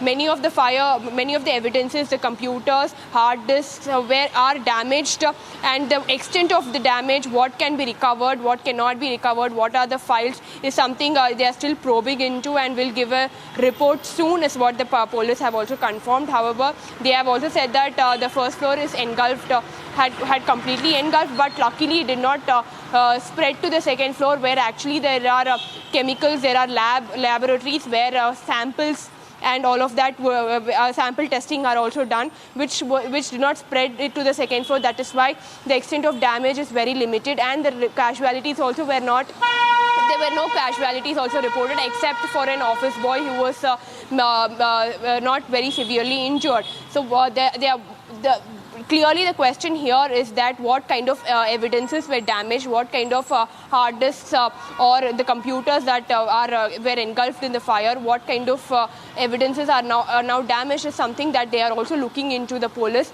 and they said that they will get back with the report soon when they clear the entire area and get into the details.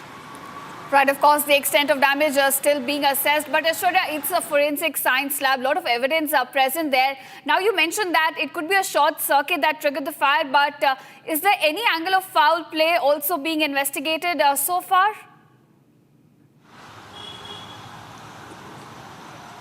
Definitely, because the opposition here were quick to jump in, and with the BRS working president KTR as well as the BJP, both of them were quick to jump in, and they were criticizing, saying that they were suspecting foul play in this entire fire incident, saying that this might be a fabricated tale to actually destroy the evidences that could harm the Congress government themselves, and also the phone tapping case, which is becoming a very big political agenda here. BRS working president KTR said that the fabricated case, such as phone tapping case, evidences are also destroyed here. In an attempt to actually, because there was no evidence, they are trying to destroy the evidence. That is something that KTR was trying to say. But however, the police here are clearly stating that there's nothing of that cause, and there was only a short circuit because it was quite an old building. So there was no proper fire department, precautionary system that was present in this particular building, and that is why the fire actually happened, is something they're saying, and they're also looking into, and they're also making sure that fire-related services as well as the equipment will be put in place after this particular incident. All right, but the exact cause is still not being established as investigation continues. Thank you, Aishwarya, for joining us and giving us those details. And now, viewers, moving on, a gas leak was reported on Jammu Airport Road. A chemical cylinder got a leak at a shop. Teams of NDRF firefighters have been called to the spot. An incident reported roughly just 500 meters to the Jammu airport. So very near to the airport. In fact, a gas leak has been reported. Details are still coming in. My colleague Gursimran joins us on this. Gursimran, what's the latest that we know about this gas leak reported near the Jammu airport? Yes, this was this evening when the gas leak was reported, and the team of the NDRF, SDRF and the firefighters, they were called to which is the human-made chemical agent, chemical warfare agent that was there. How it came there, that is part of the investigation. But now the NDRF team has seized that and now have brought it to the Satwari police station. Here, I'll request Ravi to walk with me so that we can show you that it has been kept at a safe location. Here, you will see also been here, and they are looking into it because that is the very place, that next place in the this very area where the cylinder has been kept. And we are told that tomorrow morning it will be the time when the teams of the other organizations, they will be visiting this very place. So this is the cylinder that has been seized. We are told that we are not allowed to go more closer to this one. But this is the cylinder that has been recovered. How this came? Because this is said to be a military-grade cylinder. It has been brought here. Since it is a human-made chemical warfare agent, it is one of the critical things that could have been in a public place. That too 500 meters from the Jammu airport, being one of the sensitive zones, Jammu airport. This is being taken with the utmost severity. We saw a couple of minutes that the teams of the NDRF that checked the level of radiation and the level of leaks that were also here, and the level was checked on. Only then it was said that it will be kept only till the time the teams of those who check the radiation level, they will arrive, because it has done a large scale damage. The damage is not only of this property that it has done, but also there was a nursery that has completely been destroyed. So now the radiation level will be checked. All right, Gursimran. We will continue to track this story. Thank you for joining us and giving us those details. Now, viewers, another breaking news has coming in from Haryana. Swing collapse reported at Surajkund Mela. Police, we understand, they're present on the spot. Further details are still awaited as to if there has been any injury in this, but we're getting you visuals of how that swing collapsed at the famous Surajkund Mela. Remember, it's a pretty popular fair that takes place in Faridabad. In fact, a lot of people visiting from across the country, and you can see exactly on your screen how this swing collapsed. We understand that some injuries have also been reported, but it's a breaking news. More details are still awaited. At present, police are present on the spot, and we're getting you visuals of exactly how that swing collapsed at Surajkund Mela.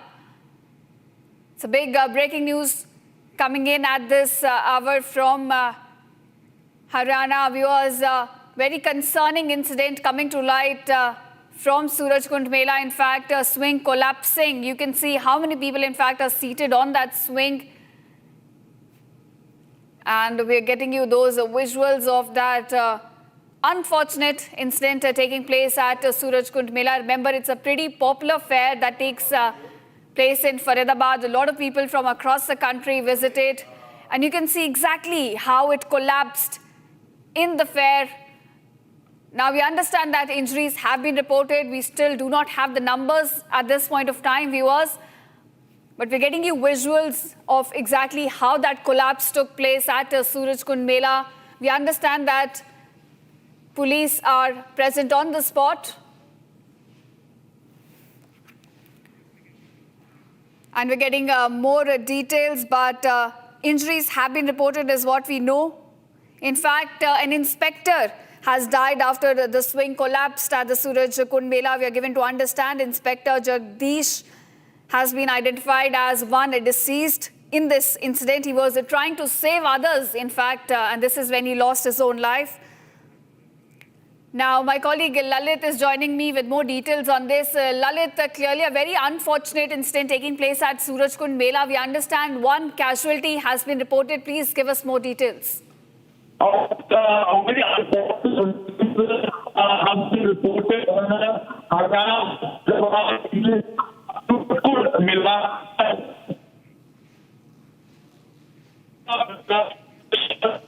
All right, Lalit, your voice is not clear. We'll try to connect with you again. But viewers, that's the concerning news coming to light from Haryana, where a swing collapsed at the Surajkund Mela, leading to the death of one police officer as well. Officer has now been identified as Jagdish. He was trying to save others while he lost his life. In fact, about 13 people have also been injured in this incident, and they are currently receiving treatment, is what we're given to understand. You can see how many people, in fact, are seated on that swing and how it collapses.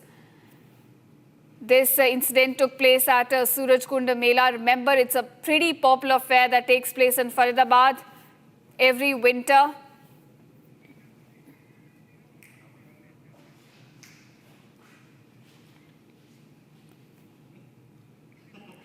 All right, viewers, we're getting you visuals from Surajkund Mela. In fact, this is where the collapse took place of the swing.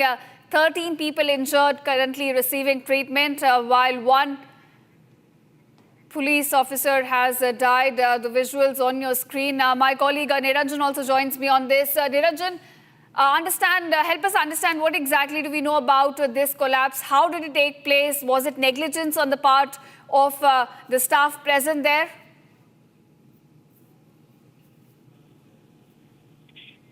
Yes.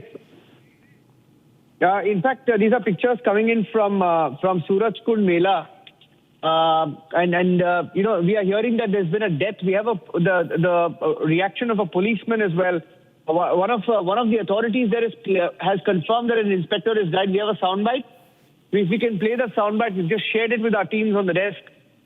This is extremely tragic because just look at that video. I mean, it shows us, you know, the kind of situation that unfolded there, and we are trying to get more details on this particular Mela, whether it was the International Crafts Mela, because there is one such Mela that is held every year. Whether it is the exact same Surajkund International Crafts Mela, we don't know. But what we can tell you that this was a Mela in Surajkund, and in this particular Mela, a swing, one of the swings there collapsed, and police is at the spot. Further details are awaited. We have a confirmation that one policeman has been killed in this unfortunate tragedy. We are yet to get more details of you know how many people were trapped or rescued, but we do have some details coming in that several people are also injured. Some reports suggesting 13 people are injured. Some saying that number could be more. This was the Surajkund Crafts Mela that is reportedly held every single year. This is in Haryana, in Faridabad, to be more precise. Right, Niranjan, those are the details viewers were getting in about this tragic incident that has taken place in Faridabad of Haryana. Surajkund Mela swing collapse being reported. And now we are shifting focus. India and US trade pact is going to spurt growth of multiple sectors in India, from agricultural to defense to pharma. Here's a breakdown of the tariff cuts and the sector-specific outlook for India from this deal. Take a look. India and America have finalized a landmark trade agreement. The blueprint is out. India and US interim trade deal opens $30 billion US market for Indian investors. Several sectors to see growth as a direct implication of the deal. Key sectors include textiles and apparel, leather and footwear, gems and pharmaceuticals. Customs duty on aircraft parts and aircraft components, including engines, are reduced to zero. This will encourage domestic production. Other sectors to see growth include plastic and rubber products, organic chemicals, home decor, machinery and capital goods. Agriculture and farm sector growth will also see an uptick. India opened its market to a range of US industrial products. This includes animal feed, tree nuts, fresh and processed fruits, soybean oil, wine and spirits. But no import duty concessions have been provided on sensitive products like staple grains and cereals, core vegetables, pulses and dairy sector. Among other sectors to get a momentum include aviation, auto and pharma. US also removed national security tariffs on aircraft parts and aircraft components, and India gets preferential quota on auto parts. The deal will also give a push to flagship Make in India initiative of Prime Minister Narendra Modi. India also made a big commitment of $500 billion worth of US imports across sectors, including energy. The trade deal that comes after a year of extensive negotiation ensures deepening economic security cooperation between both India and United States. And now viewers, a big news coming in from Chhattisgarh. About 51 Maoists with a rupees 1.61 crore on their head have now surrendered in Chhattisgarh's Bastar division. Now the Maoists surrendered before the police in 2 districts under the Bastar division on Saturday, and the surrender here coincided with the inauguration of the Bastar Pandam 2026 festival in Jagdalpur, the headquarters of the Bastar district, by President Draupadi Murmu and Union Home Minister Amit Shah's arrival in Raipur on 3-day visit. Now viewers, the surrendered cadres even included 34 women, is what we're given to understand. Take a look at this report.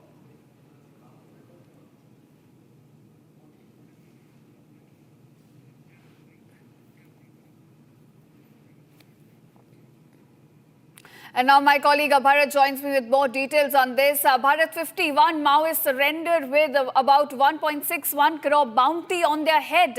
Give us more details. देखिए, बिल्कुल मैं आपको बता दूं, जिस तरीके से देश के जो राष्ट्रपति है द्रौपदी मुर्मू, उनका आगमन बस्तर हुआ है। बस्तर आगमन पर ही एक बड़ी जो तस्वीर है लोकतंत्र की वो देखने को मिली है। जो माओवादी हैं, जो हिंसा के रास्ते पे चल पड़े थे, उनकी अगर बात की जाए, 51 माओवादियों ने आत्मसमर्पण किया है। वहीं बस्तर के सुकमा इलाके की अगर बात की जाए, सुकमा एसपी किरण चौहान और बस्तर आईजी पी सुंदरराज और उच्च जो अधिकारी हैं पुलिस विभाग के, उनकी मौजूदगी में जो है 21 जो माओवादी हैं वो सुकमा में आत्मसमर्पण करे हैं। तो वहीं दूसरी तस्वीर अगर बात की जाए, बस्तर संभाग के बीजापुर जिला पड़ता है। बीजापुर जिला में 30 माओवादियों ने बीजापुर एसपी डॉक्टर जितेंद्र यादव सहित जो सीआरपीएफ के डीआईजी हैं बीएसए की, उनके समक्ष आत्मसमर्पण किया है। 30 माओवादी जो बीजापुर में आत्मसमर्पण किया है। वही अगर दो इलाकों की अगर बात की जाए, सुकमा की अगर बात की जाए, तो सुकमा के जो कैडर के जो लोग हैं, बड़े कैडर के लोग बताया जा रहे हैं, हथियारों से लैस थे वो माओवादी जो हिंसा के रास्ते पे चल रहे थे। वही माओवादी है जो पुलिस के लिए आमना सामना होता था। मुठभेड़ की जो खबर निकल के आती थी, पुलिस पे बंदूक तान के एक समय वो खड़ा हुआ करते थे। वही अब सरकार की योजनाओं से सरकार की तरफ वो जुड़ते हुए नजर आ रहे हैं, मुख्य धारा से वो जुड़ गए हैं। आज बस्तर आईजी के समक्ष 21 माओवादियों ने सुकमा के इलाकों में समर्पण किया। तो वहीं बीजापुर में 1 नहीं 2 नहीं 30 माओवादियों ने पुलिस के उच्च अधिकारियों के समक्ष आत्मसमर्पण किया है। मैं आपको बता दूं, देश के जो गृह मंत्री हैं अमित शाह, उनके आने के पहले ही अगर इस तरीके की चीजें यहाँ पे देखने को मिल रही है तो स्वाभाविक सी बात है, जो डेडलाइन देश के गृह मंत्री ने तय कर रखा है 31 मार्च को पूरी तरीके से नक्सलवाद समाप्त करने की, कहीं ना कहीं जो सार्थक साबित होते हुए नजर आ रहा है। जो कैडर की अगर बात की जाती है, नक्सलवाद में जो कैडर होते हैं, जो वर्दीधारी नक्सली होते हैं, जो वर्दीधारी माओवादी होते हैं, वो आमतौर पर जो हथियार से लैस रहते हैं और हथियारों के माध्यम से वो किस तरीके से नुकसान पहुंचाते हैं, तो उनका अगर सरेंडर होना ये वाकई एक तरीके से बड़ी सफलता पुलिस के जवानों को देखने को मिल रही है। जी, one step closer to Naxal free India. Bharat, बहुत बहुत शुक्रिया हमारे साथ जुड़ने के लिए और वो जानकारी हमें देने के लिए। Now viewers, moving on, India, after intense negotiations, achieved a breakthrough. Trump slashed tariffs from 50% to 18%. But what does this agreement hold for India and the United States? What will India gain and what's in it for the United States? Here's a detailed look. Take a look. India and United States trade deal has finally come to fruition. White House released a statement early Saturday morning giving out the details of the trade agreement. But what India gains from this historic trade pact? Zero tariffs on high-value export segments including gems and diamonds. Zero tariffs on India's strongest export segment, pharmaceuticals. Apart from this, the pact also entails a relief for textiles, leather, chemicals, artisanal products and machinery. The pact also opens access to a massive $30 trillion US market. But India's agricultural sector is fully protected under the pact. Not just India, the trade agreement is also a big gain for United States. The pact reduces tariffs to zero on all US industrial goods. non-tariff barriers on US agriculture, eased relief for tree nuts, fresh processed fruits, soybean oil, wine and spirits. India has also made a commitment of buying $500 billion worth of US goods over the next 5 years. There is also a shift from Russian oil to more US energy supplies in the trade pact. Overall, the deal is a win-win situation for both India and United States, trusted partners committed to expanding trade and commerce.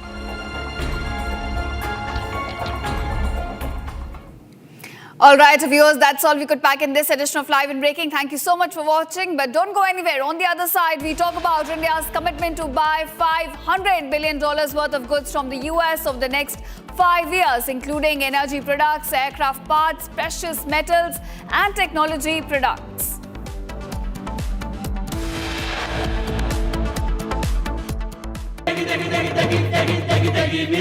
MDH की देगी मीरज, देगी मिर्च का तड़का, अंग अंग फड़का। MDH की देगी मिर्च। Amity has been ranked among the top universities globally for producing the most employable graduates by the Times Higher Education UK. Yet another testimony to Amity's excellent placement record.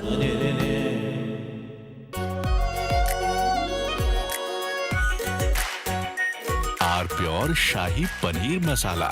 Delicious, healthy, every day. केसरिया से मन जोगी हुआ रे, दिल झूमे देखो मतवारा हुआ रे।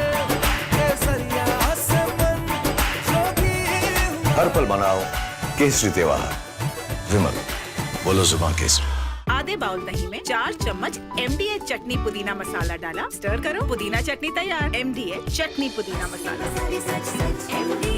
MDH।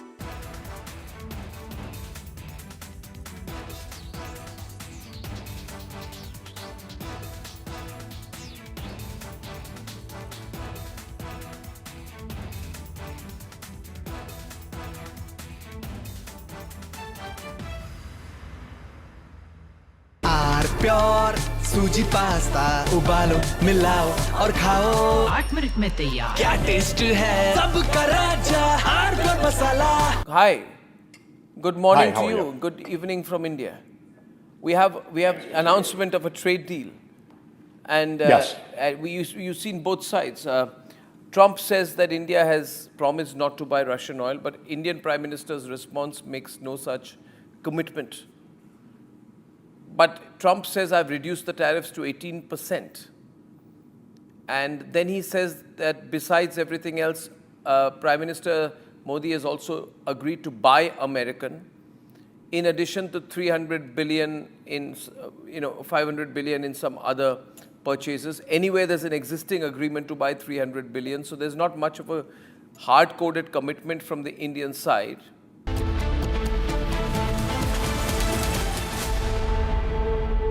MDH की हल्दी मिर्ची धनिया करे कमाल, ये रंग दे, ये खुशबू दे, ये तीखा, ये कम पड़े, क्या निराला MDH मसाला। इसको घर पे लगाओगे तो शादी का तो पता नहीं, पर घर पक्का नहीं टूटेगा। रुंगटा नहीं तो घर स्ट्रॉन्ग नहीं। रुंगटा स्टील TMT बार एकदम सॉलिड। पहाड़ों में एक हाइकिंग शिप भी बन सकती है। थोड़े में ज्यादा स्वाद, यही तो है इसकी खास बात। वाओ मामा, क्या स्वाद है। अरे मेरी राजा, राजा आर प्योर मसाला। केसरिया से मन जोगी हुआ रे, दिल झूमे देखो मतवारा हुआ रे। केसरिया से मन जोगी हुआ। हर पल मनाओ केसरी त्योहार। विमल, बोलो जुबान केसरी। ये है सीक्रेट रेसिपी MDH का जीरा sip jal jeera masala. Sip sip jeera sip jeera sip MDH का जल जीरा सिप MDH का jal jeera SIP.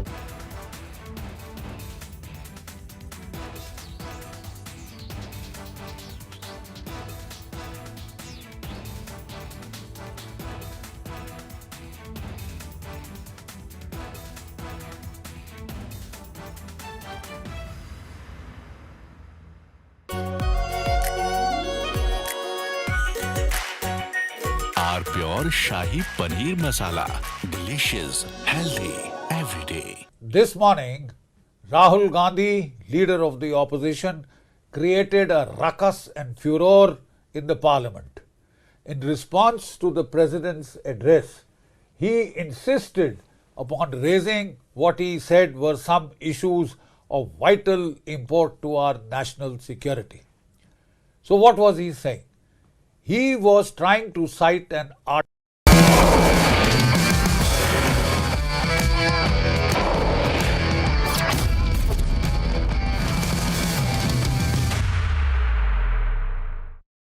At the highest level of sport, moments of pressure do more than just test athletes. They define one's legacy. And in this chat, we explore how top-level performers navigate through those moments of pressure on the global stage. So please welcome in a discussion with my colleague Rakshita Manika Batra, Indian table tennis star. And this conversation is titled "When Pressure Creates Legends."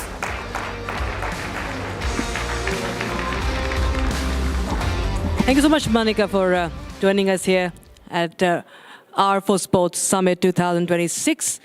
And we'll talk about how pressure creates legends. We all know how pressure creates diamonds.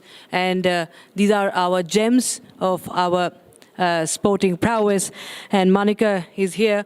And Manika, we'll talk about how you handle pressure and how it has contributed in the making of the champion you've been for India as far as table tennis is concerned. But I want to start with your journey. You started playing table tennis at a very, very young age.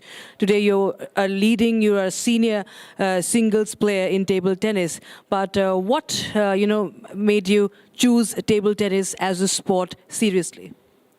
First of all, good afternoon, everyone. I know सबको भूख लग रही है,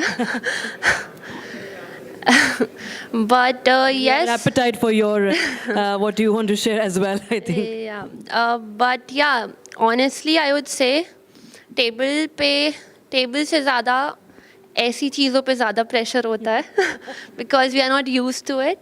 But yeah, I'm to be honest, I'm very good in handling pressure and I'm proud of that. But जब आप country के लिए खेलने जा रहे हो and you have that responsibility, इतने सारे लोग देख रहे हैं और सबको expectations हैं, so I think वो pressure रहता है. But I am that kind of person कि मैं उस pressure को as a good way में लेके जाती हूँ कि I'm going to represent my country and मुझे अपना best देना है. So I take it in a good way and I give my best over there and I think only कि मेरे को कैसे perform करना है, कैसे अच्छा खेलना है. So तो वो pressure I think वो निकल जाता है and वो बस focus रहता है कि how I have worked hard and जो discipline follow किया है, जो सब चीज़ें करी है वो मेरे को एक दिन में दिखानी है. सो आई थिंक उस टाइम पे वो प्रेशर चला जाता है कि मेरे को बस अपना बेस्ट देना है अपनी कंट्री के लिए और अपने लिए. आपने बोला एक दिन का वो परफॉर्मेंस, एक्चुअली ये एक बड़ा इम्पॉर्टेंट पॉइंट बोला आपने. सब लोग वो एक दिन देखते हैं, एक दिन ही होता है आपके पास प्रूव करने के लिए, और वो एक हार या जीत, वो एक पॉइंट हो या कुछ भी हो, कितना सेट हो, वो बस एक मोमेंट होता है, ये हार या जीत डिसाइड कर लेता है. लेकिन उसके पीछे जो कुछ वक्त लगता है, जो समय लगता है, जो संघर्ष होते हैं, जो स्ट्रगल्स होते हैं, उस दौरान भी कई बार डाउट्स आ सकते हैं, चाहे वो फिटनेस हो, चाहे वो कंपटीशन हो, चाहे वो प्रेशर हो. CWG जब गोल्ड कोस्ट में हुआ था, you struck gold and I think that was the turning point of your career. And उसके बाद से जब आप लाइमलाइट में आते हैं तो कहीं ना कहीं एक अलग से प्रेशर हो जाता है, मीडिया ग्लेयर होती है एंड आपको चैम्पियन बोला जा रहा है, नेक्स्ट टूर्नामेंट में आप ही पर नजरें होंगी पूरे देश की. वो प्रेशर जब आप इवन प्रिपेयर कर रहे होते हो, क्या कुछ चल रहा होता है माइंड में? You are right. वो एक्चुअली सब वो एक दिन देखते हैं, बट उसके पीछे जो मेहनत होती है और टू बी ऑनेस्ट सुबह उठना, अपना डाइट फॉलो करना एवरी डे, समटाइम्स इट, मतलब मेरे लिए भी कभी कभी आई फील दैट नहीं आज नहीं जाती, but I push myself and वही चीज़ मुझे हेल्प करती है in my tournaments and in my training. So I love limelight and after Commonwealth Games I love to be champion. So I think अगर लोग वैसा देख रहे हैं मुझे and वैसा approach कर रहे हैं, I like that and I love that. And I hope I keep on, proving myself every day in my training sessions, in my tournaments, matches जब मैं जाती हूँ. So yeah, I love to be champion. So मैं वो कोशिश करती हूँ कि मैं हर बार tournament के लिए जाऊँ और best दे के आऊँ. So when you're in the limelight, you said you love the limelight, but then it comes with criticism also. It comes with controversies also many a times. When do you read those headlines, when you see, and now you have social media also and people commenting all sorts of stuff. Which is very dangerous. Exactly. That's exactly what I was coming to. Yeah. How do you handle that? To be honest, if I talk about criticism, वो होता रहेगा. And but अगर आप उसको अच्छे वे में देखो कि एटलीस्ट लोग देख रहे हैं एंड लोग फॉलो कर रहे हैं वो चीज़, सो आई एम मतलब वो बुरी तरह लिख रहे हैं, I don't care because I know what my goal is and what all my dream I have in my life. So if I focus on that, तो वो criticism I think matter नहीं करती. So that, of course, I think many of our athletes should make a note of. Yeah. And also, you talked about the tournament in 2025, but also like in Olympics 2024, there was a heartbreak. A lot of expectations from table tennis, a lot of expectations from you. There was a heartbreak. What did you tell yourself then in that Olympics? I think for me, 2024 Olympics was, of course, I was not satisfied, but I'm really happy that how I performed there and how my attitude was overall पूरे Olympics में, whether it was team tournament or team match or singles event. So I'm really happy that जो practice किया था Olympics से पहले, I played everything there, I applied everything, and my attitude when I landed Paris में, so I was so positive and that really helped me. And of course performance ऊपर नीचे होता है, you can only work hard every day and वो mistakes से आप सीख सकते हो, but overall I think I'm really happy how I performed. Of course I have to focus on next Olympics, LA Olympics, and I feel that I will give my best and I will give my best to win a medal over there. We all do hope, and we all have expectations from you. But coming back to the question of table tennis, because we've seen that table tennis also was not really in the limelight for the longest time. There were many other games that were coming up. We had icons in badminton, in tennis also. Cricket, of course, was always there for the longest time. But when it comes to table tennis, what made you, really take up the sport professionally? I started when I was 4 years old. So my siblings, they used to play table tennis. So unko dekh ke hi I started this sport. And I was playing just for fun. Of course, 4 years की as में मुझे नहीं पता था कि मैं इस level पे पहुंचूंगी. So I think that enjoyment what I had when I was a kid, वो अभी तक है, and that is really helping me. So yes, उनको देख के I started this sport, and now after Commonwealth Games especially, where I won 4 medals for my country, and of course Asian Games in mixed doubles I won. So I think वो मेरा turning point था, and after that I think life has changed, my attitude has changed on table and off table, and which is helping me. So I'm really happy and proud of myself that how I handle myself when I'm on table, off table. So yeah. So what about the work-life balance? When you are at the top level in any game, there's a lot of talk about mental health. We just had Dalima, we were talking about sports psychology, talking about mental health. And with that, I would also like to link how you, balance out your life. So we talked about shutting the noise and everything, but as a young woman, how do you really try to get the best of life, both professionally and personally?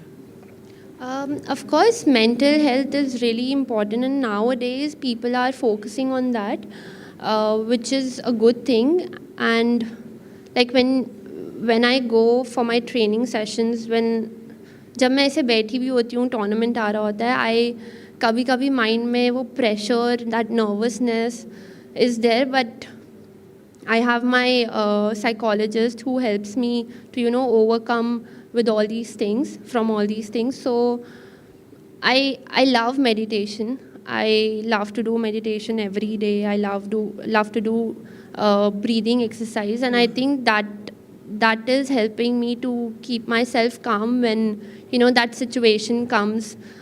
जब बहुत close match होता है या जब match आने वाला होता है, सबको वो प्रेशर आता है, एंड मैं भी इंसान हूँ, मुझे भी प्रेशर आता है. So I like to, like I said, कि मेरे को अपने आप से बात करना पसंद है, that I can do it and I can win, and that recently where I won against Chinese player, मैं उससे लास्ट ईयर हारी थी. So I think before that match I kept on saying to myself that I can win against her, and that helped me